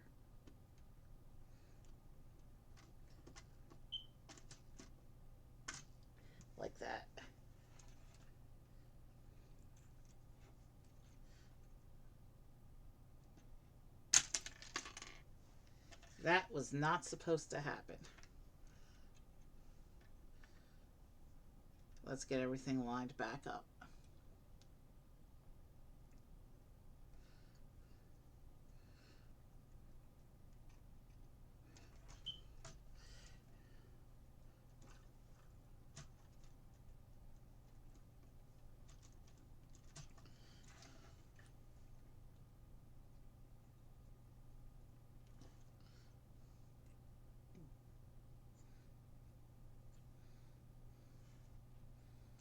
Okay, I think we fixed it.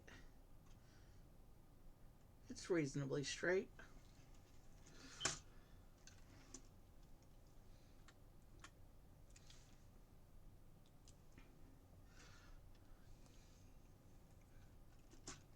And then it has us putting these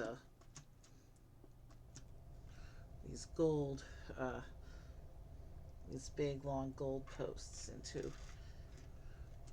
It says there's supposed to be 2 of them, and I only see 1 in my parts pile. It's a bigger piece. Did it go off on the floor when I wasn't noticing it? We're supposed to have a second one of those.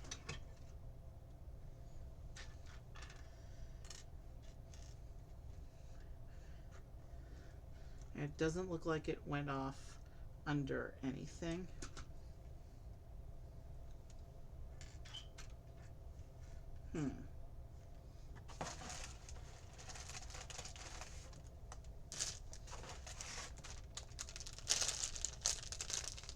It's not still in the bag.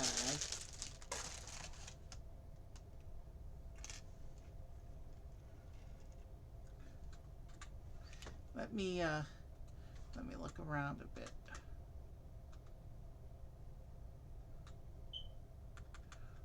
Okay.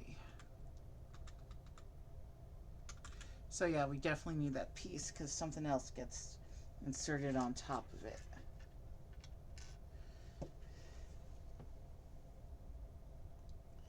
So let me put the table aside and look at the floor under where I'm working right now.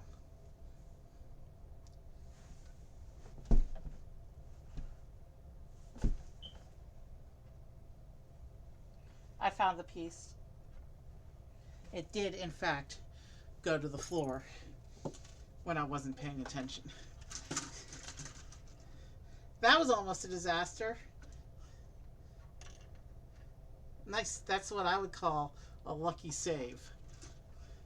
Now let's get the table back into position.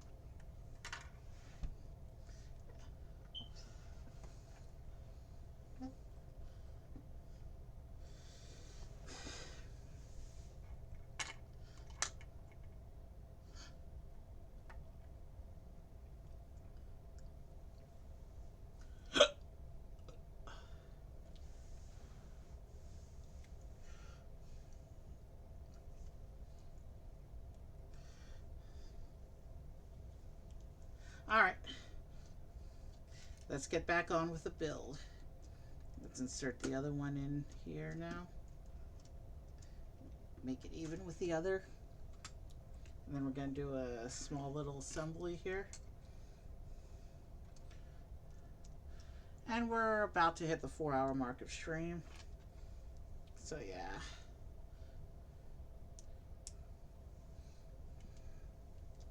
Definitely going to be a 6-hour one tonight by the time we finish the 3rd float.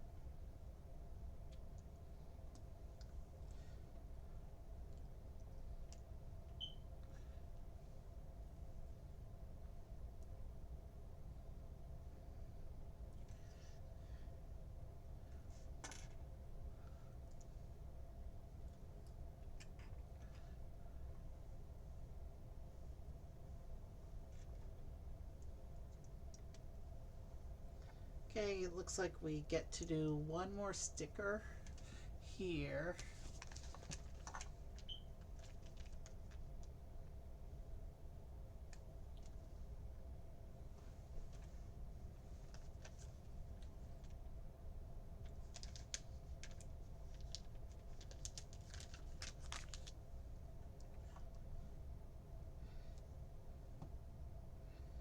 And this is another sticker that's visible, thankfully.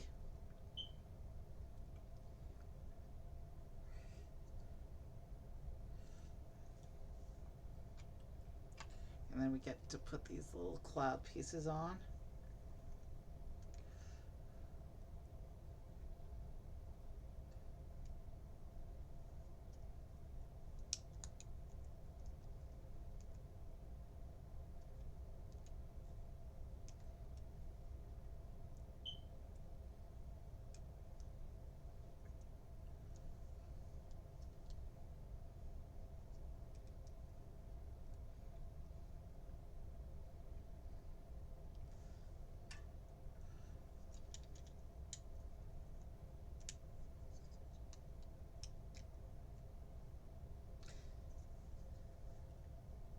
This is the first time I've seen these cloud pieces in a color other than white. But I've seen them in white plenty before.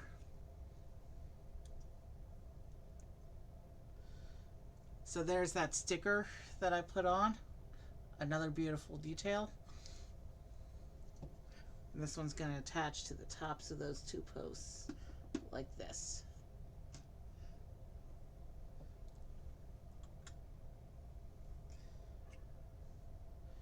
And then we have another decorative bit to make here.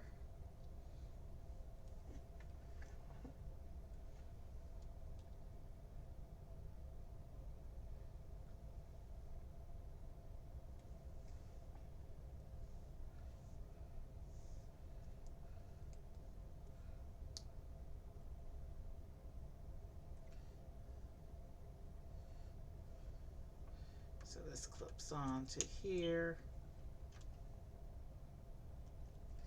and goes down and just hangs down here.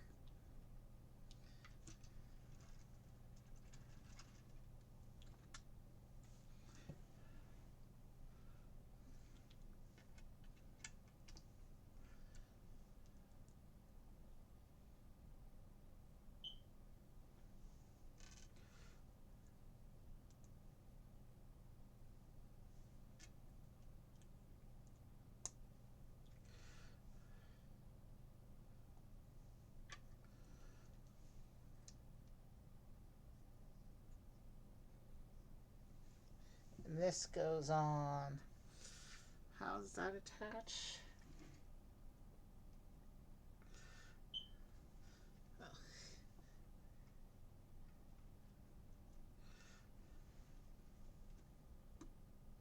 That just clips onto the bar, those bars behind it, like this. So now it'll be obvious if things aren't perfectly straight.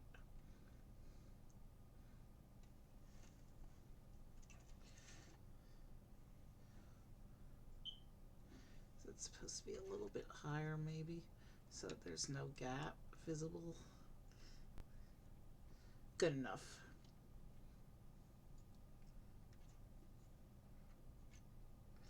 Okay. All right. We get this this big piece from the foil sheet now. This really big piece on the foil sheet.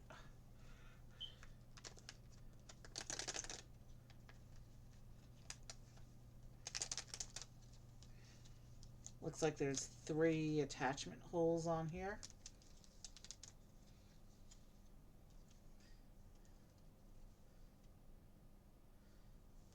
So there's the expired foil sheet. There were some nice pieces on there. So it looks like we're going to connect into this top post. Here it shows us.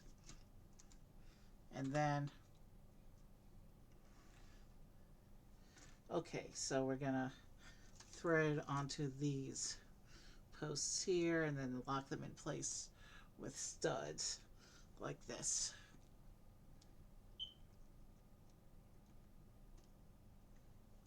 So we'll do the same with this side. Put it on the bar up here and then lock it in place with a stud.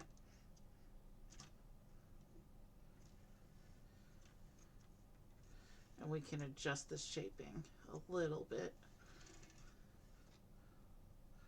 We want to have it coming out and then going in like that, so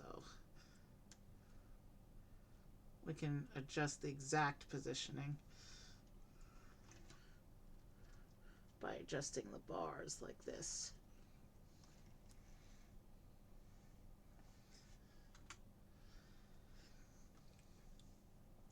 Okay, so it shows the one performer with fancy drumsticks standing on the thing in front of the big drum. And then it shows the musician with the lute sitting up, standing up on top of the clouds. And then it shows the three other musicians. The one musician with the simple drumsticks is standing by the drum. And I'll go ahead and put the gong musician when I set up the parade float on the open side of the stage here. And so the only one who has to stand in front of the float is the one with the cymbals who has opposing bass. I'm going to take this musician real quick so we can see how the mechanism works.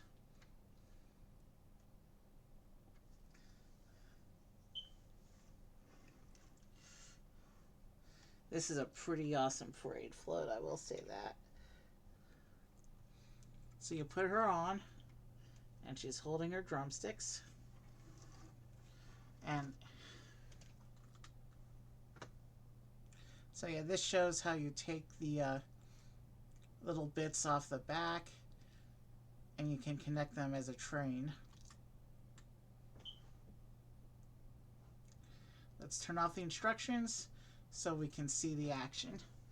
So you can see I put the musician here facing the drum, and as we move the parade float, okay, so her seat spins a little bit and it looks like she's hitting the drum, and she's doing a little dance while hitting the drum. That's an interesting motion. I don't think I have the drumsticks posed quite correctly, but let's bring her back down to the crowd and fix the little platform thing.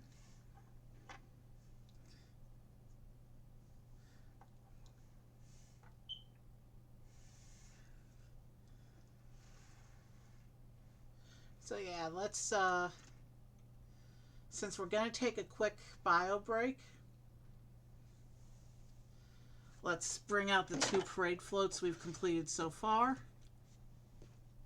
so you can look at them while I step away for a quick minute.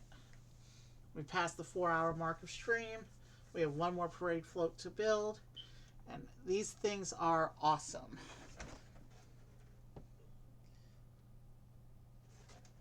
I like this foil canopy that we have over the musician's float. Something just flicked off. Let me fix that real quick while I'm thinking about it.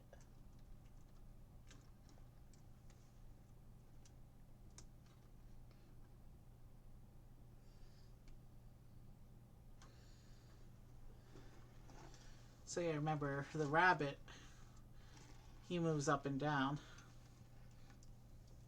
But here, enjoy the two parade floats we've completed so far, and I'll be back in a couple minutes to start the third and final build for this parade. We're still got 6 more characters to reveal as well. I'll be back in a moment.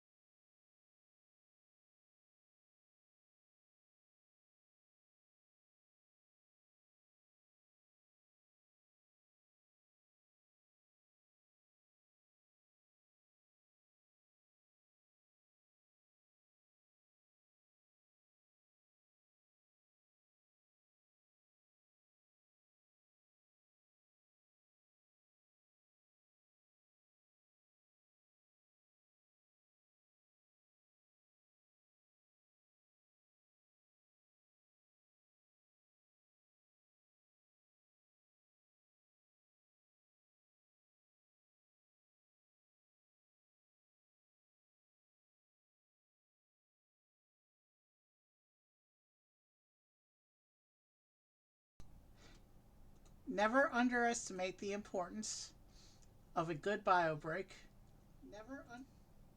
when you're doing a long stream. Anyway, um, let's take these floats and set them aside so that we can begin working on the third and final parade float, which is a tribute to Lego.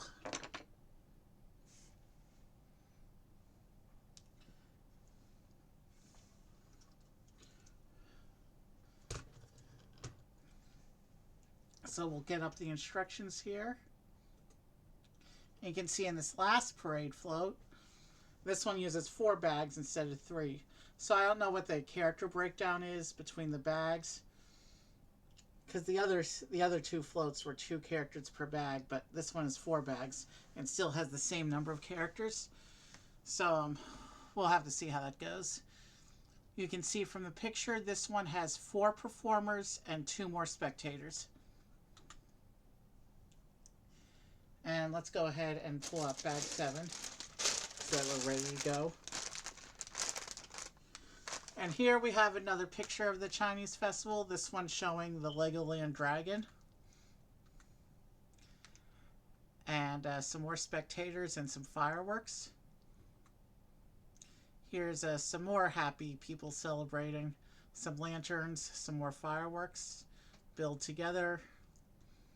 And now we can open bag 7.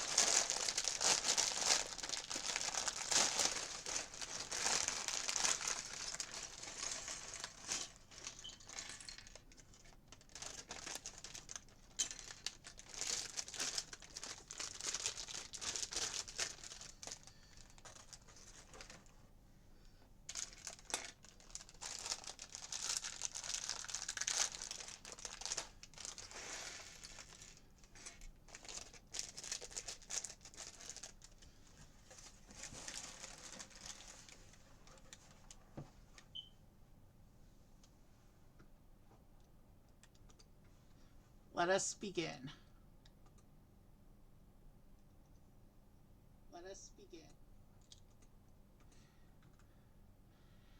So it looks like we're going to start with another spectator. This one's another kid. This kid is a boy.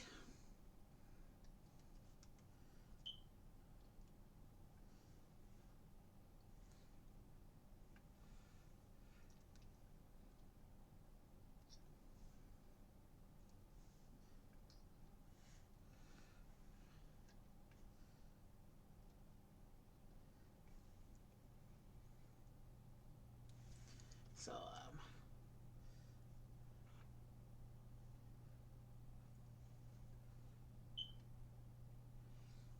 let's go ahead and find his parts.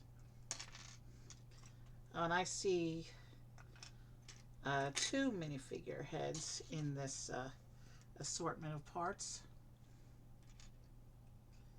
That's definitely a lady's head.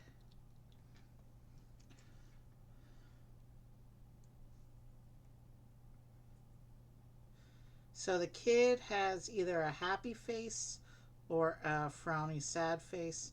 We're going happy face. It's a festive holiday celebration after all.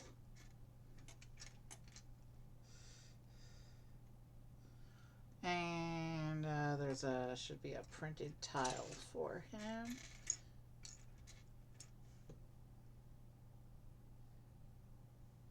Yeah, he's got one of these tiles, which has the golden dragon icon on it that we saw before, that the rabbit was holding. This is a smaller version of the symbol that the rabbit was holding.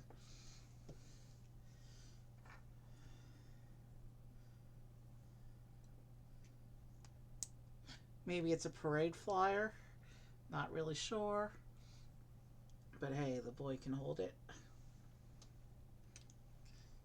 Oh, I didn't actually show you the boy. Here he is.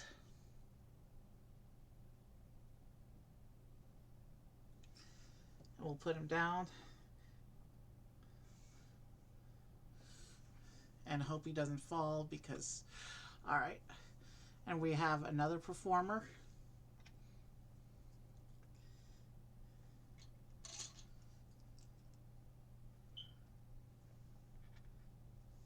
we'll show the big excited smiley face for this one. And it gets a posing stand. This character gets one of the posing stands. That's a really cool hairpiece with one of these classic Asian style headbands going on it. That's awesome. Alright, I'll show you. Yeah, let's show you now. So this is the first performer for the third parade float. And she's going to walk ahead of the parade float with this big ribbon prop that she's got. I've seen this being held by I've seen this in the China. This is I don't know what these are, but we saw them last year in the Chinese New Year set we did last year. There was a guy holding one of these in that set as well. So I guess I'll have to look up after stream and see what this big ribbon thing is with these. Oh, wow. This is going to take me a little bit to build up, I think. Because I have to put 10 of these clips on.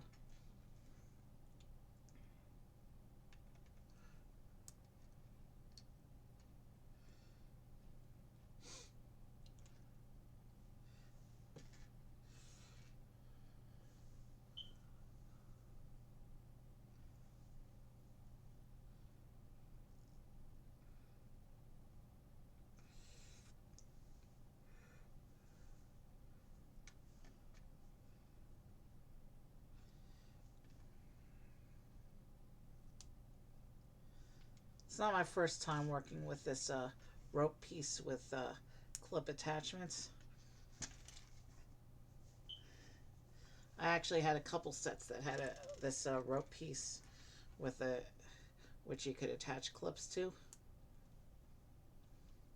In addition to the Chinese New Year set I did last year, which had another one of these very same ribbon things. I also have 2 other sets which use this rope in other contexts.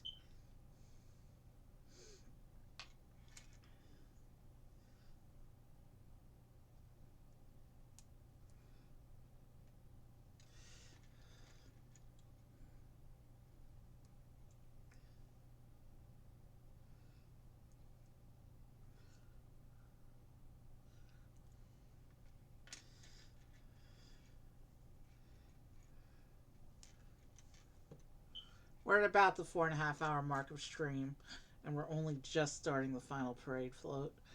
It's going to be over 6 hours, I think, by the time we finish this. But I'm cool with that. And then she has a posing stand, so I'm not worried about her falling. So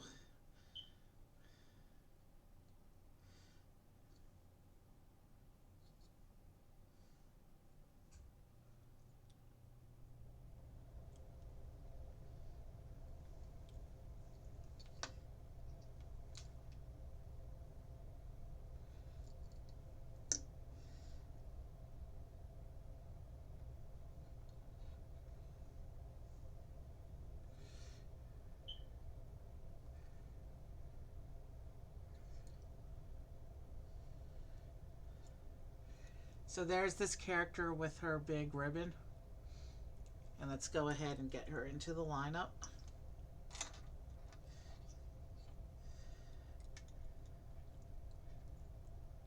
And what do you know, that actually does make her top heavy. So we're going to try and set that up as a third leg.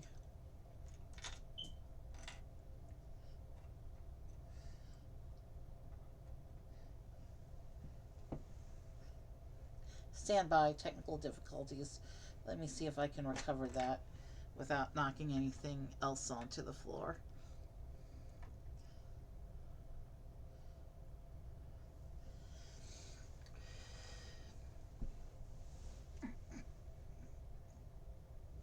So, given that this last parade float is a tribute to Lego, you'll notice that the remaining three performers are going to be wearing classic um, iconic headgear from the vintage classic Lego days. A pirate hat, a knight's helmet, and a space helmet. But they'll all have the same, of course, they'll all have the same red base costume, but with the different headgears. Yeah, so using that as a third leg helps her stand. So there we go. And let me just turn the hand. So actually turning the hand messes up the balance, it looks like. Yeah, so no, we want to just have it like that. And if it blocks your face a little bit, well, we can't really worry too much about that, can we?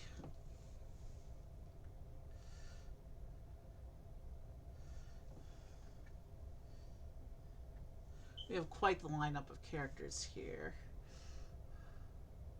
Although with it blocking her face, you can't really see her that well.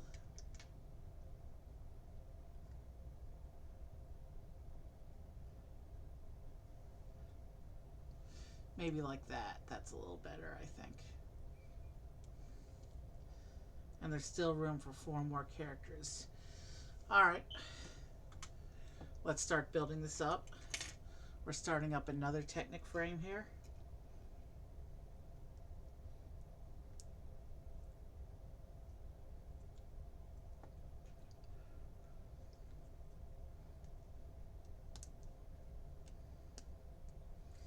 I don't know what to expect with the since this parade float has one more bag than the other 2 floats did. I don't know what to expect with the build progression. We could probably expect the same order where it's like the frame and then the first layer of studs, and then we build up the base, and then we start building up the top sections. Okay, this one is also starting off with a gear. So this one is also going to have an action once it all gets put together.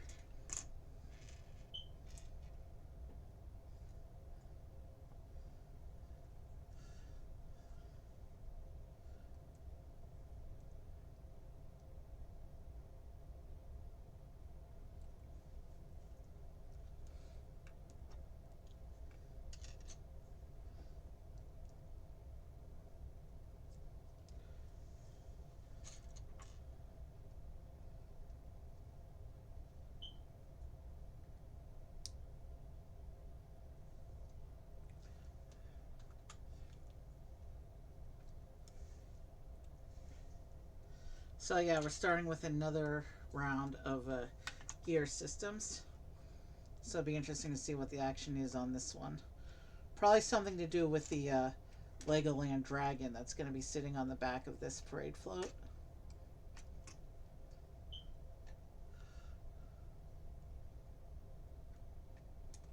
Oh, this one's doing something different with... Alright.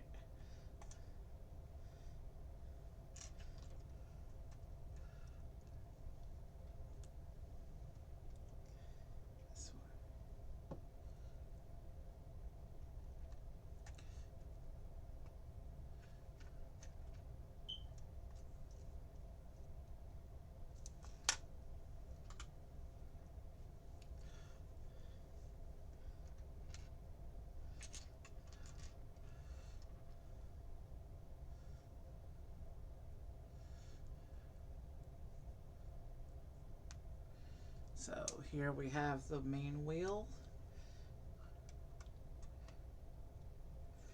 and a spacer. If I can find the spacer in the parts pile, there it is.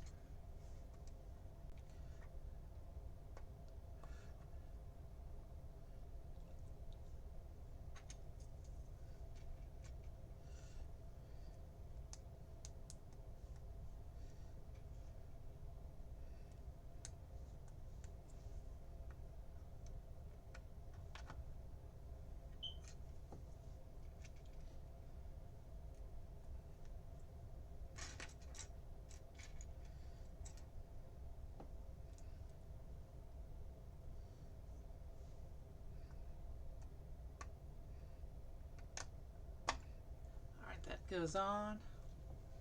And then we can put on the other end of the frame. So on this one, it's just the one gear, but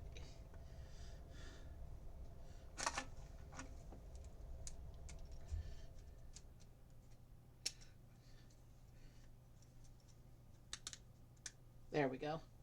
It's all together now.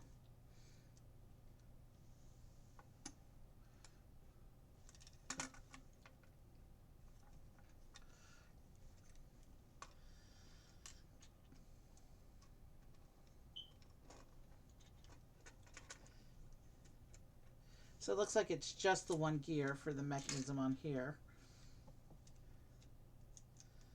But it looks like it's a double layered gear. So I'm not sure what to anticipate with this one, but that's okay. Each float built the gears first, but then waited till the end of the float to pay off what the gears did. So we'll just have to build this up and see.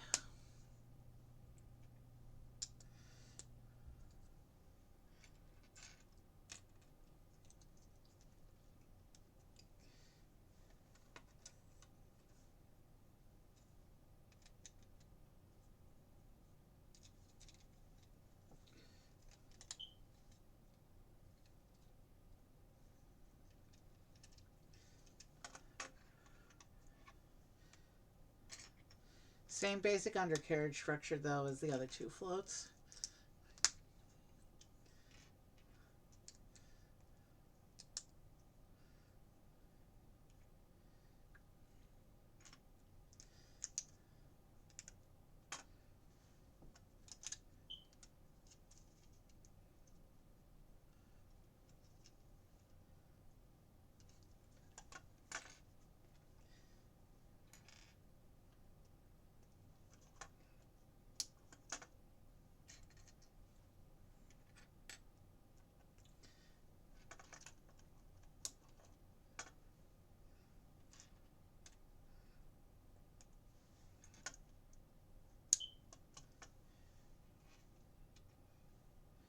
Okay, we need to find that last yellow pin.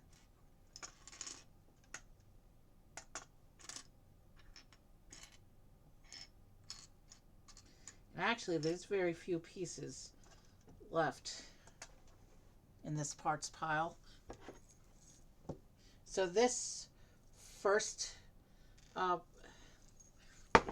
this first bag of a float is looks like it's going to be a less substantial section of the build than the previous first bag of the floats, because you can see there's very few pieces left to start covering up the top.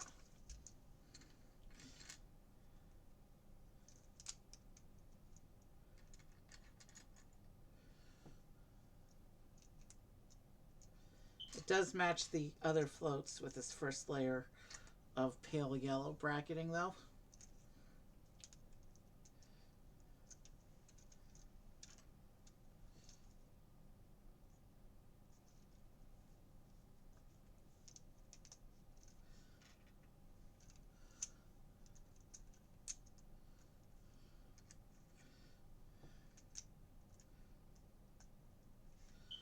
We're probably not going to see a build experience too much different from the first two floats. Just for some reason they spread it out into more bags is what I'm guessing here. Okay, these need to be facing the same way, clearly. That's an issue we'll address when there's something to attach on top of those, I think.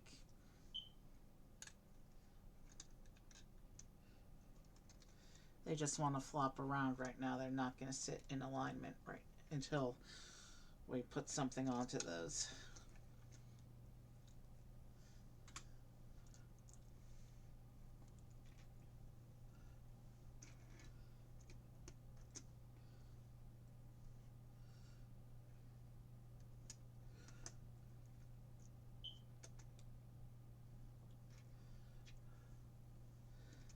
That's not symmetrical. Let's see how this float plays out, because already we're beginning with non-symmetrical stuff. The other floats were definitely symmetrical, so we'll see what happens here.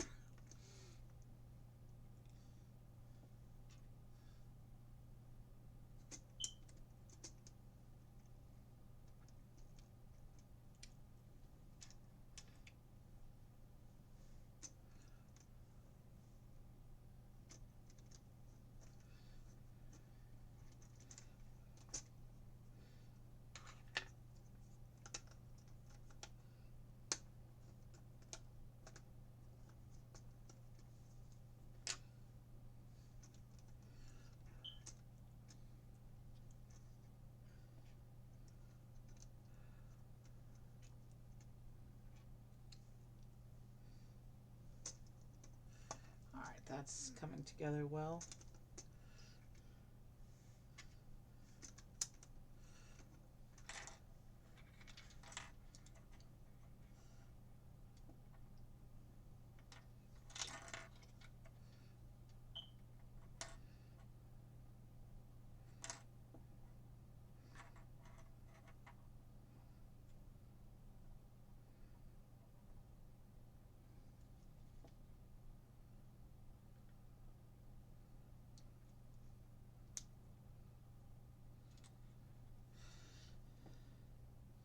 Let's give it a wider balance. Let's give it a wider spread for better balancing, I think, is the play here. Hopefully that will work a little bit better.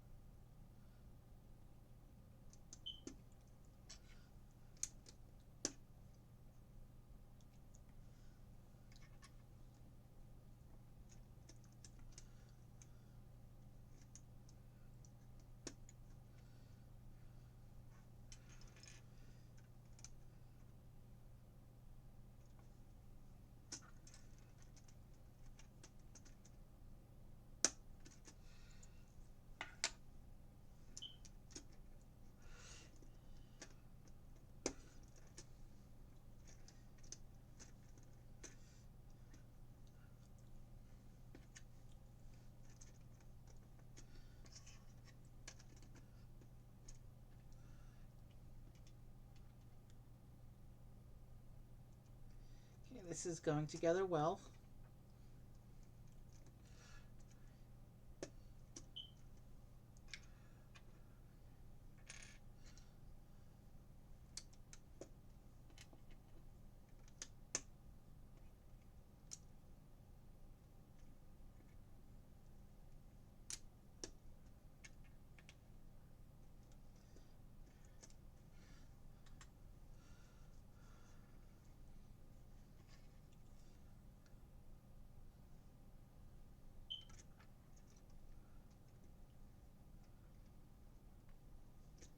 Okay.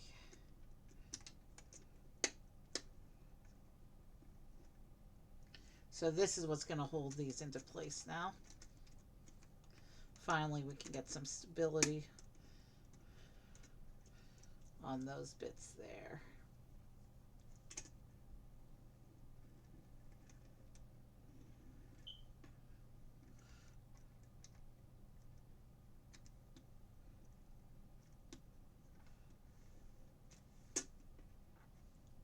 Bag 8. So yeah, here's the beginning framing of the third parade float. Hey Brett, is that you? Welcome to the chat. I actually just started the third and final parade float. We're getting ready to go into bag 8 of the set, which is the second of 4 bags on this parade float.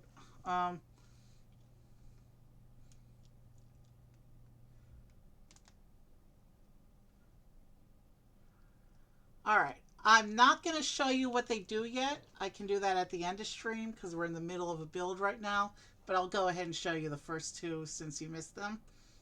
This is the rabbit parade float, and there's a place in the back for the rabbit costume character to stand. And then this one here is the parade float that the musicians are going to ride on. And it came with this really nice foil canopy piece. You can see his gold on the under it. And you can see here we've met the first 14 of our 18 characters in the set. Let me push that off screen. Bring back the instructions so that we can go ahead and proceed with the build.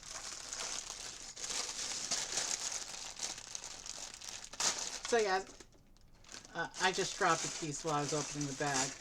Hold on. Oh, there's more gear. There's another gear piece in this parts pile. Let's see what I dropped here.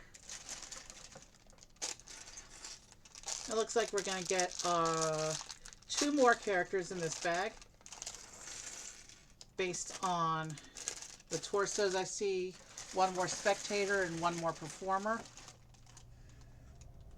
I know something fell when I was opening that bag. I need to see what it was. And a whole person fell. Alright. I found the piece that fell. And the person, so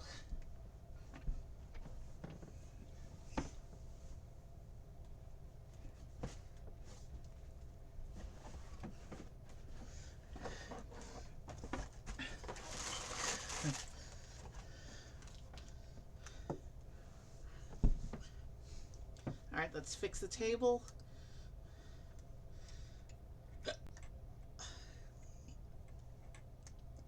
Even with all the different characters in the set, I'm still trying to do the thing I do traditionally in Lego where I have all the people in the front watching the build.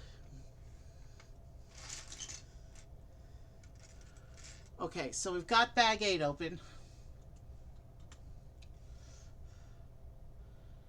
And it looks like our performer for this one is going to be our retro space tribute performer. Actually, before I do him, let me do the child real quick.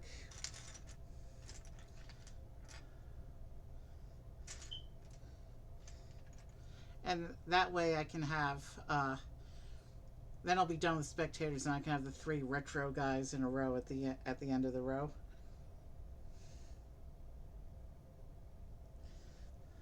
That's a pretty jacket that this kid has. Closed sleepy face or happy excited face.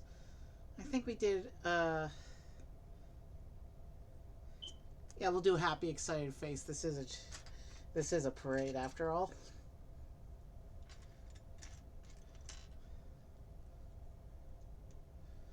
Let me see here.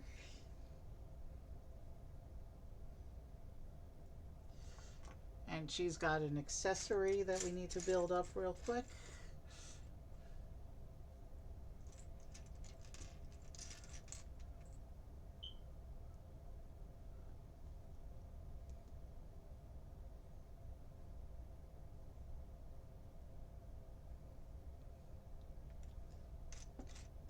And there's a little yellow piece here.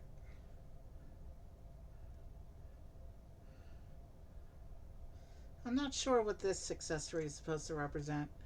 I don't know all the details about Chinese culture and Lunar New Year traditions.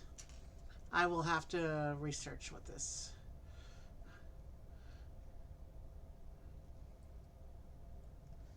But yeah. Maybe it's a shaker instrument of some kind, maybe. Anyway, here's the kid, and there's her accessory that I don't know what it is.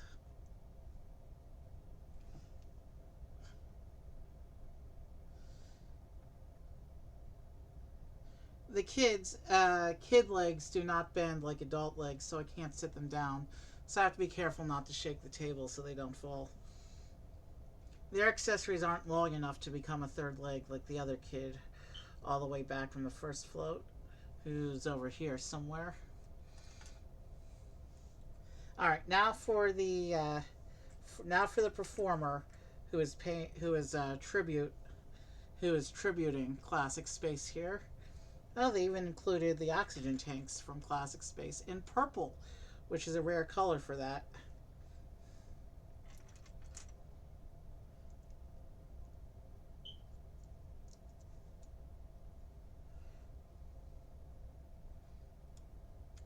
We're going to get a sticker here as well, but first let me finish putting him together.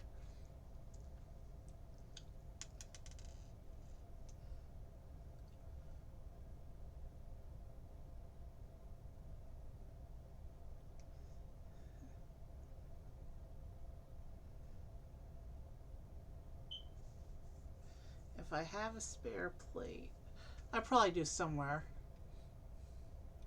I'm not going to worry about it too much though. The kid on the kid from the first float hasn't fallen once this whole stream, and that's after multiple table shifts to retrieve pieces that fell on the floor.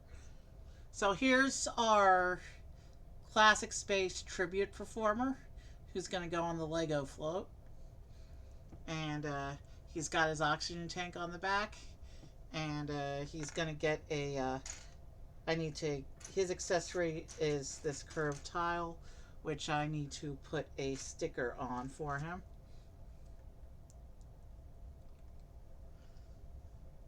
It says it's the number 2 sticker.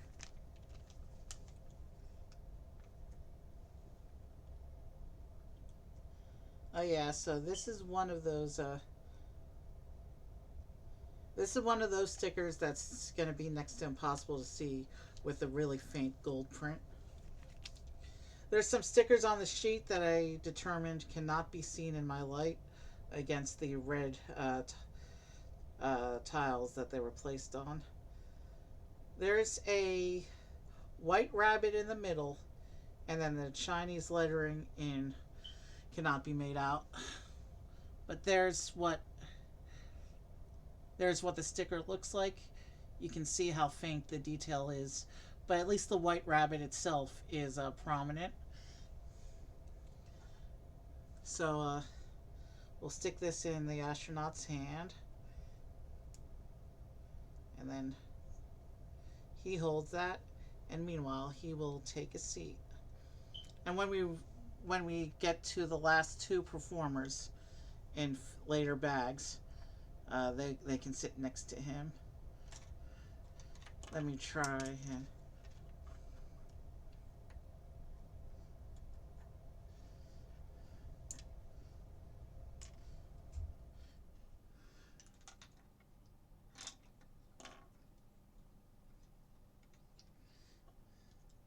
you know what? This is more trouble than it's worth. She's not gonna hold the thing right now. I'm just gonna lay it behind her.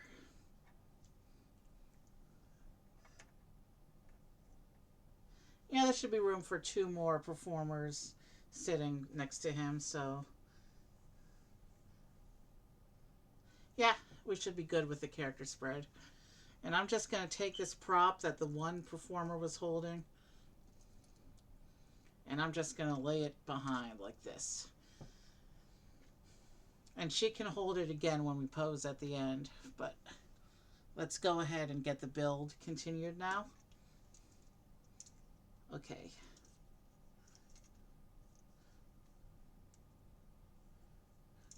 So you can see inside the frame, there's this gear. There's this gear in the back of the frame here.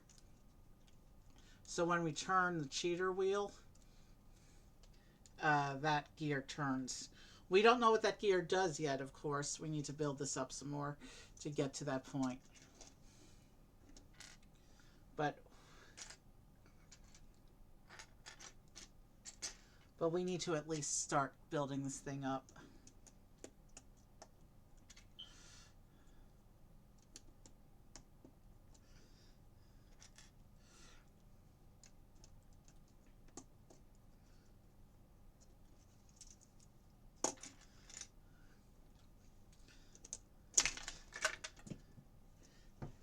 That was not supposed to happen.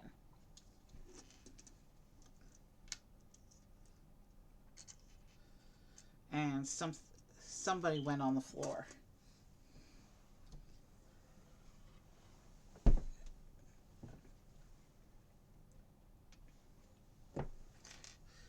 Excuse me a moment. Two somebodies went on the floor.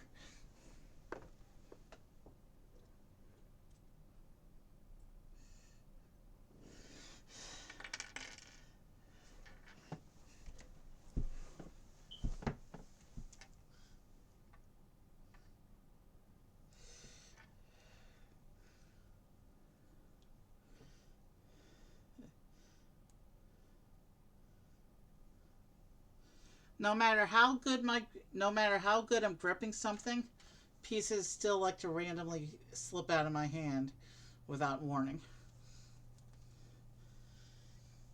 It's a problem that's existed since I started streaming Lego.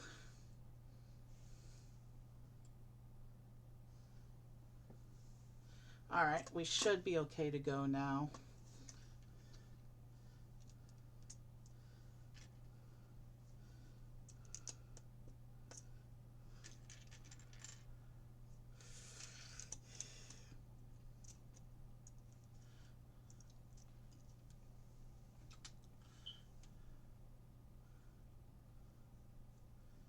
Okay, which way does it want? Alright, it wants us facing them this way.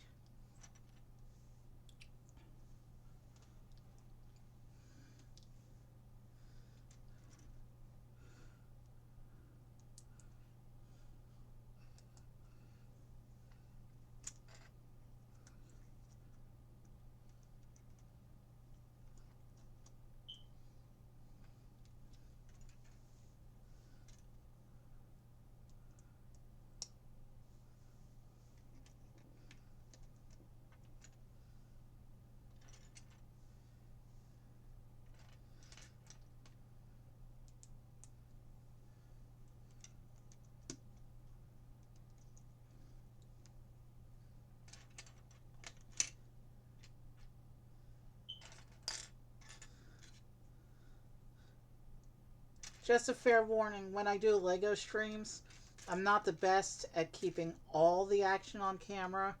I try and show as much of what I'm doing as I can, but my fat fingers get in the way, and I have to have the model facing the same way as the instructions so I can see what I'm doing. So not everything I do is immediately visible to the camera, but I try my best to keep as much on camera as I can.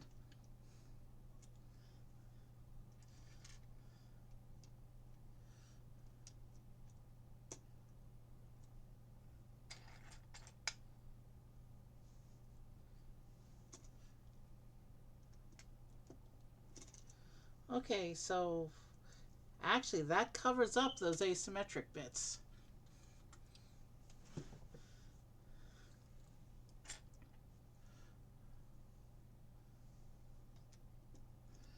So yeah, whatever was starting with the asymmetry, I think it's going to stay symmetric from here on out.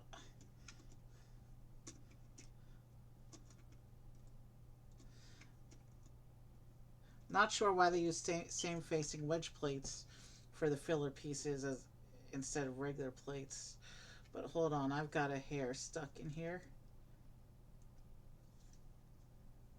If I can figure out what piece the hair is stuck between, I can get rid of it. There we go.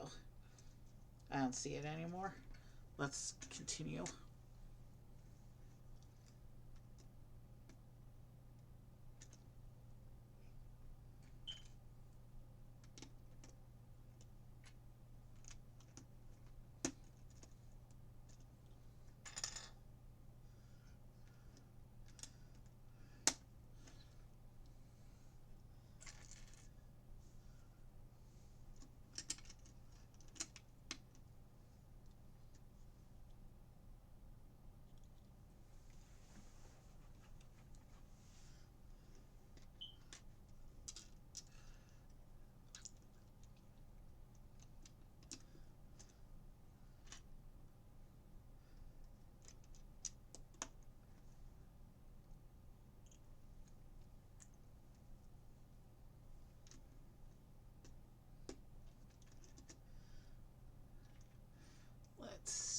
this goes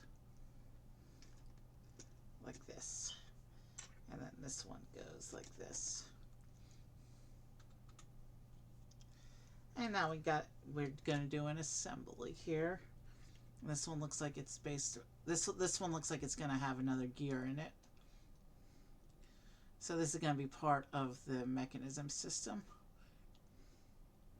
Let's make sure I have all the pieces oriented the correct direction, else it's not going to work right.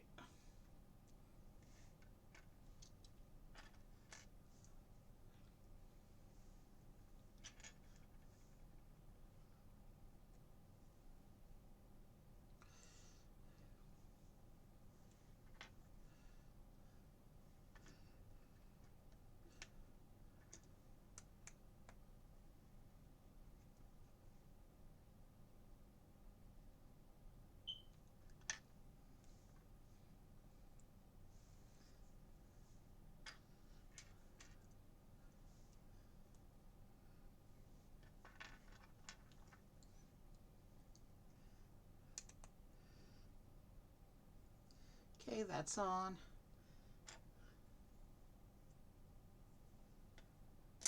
Oh, I want the plate with the holes in it.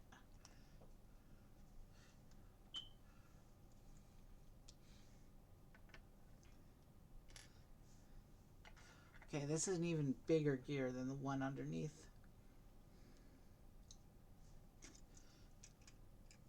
Yeah.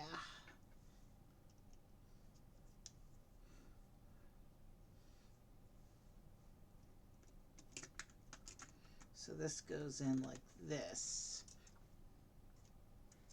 And if I turn it... Okay, so turning the wheel now turns that big gear we just put in. You can see the big gray gear from the assembly we just put in turning as I push against the wheel down there. So yeah, this exposed axle up here is going to be the core of some action that this parade float is going to do once it's all built up.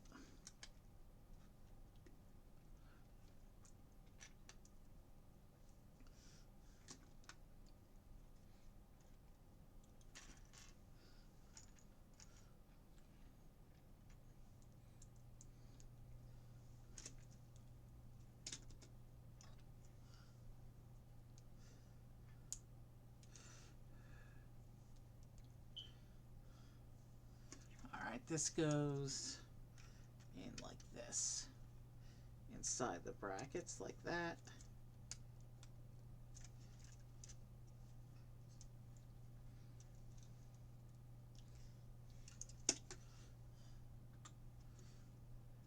Okay, and this one actually has a turntable as well. That's a turntable base piece.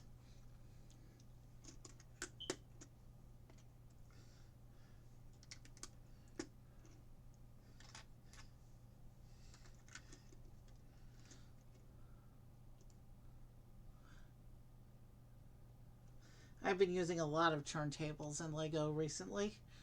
A bunch of the Mario sets I've done have had them for various action features.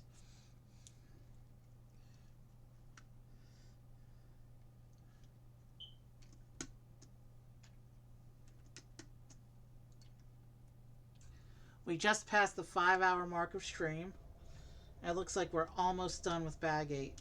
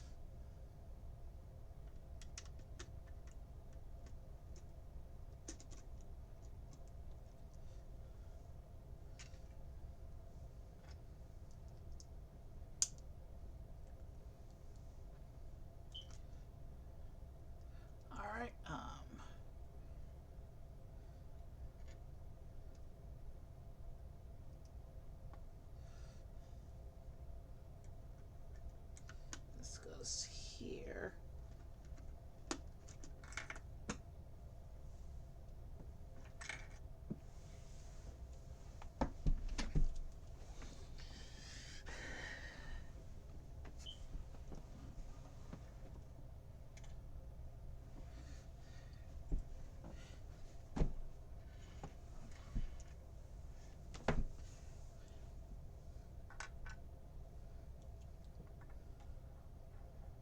I'm going to start these two kids a little bit farther back so that they don't keep flying over the front edge of the table. The other kid from the first float bags, she hasn't fallen once. Probably because her accessory is long enough that it can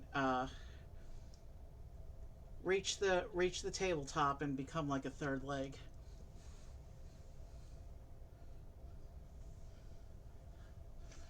Anyway,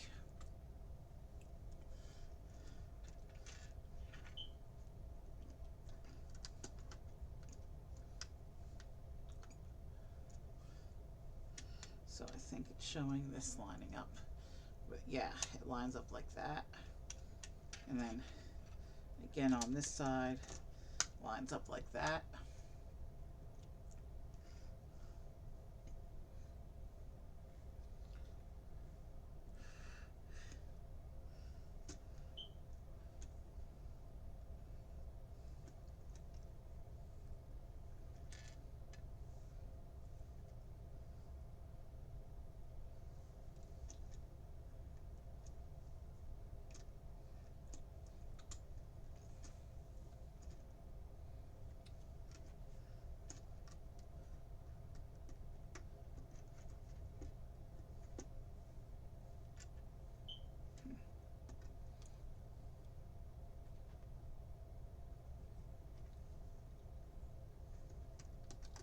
Alright, that'll go in like that. And then we need this to go in like this.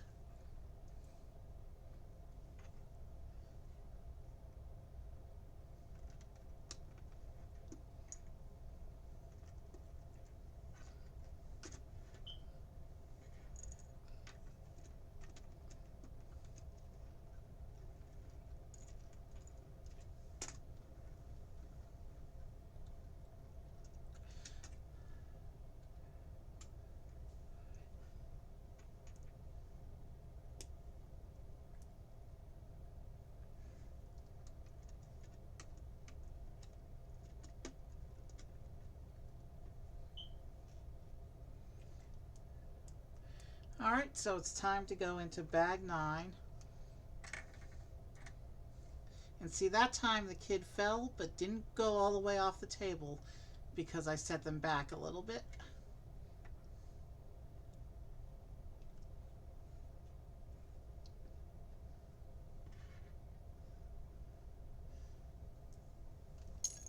Bag 9.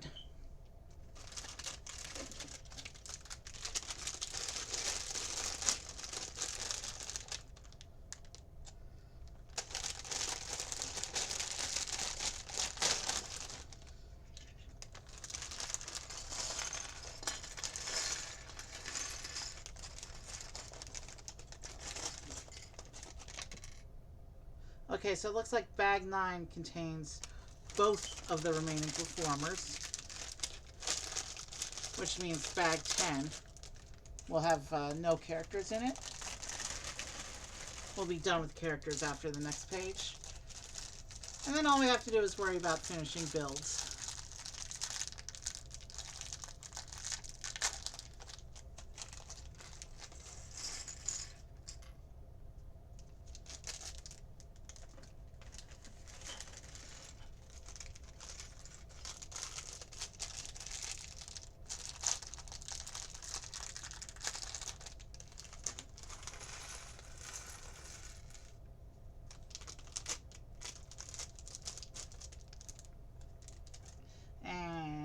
Another piece went off the table, but I got it without disrupting anything this time. So let's see here.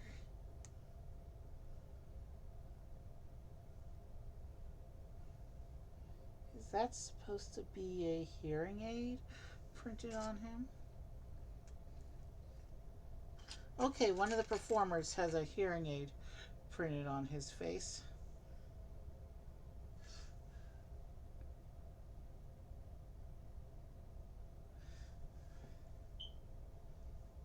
The pirate performer, in fact. Alright, let's go ahead and get the pirate performer put together.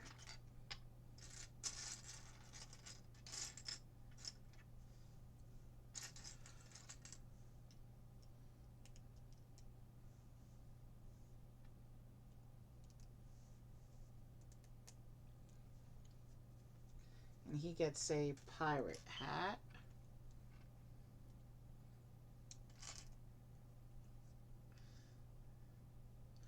And the pirate gets a tiled sticker.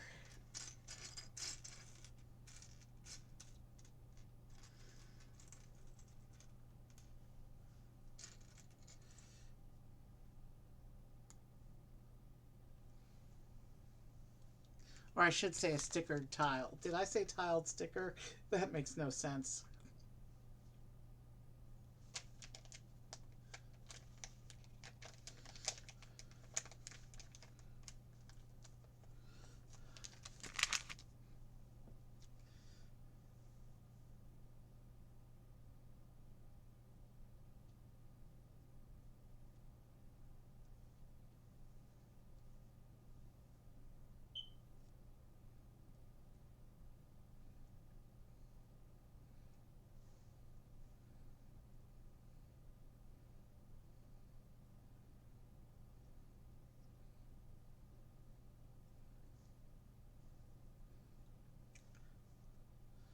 So this is what the pirate is going to hold. Again, the gold lettering is impossible to make out, but at least the white rabbit symbol is prominent. Here is the pirate performer. And you can see on the side, he's got a hearing aid printed on his headpiece there.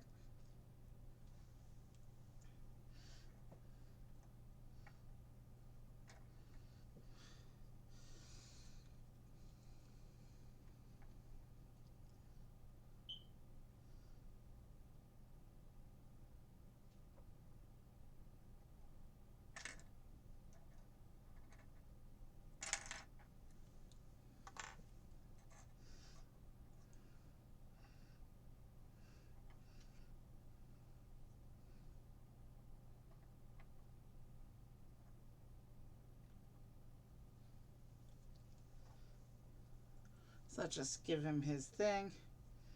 And then this looks like it's shaped appropriately to be kind of set up as kind of a third leg while he's sitting. Of course, when they're sitting, they're much less likely to fall over in the first place.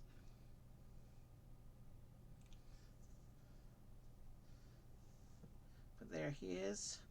Let's go ahead and work on this last performer over here who wears a knight's helmet.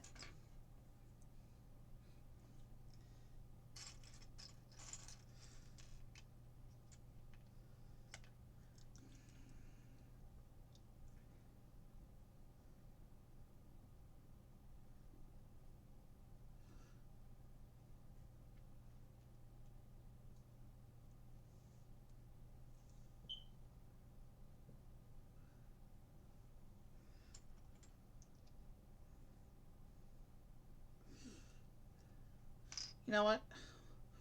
Why am I giving him the sick face? We're all celebrating here. We're all happy. We'll give him the happy face. And it looks like he's holding flowers on a stick for his accessory.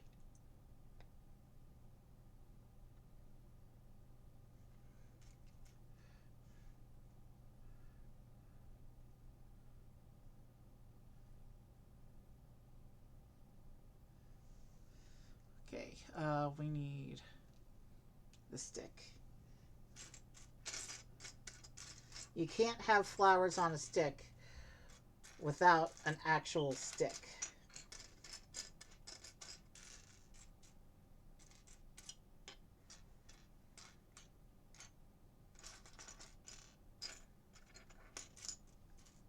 There it is.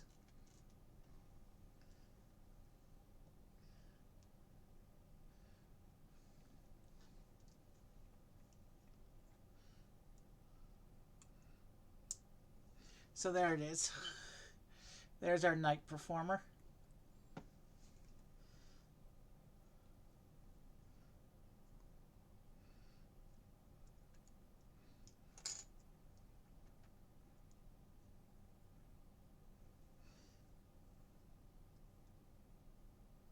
And we'll sit him on the end of the row. And we now have our full spread of parade characters. Let's continue building now.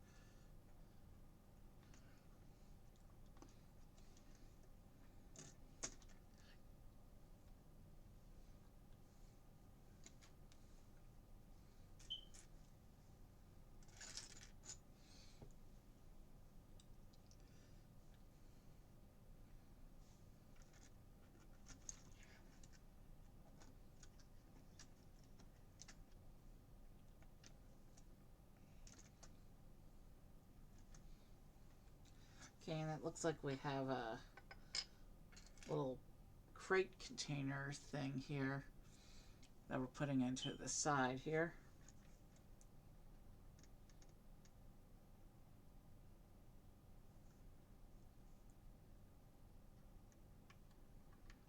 Actually, are we supposed to line it up? I think we're supposed to line it up with that stud. But it says I have to put a little flower on first.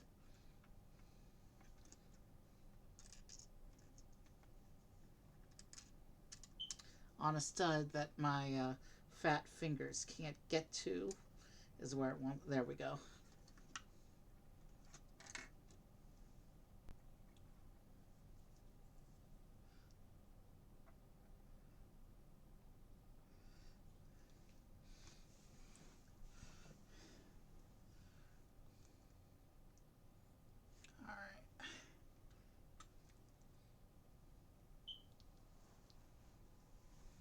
Okay. Alright, so it looks like we're putting some more classic retro hats into this little storage crate here. So we have a forestman's cap, complete with plume.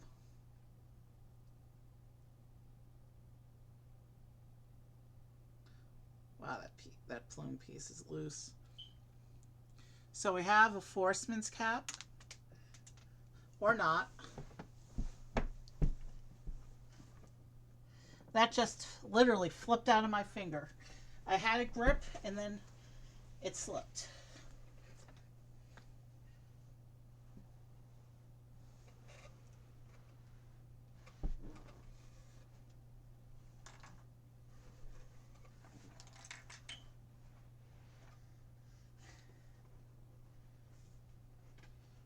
It went that way. I saw it go that way.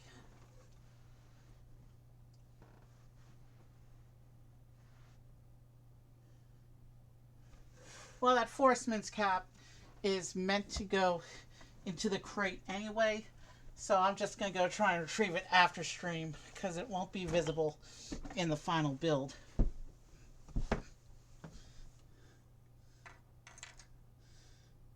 I guess the idea is the performers have different classic Lego hats that they can switch out of if they change their mood and want to be something different. But the illustration also shows this classic white fireman's cap going into the crate, and as well as this red construction helmet going into the crate.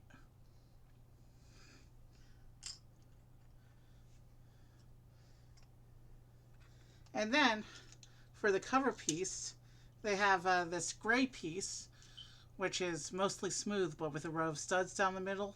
This is the standard base plate piece for the CMF series. All the CMFs come with one of these to stand on. And it shows the crate plugging in to the back right here. So I guess all the performers have to do is open up the top whenever they want to change hats.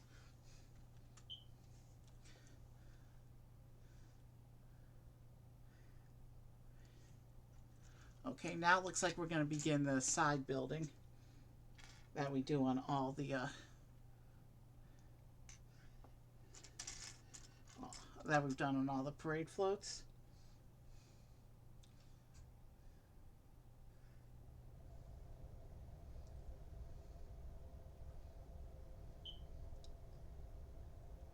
So it looks like that's going to line up with that.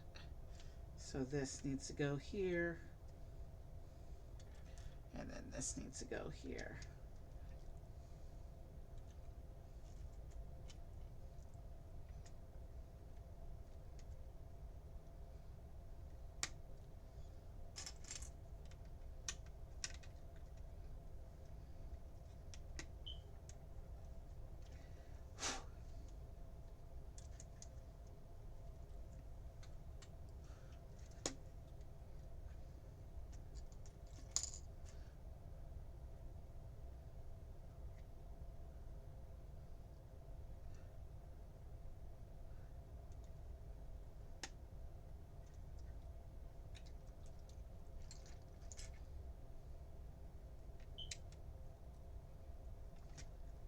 Okay, so yeah, this all, we're starting to build up over here now.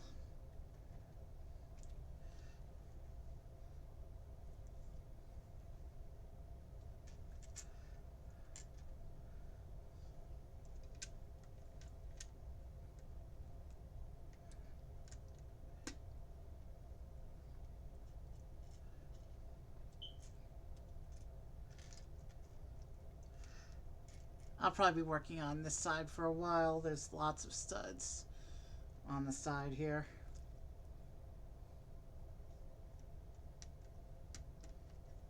That need to be covered and layered.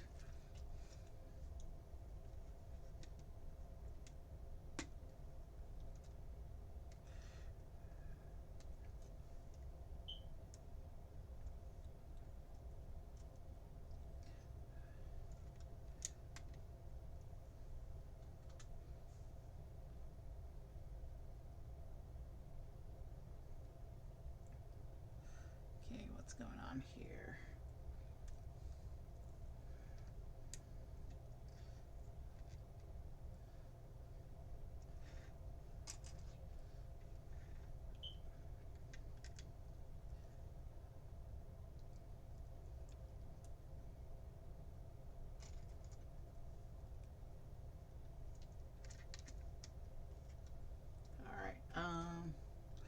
Yeah, so we're starting to fill in some detail over here.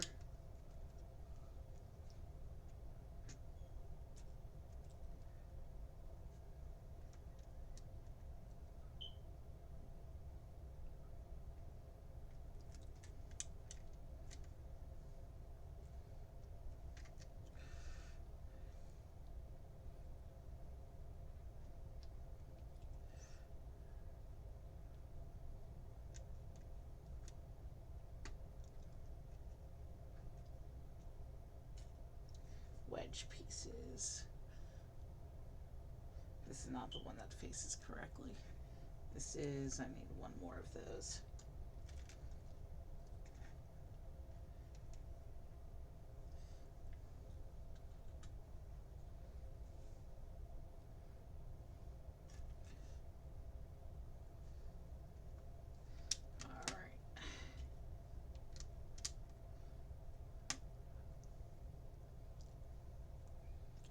This is definitely a lot more detailed building on the side than the other floats.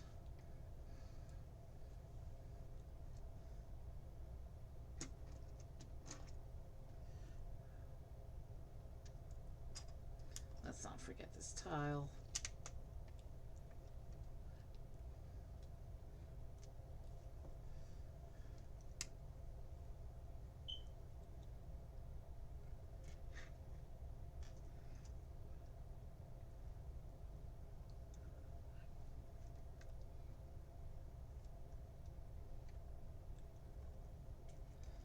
Lots of layering and shaping going on right now.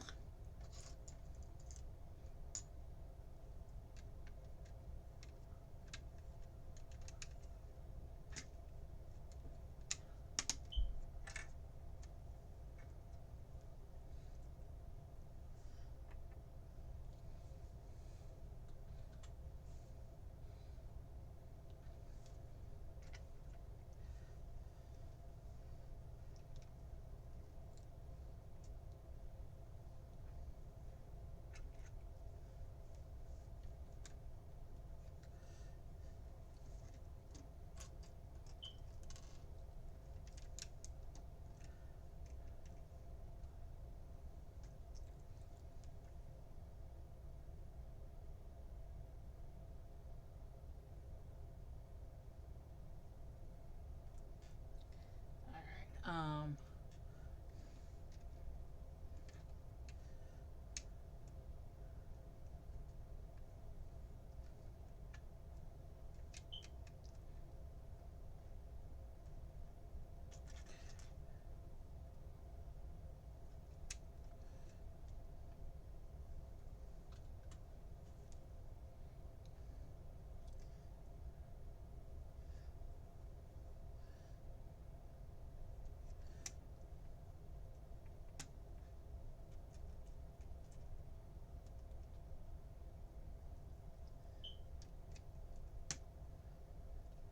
Okay, these go on good.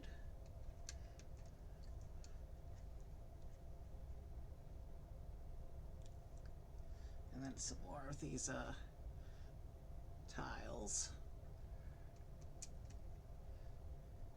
Yeah, this side detailing is a lot more involved than the other two floats.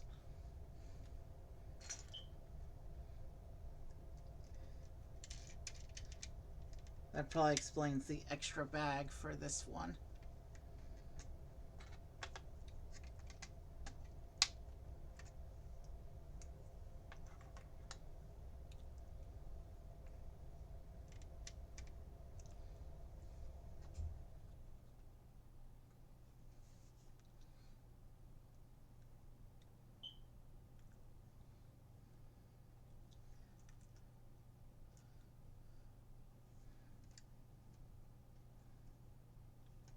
So one goes there. One goes there.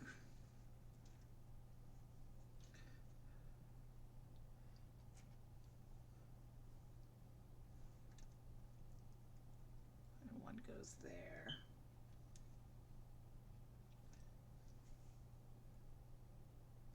And then one more. And then now I need to find these other tiles.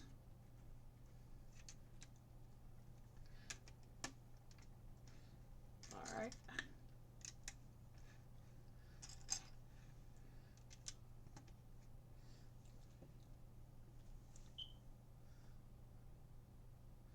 And then some of these orange flowers on the side here. Okay. So that's what the jump plates were for. Was for these flowers.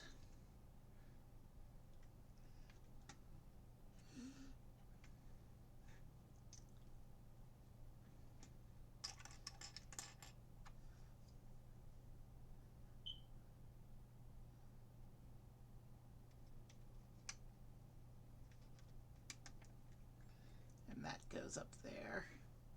Nice little cloud piece.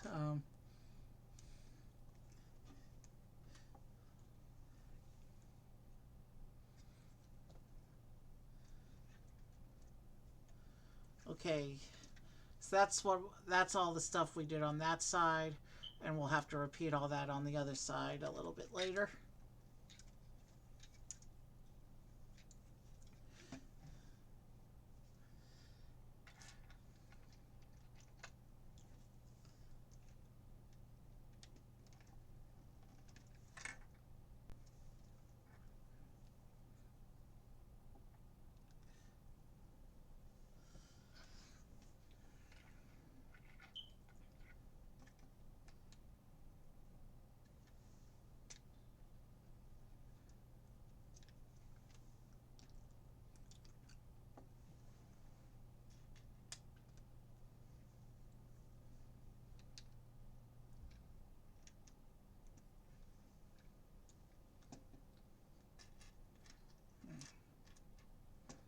I think this is how it wants these to go.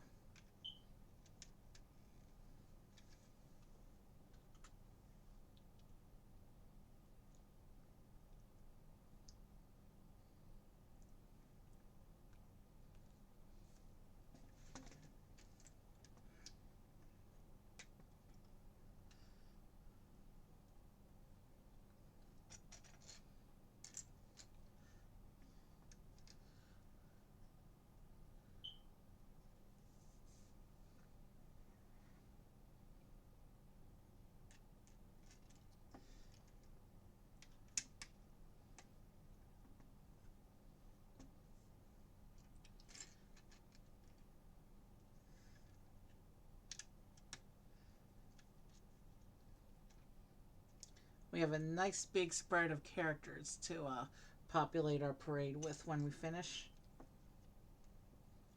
We're at 5.5 hours. So, yeah, we're definitely going to go over 6 hours. We still have another whole bag after this one. And we still have a significant number of pieces in front of me for this bag before we even get to the last bag. So yeah, we're going to be probably well over 6 hours by the time we finish this.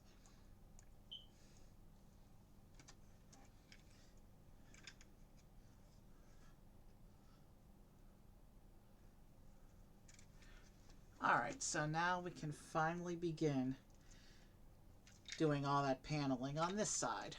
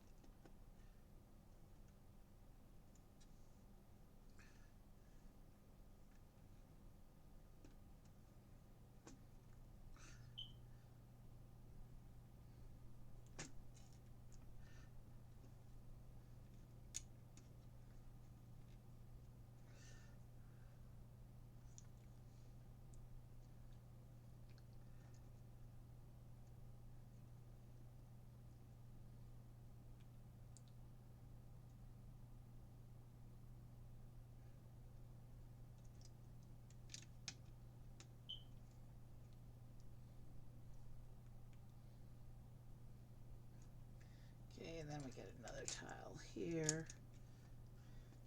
Okay, yeah, sorry, I'm trying to concentrate right now.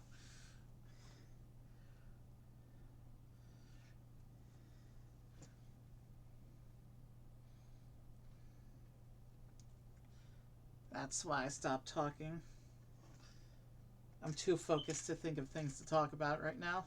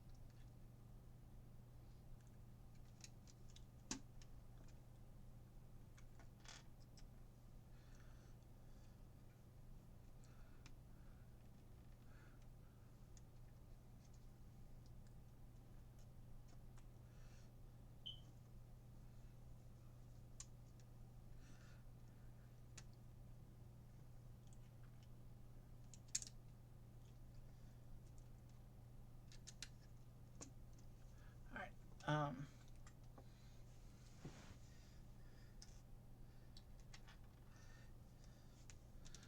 We're moving through this side pretty quickly. Having done the patterns once, I kind of know what to expect, and I'm going partially off of muscle memory. But I don't want to use too much muscle memory. I want to make sure I'm going for accuracy here.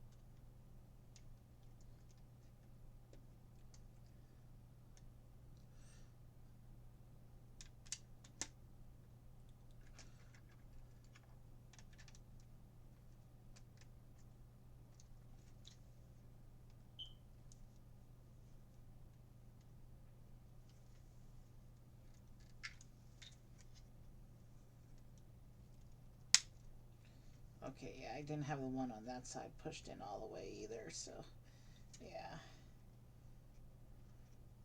Gotta make sure your Legos are securely connected if you want full stability on your models.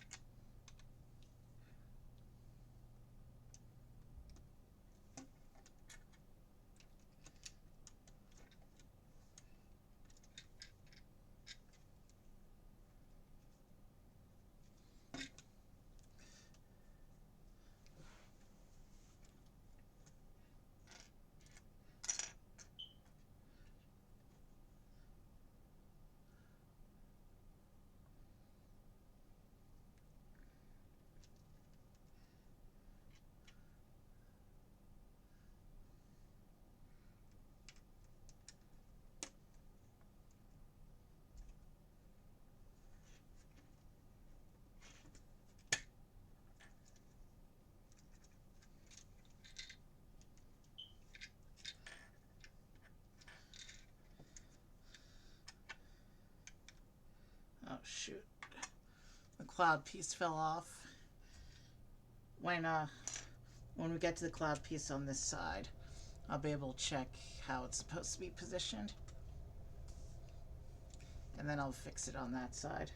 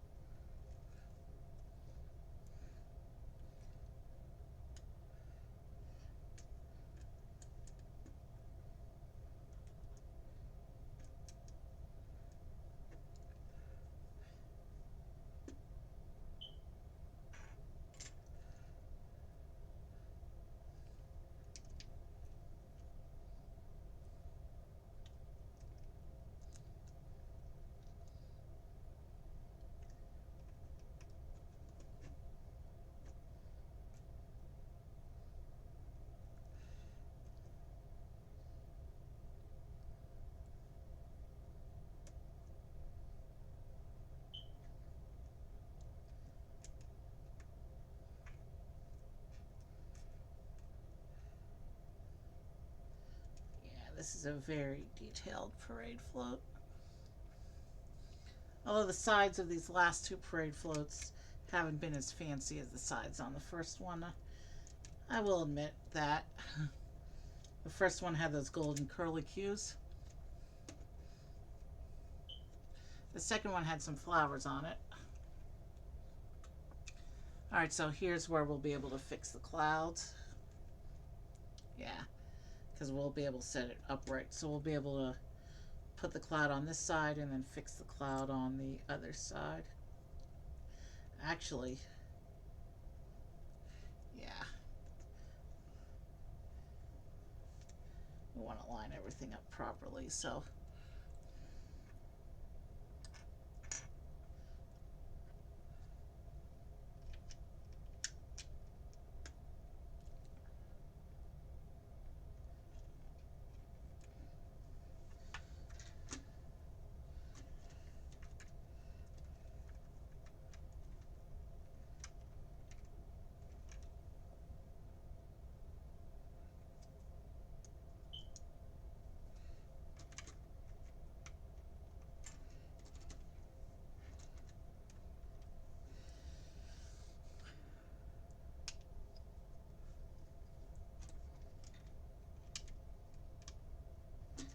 okay, so that goes in like that.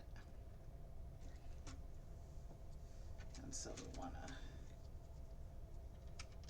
line it up like that, I think. I think that's how it's meant to go. And now we can set this upright again and keep going with the build.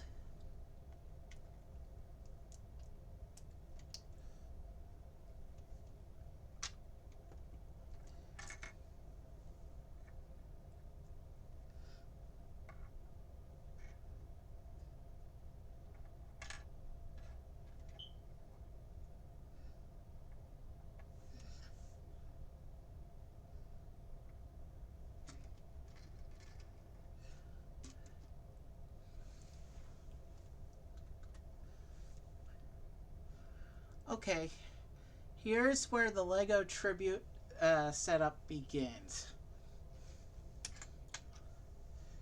We're creating our first mock Lego brick here, complete with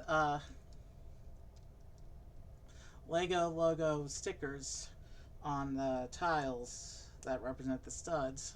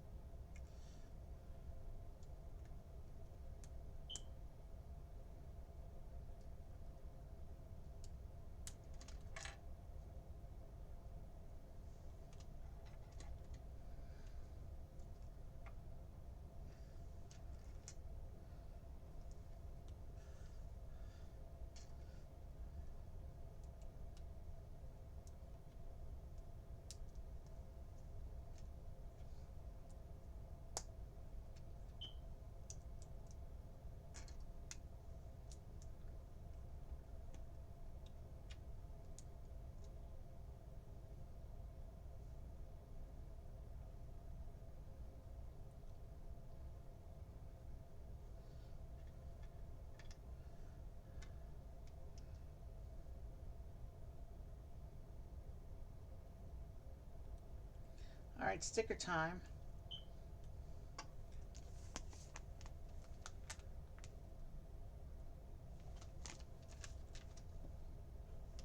Well, I'm going to have to put 9 of these stud stickers on. Okay. Well, we may as well get started with the first fake Lego brick here. Or I should say, oversized Lego piece here. It'll be more believable, of course, if I put the stud logo straight.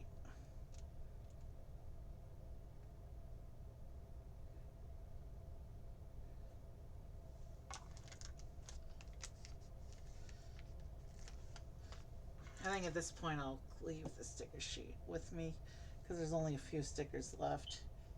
We only have one bag after this.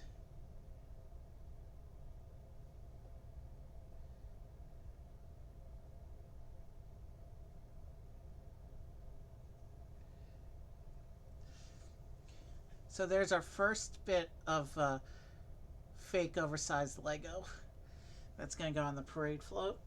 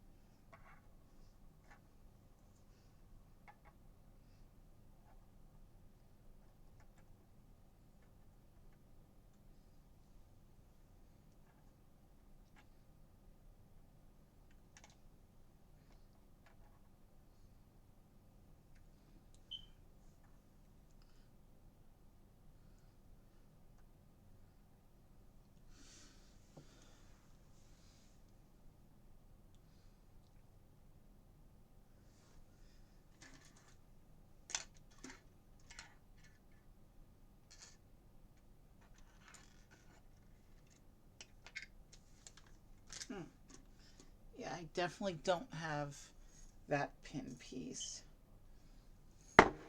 on the parts pile in front of me. Let's put these brackets on and then see if I can find it on the floor.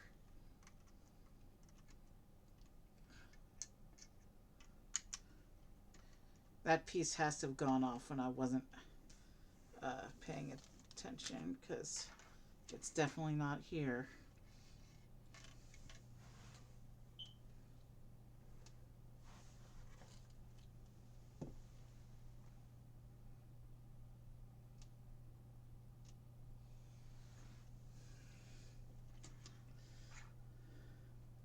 Let's see, I'll come back to that piece, but here it wants me to go into bag 10. Oh, shoot. There's supposed to be an extra layer of plates here.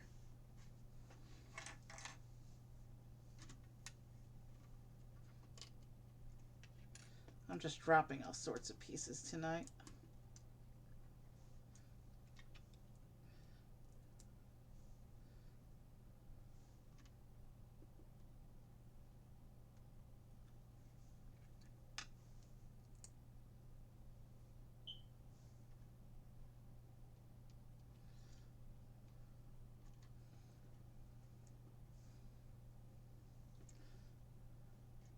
I need to dive on the floor real quick and see if I can find this pin piece that the instructions are calling for.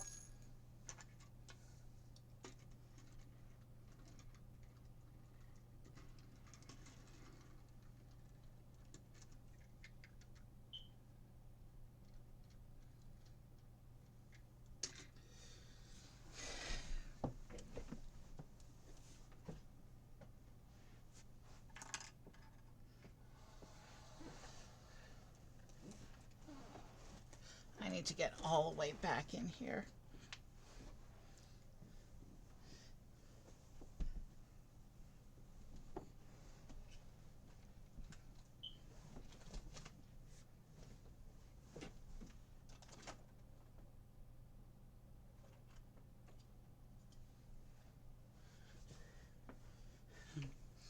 On the upside, we found the Forestman's cap.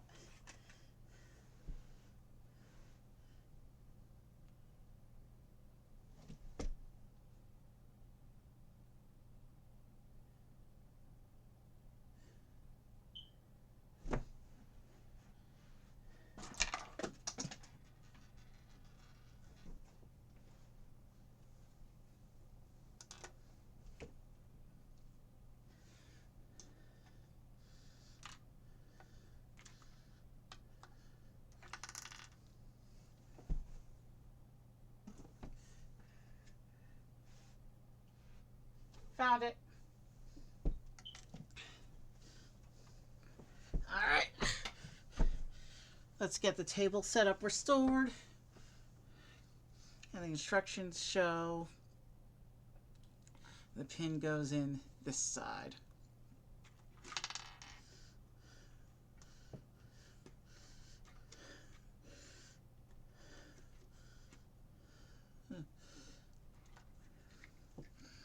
Let me get the pin into the hole and then I'll readjust the table.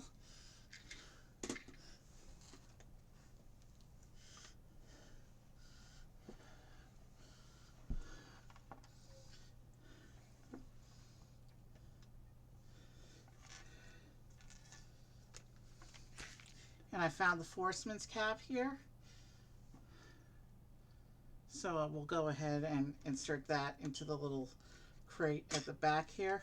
And then I'll fix the figures and get out bag 10.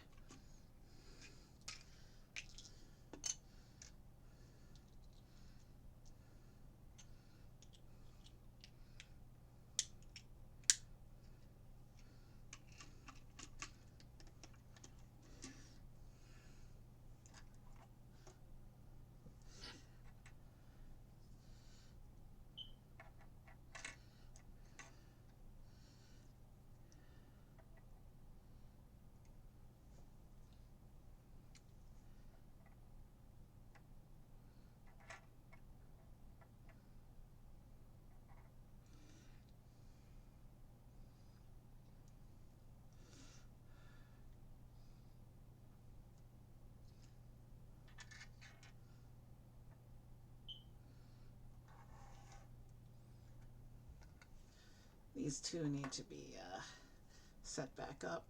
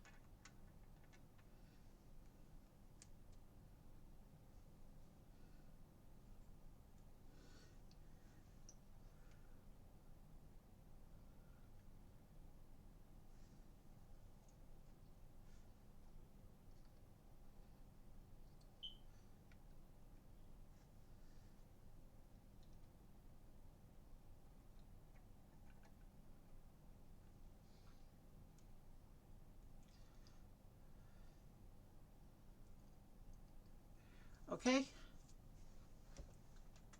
Bag 10. Let's get this last parade float completed so we can all get some sleep. We are just about at the 6-hour mark now, and we still have one whole bag to build, which represents about 30 pages of instructions here. So let's get right into this.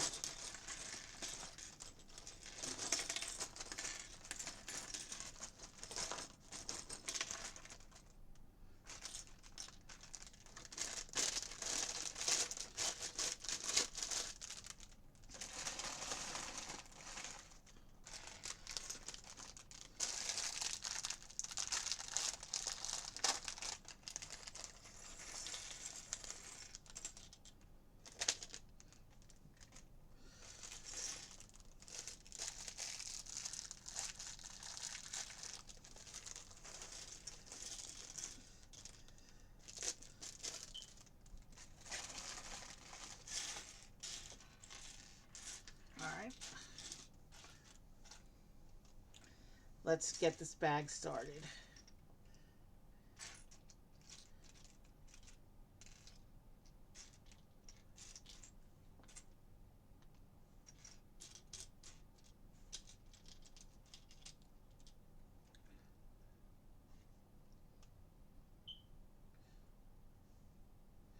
Okay, so it looks like these are going to go in the back behind the crate. This, I think, is a representation of a firework rocket. And the instructions say to do 2 of these.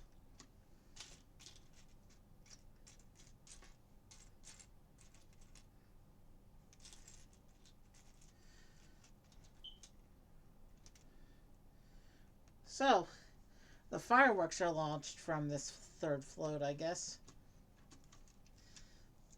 That's what those two firework rockets look like stashed in the back of the float. They're not removable.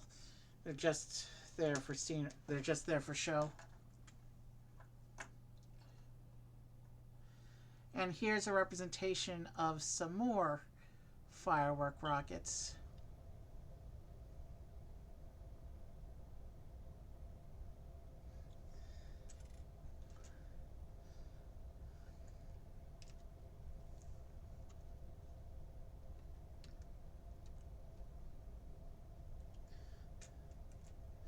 These are a little bit more built up than those first two. One of these is going to go in the brown crate, and the other one is going to go on this clip.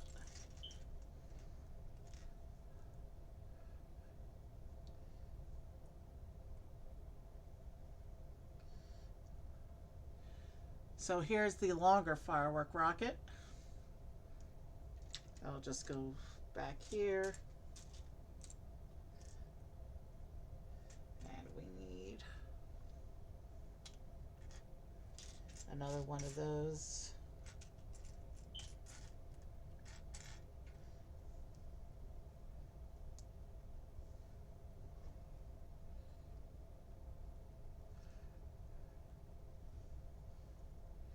And this one looks like it's pointing towards the back of the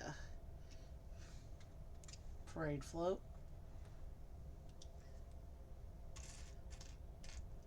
And now we have these big flame pieces in gold that are going to be part of the back detail for this float, like that. And there should be one more of those in this parts. There it is.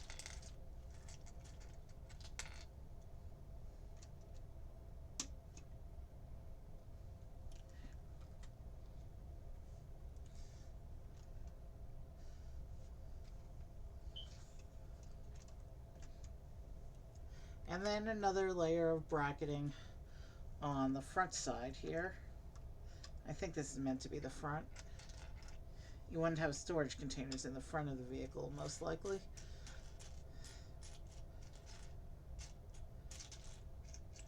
So yeah, this is an insane amount of bracketing for the front of the vehicle.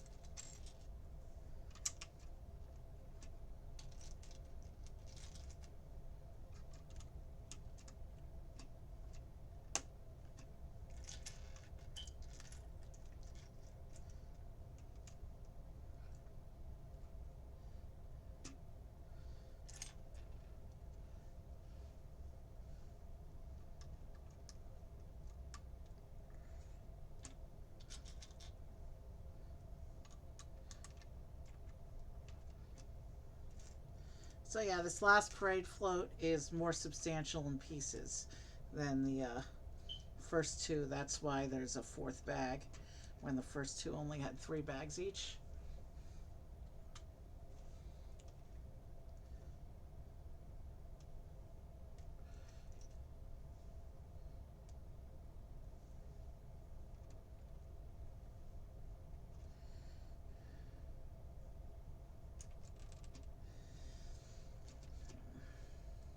I'm going to partially lift this up so that for easier access to the side I'm working on.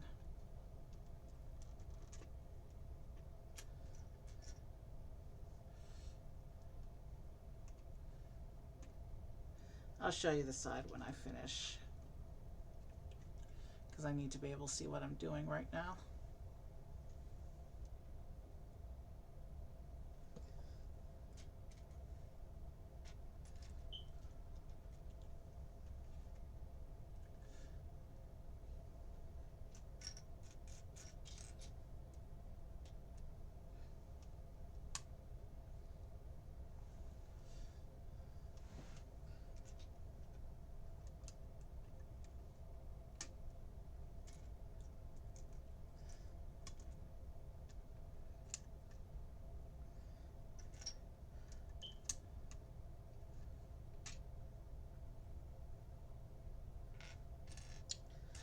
We are going to get a sticker on this decoration pretty soon. So, yeah, red tile. Red tile's getting the number 3 sticker. And this is the White Rabbit logo again. And this tile is actually going to be placed sideways.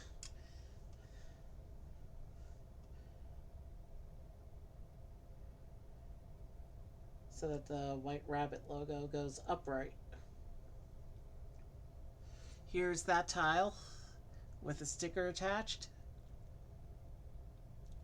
The White Rabbit logo, or in this case a gold rabbit.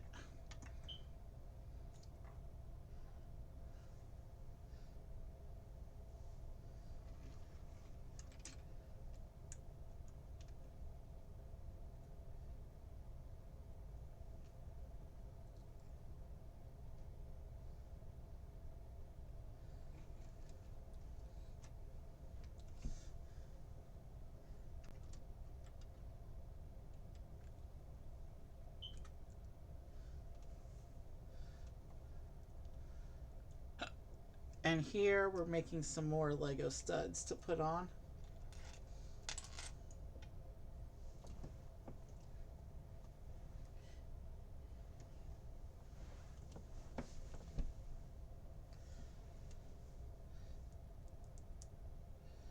Let me make the studs first and then I'll stick them on.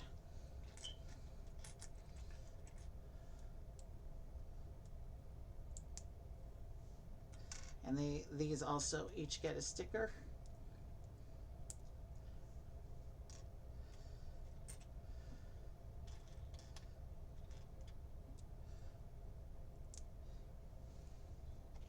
Here's the kicker. After I put these Lego stud stickers on, I'm still going to have 3 of the Lego stud stickers left on the sheet.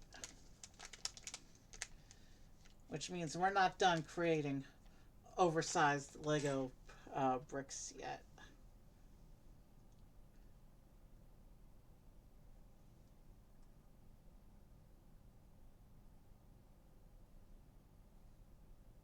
I like to center that a little bit better if I can.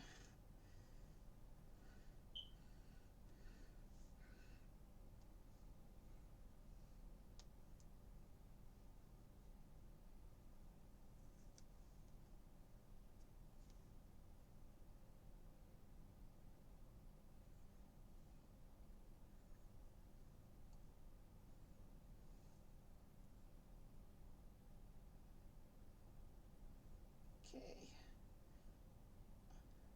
It's a good thing we're in the final bag because we're way over my estimate and it's really late now and I'm actually starting to get tired.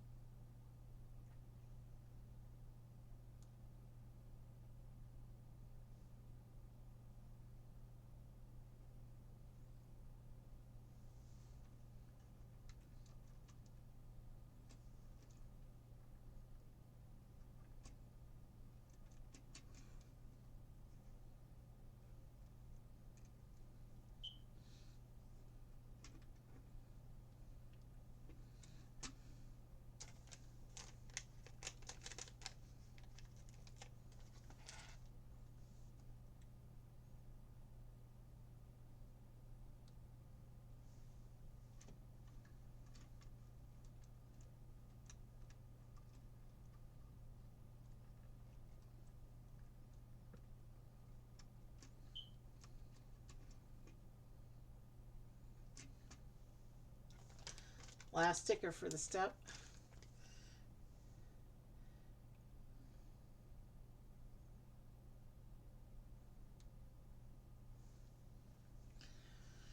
So this front, the decorations across this front section are the white, are the are the rabbit logo in gold, surrounded by four of these oversized Lego studs.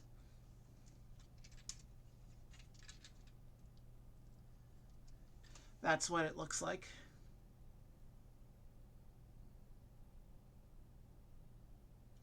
That's the front end of this Lego tribute float.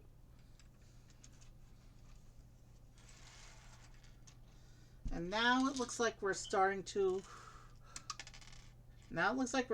put together the section that's actually going to go on the turntable in the middle of the parade float. It looks like this is the beginning of where the dragon is going to go. The classic Legoland Dragon.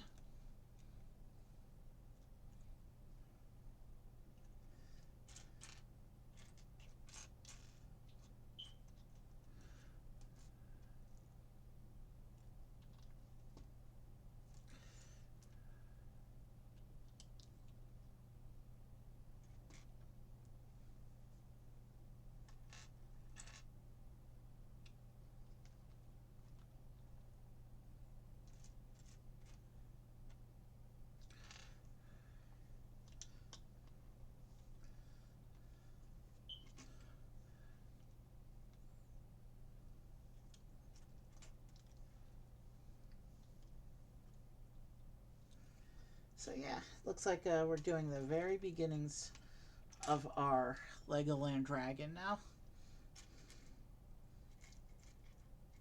The final feature of the final parade float. Ah, some more Technic assembly.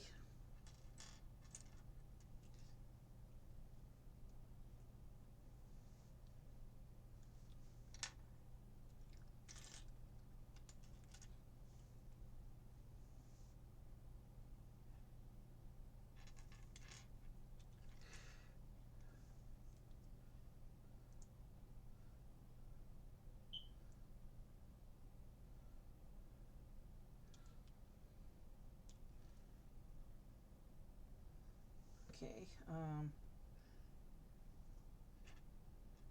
yeah, I'm definitely losing steam, but we don't have too much longer to go.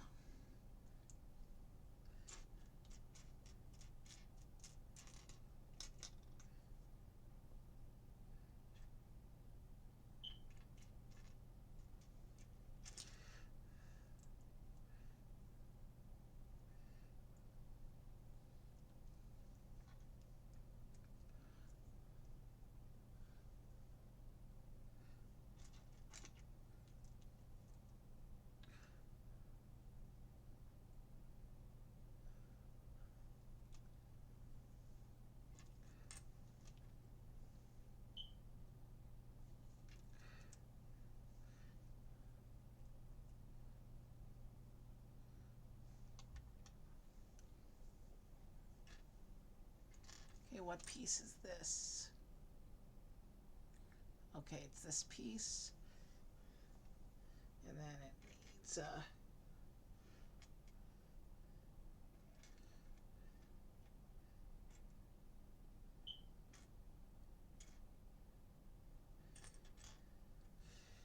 two of these with the bar attachment.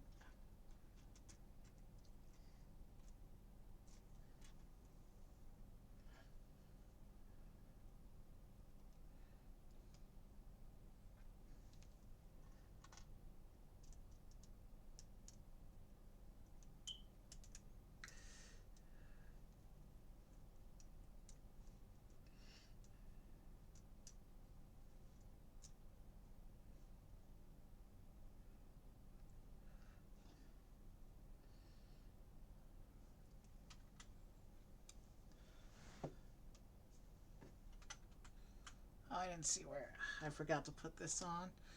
So this part attaches into the turntable.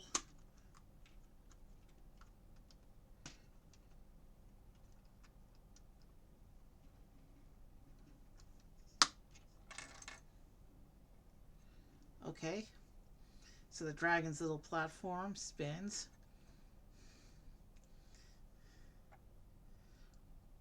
it's attached to the turntable with the axle poking through the middle of it now. And then this little assembly. Is this supposed to be like a little skeleton for the dragon assembly, maybe? At any rate, it goes onto the axle. Like, let me turn this a bit so the axle is lined up. And then this all goes on the axle like this.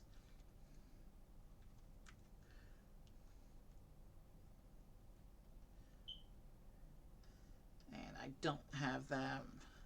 This is an axle connection, so this needs to be lined up this way.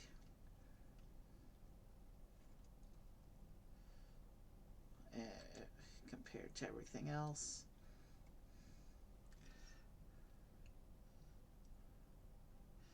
And we'll line things up. These are just pin connections, which means they can spin freely, and we can adjust them as needed. We're going to use one of our 3 Lego stickers on this page right here.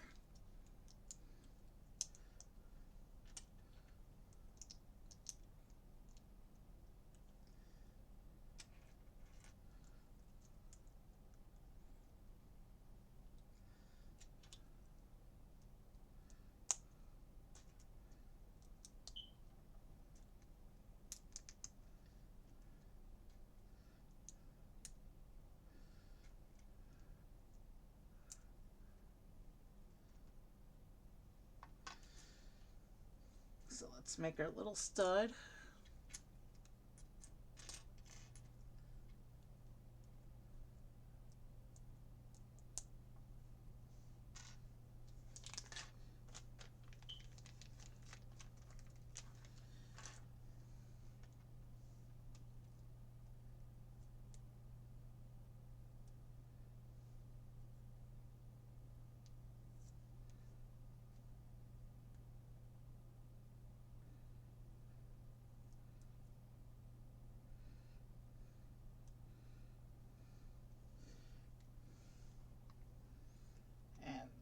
Okay.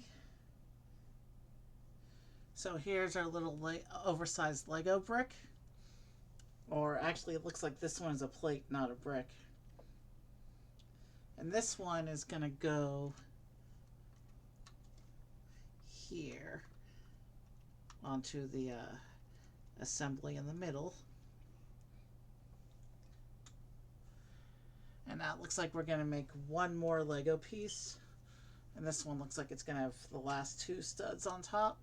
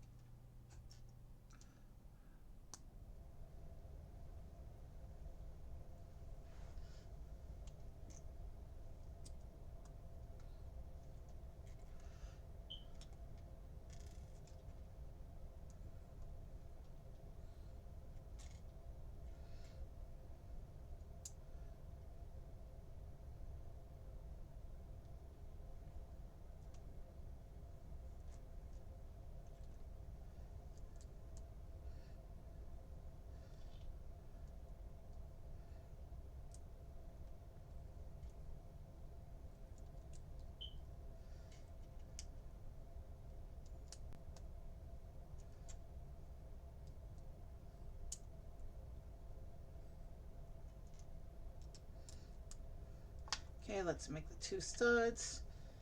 Put the last 2 stud stickers on, and then I will attach them. Okay, where's the blue tile? There it is.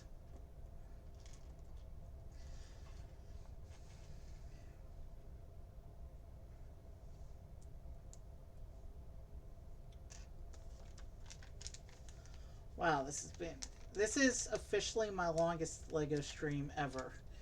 It's even longer than that one collab stream we did where Brett built the Razor Crest. I think that was a 5.5 hour. That was back at the old house before I started being able to do my own Lego collection.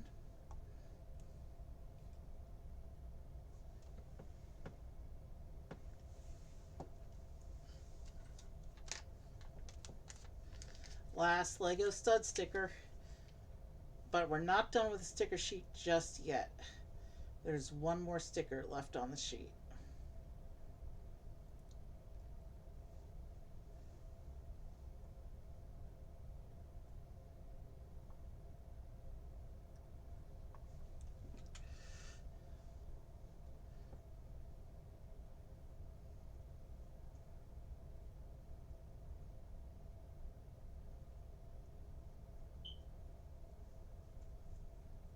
Here's our last little piece of oversized Lego.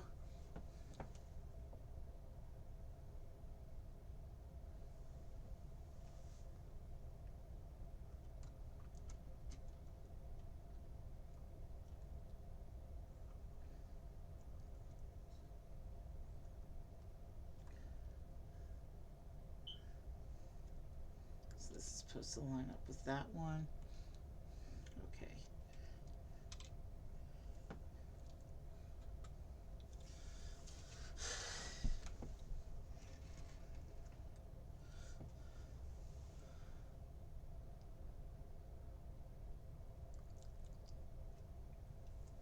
Okay, let's keep going.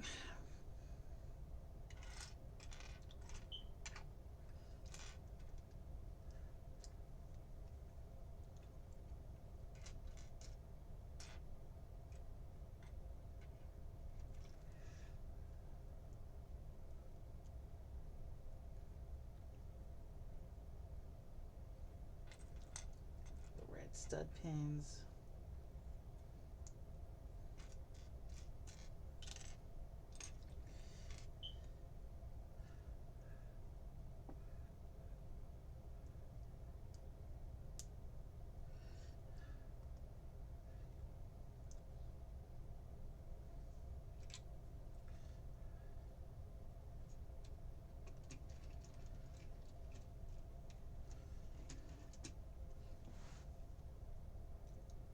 So this one goes here onto this bit like this.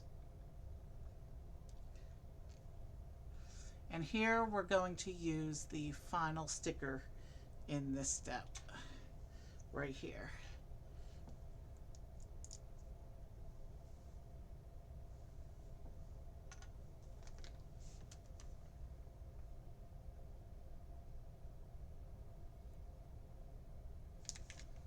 I'm trying to see which way it shows to go, but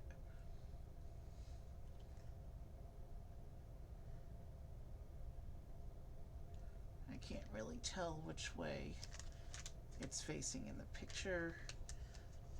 But it's one of those faint gold printed ones that isn't going to be, that's going to be very difficult to see anyway. So I guess which way I face it really doesn't matter because you won't be able to see it. But there's the last sticker. And that's going to go onto here like this. There's the empty sticker sheet.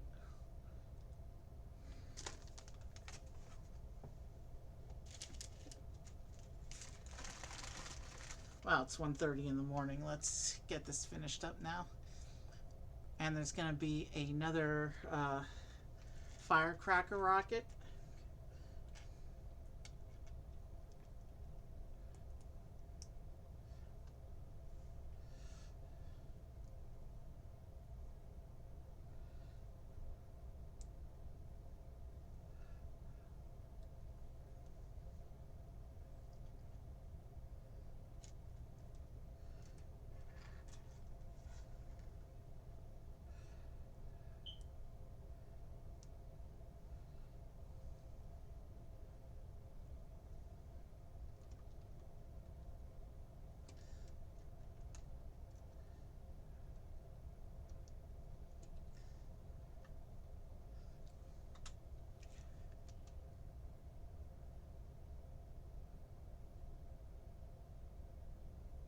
Interesting.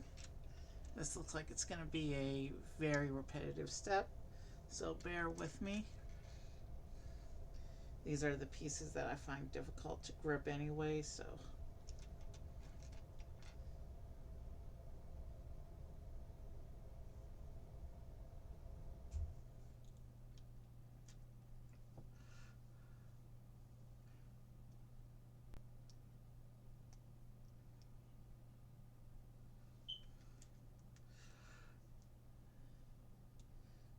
so it looks like the next layer is in opposition. But you know what I'm going to do? I'm going to build the next layer and then attach it on top of this one. I think it'll be easier, given how hard I find it to grip this particular kind of piece. And these are all gold.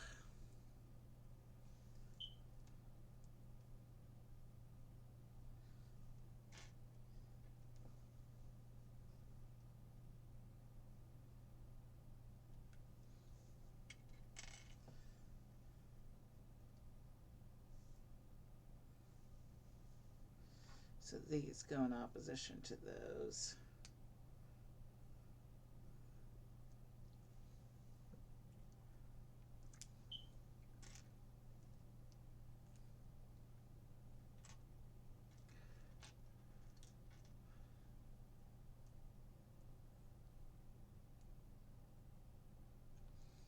So this may be another kind of lantern, because this is another piece that finishes with this gold tassel piece on the bottom. So this will go here and hang from there like that. I didn't show you that section. So this is how the middle section is coming together so far. You can see we're hanging all sorts of decorations and details onto here. Now here's for the dragon head.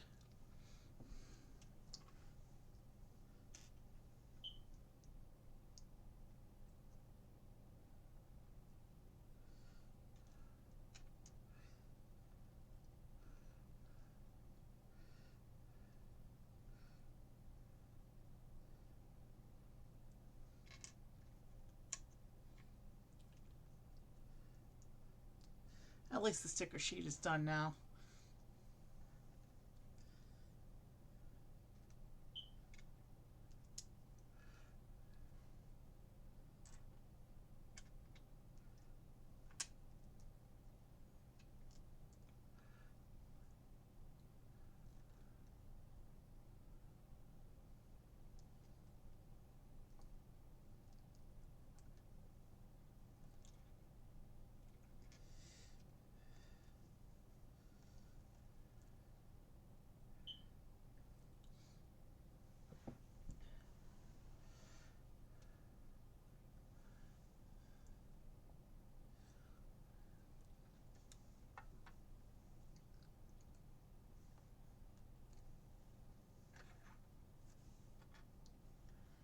Where's the piece?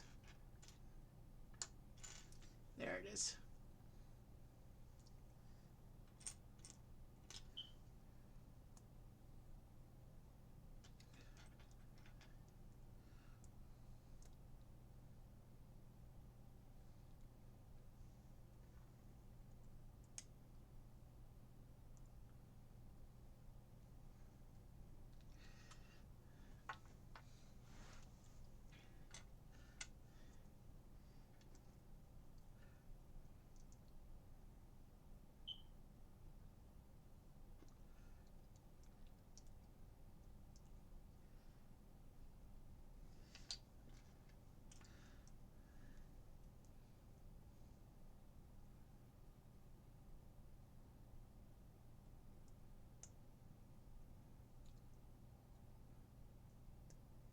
And he's got printed eyes.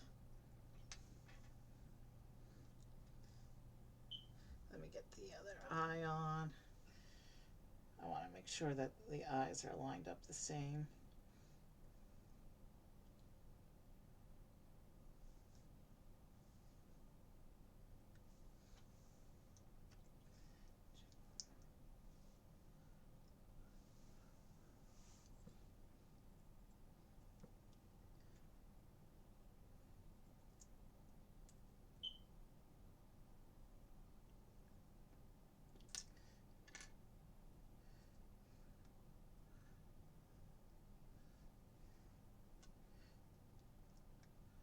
Oh, that's cool. Using stud pieces as a little indication of dragon teeth.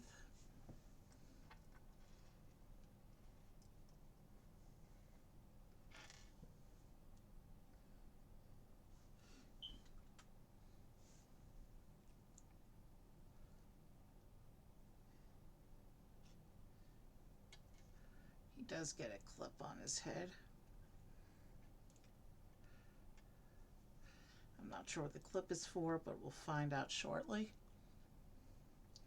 And he uses the leaf pieces for a little bit of extra crest detail going on the back of his head.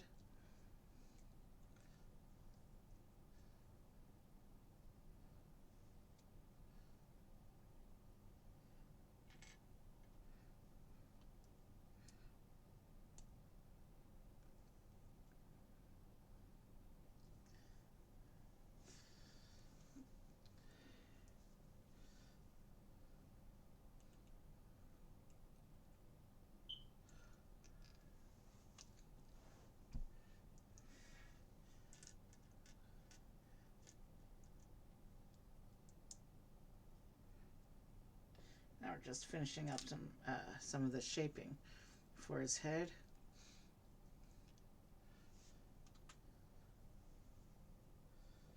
So the dragon head is going to go on top of the parade float. This is what the dragon head looks like. And that's going to sit on top of the parade float on the axle.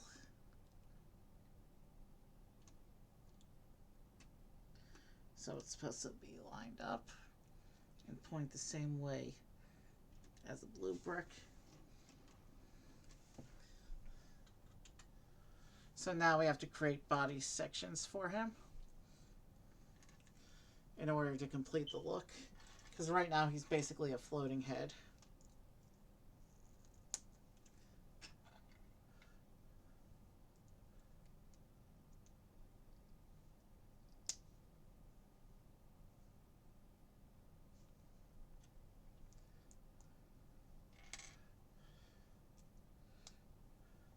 Not a lot of pieces left here.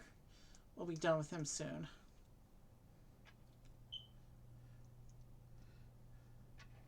And when we finish the dragon, we can set up our exit scene finally. And then we can all get some sleep.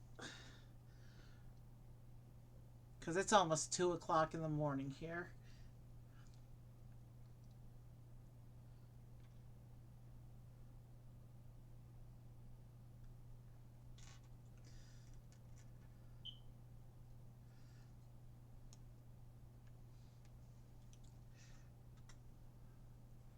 Oh, that's cool. Okay.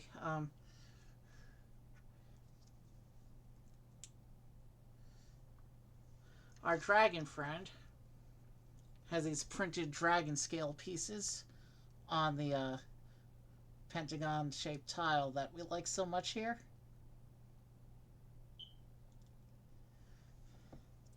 Yeah, we're almost done. You can see there's not much left in my parts pile here. And this is the final bag. Once we finish the dragon, we can figure out if there's anyone to raid.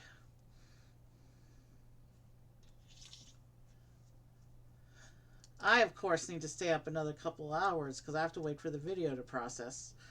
Although, honestly, I may just download it and then do the rest of it after sleep.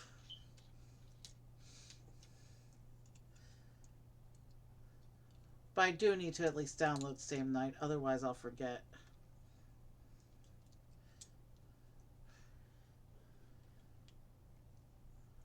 So it shows to attach this to the ball joint on the yellow brick, like that. And then rotate it up like this.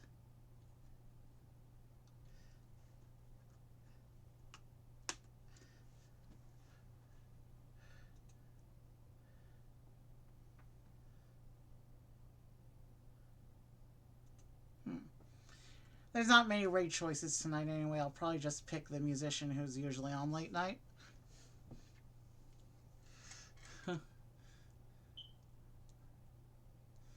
Let's get this last bit of the dragon together.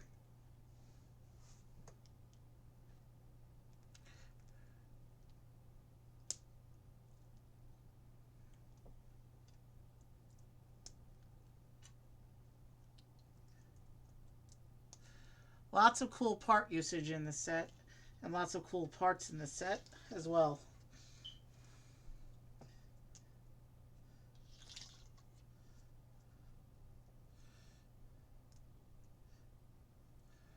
Okay, so this section,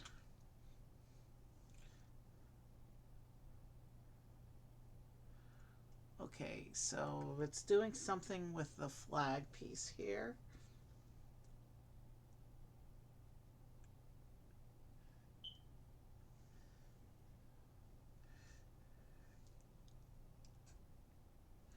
Just put the ball joint pin in the bottom of the flag stud like that, and then connect this here.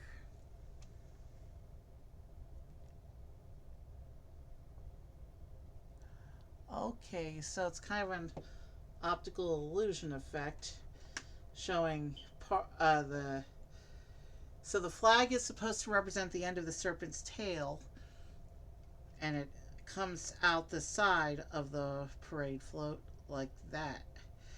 So the illusion is that the dragon's body goes into the parade float and wraps around the side and out the side like that.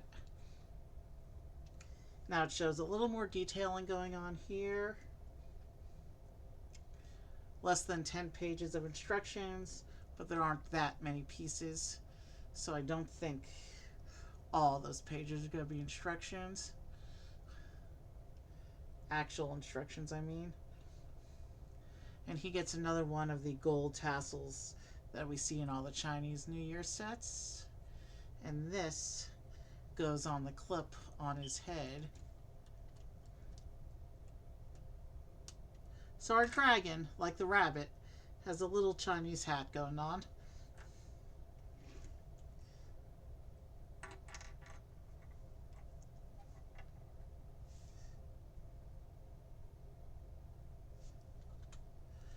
And here it shows the spectators, the guy walking ahead of the parade float. It shows how you can connect the floats, and yeah, that's the instructions. So let me set up an exit scene real quick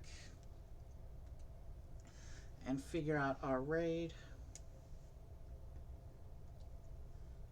Let me get the spare bits off.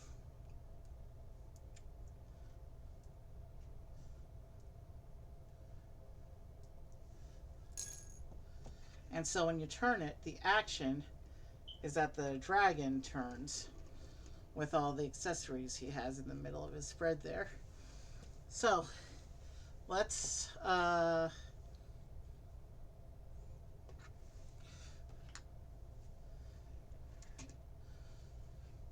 line up the parade. Let me type the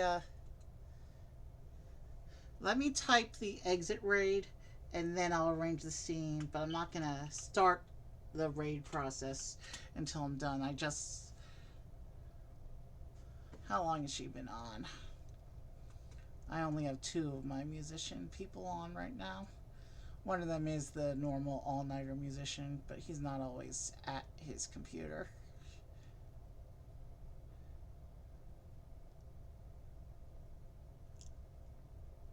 I'm trying to see how long this one streamer's been on, because they usually cut show after 3 hours. Oh.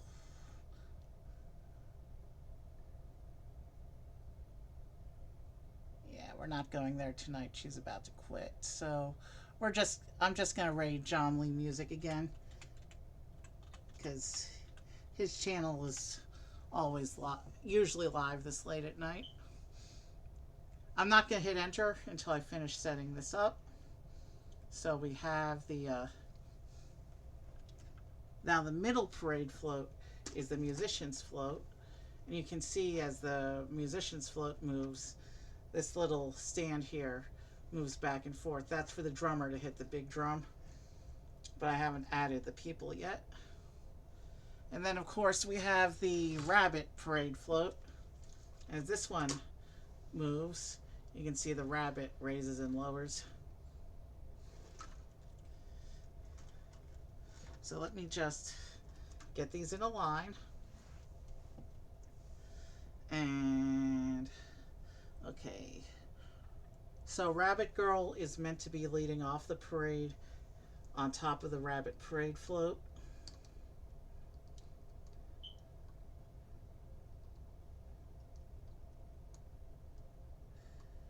I'm not the best at lining up with these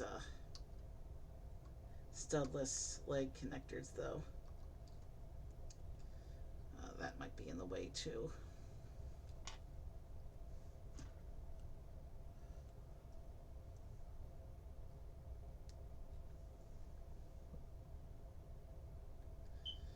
So let's get her lantern into place.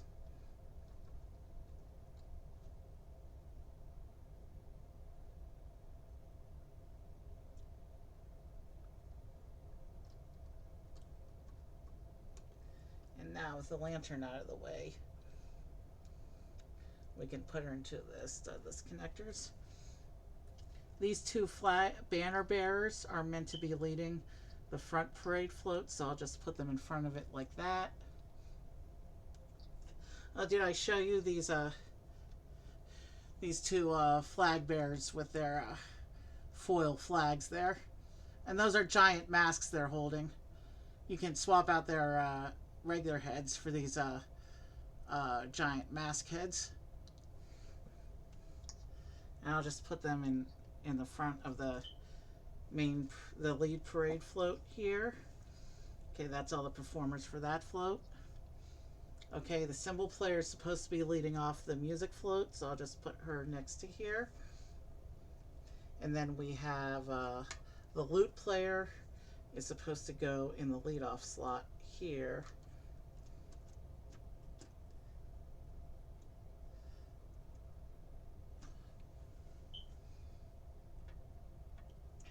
And then this drummer goes with this little drum in the back here.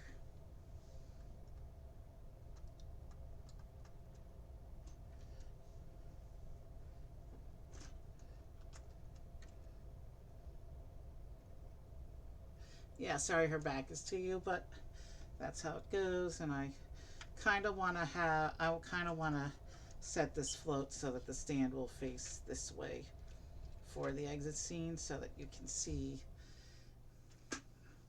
This is the performer with the fancy drumsticks, so she gets to go on the moving stand, but we're just creating a static scene, so she's just going to stand here. And when it does move, it goes back and forth, and it looks like she's hitting the drum and dancing with the drumsticks like that. So she dances around the drum when this bit moves here.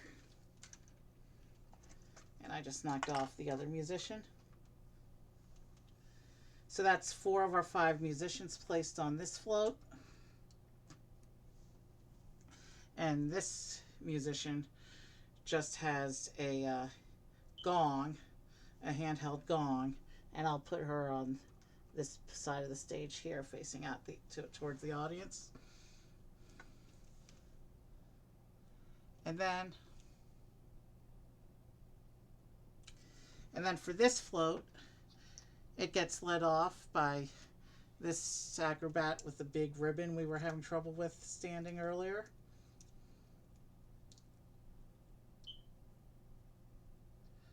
I'm still going to try and do a third leg approach for the exit scene because I need her to be on the ground in front of the float.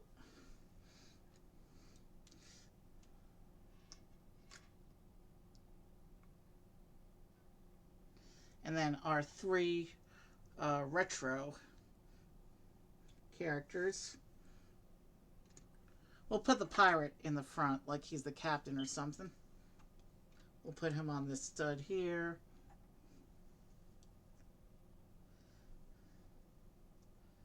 We'll put the astronaut standing along the back with the rockets.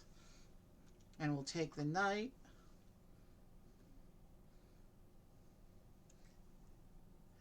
And I'll put the knight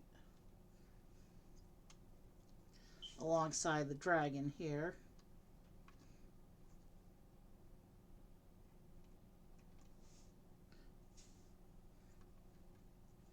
On that one exposed stud there. And that just leaves the spectators. So,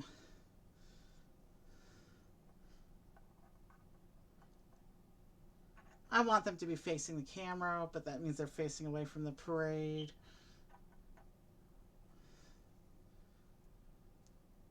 We'll put mother and daughter together, the two civilians together, and then these two other kids together, I guess, is how we'll do the spectators.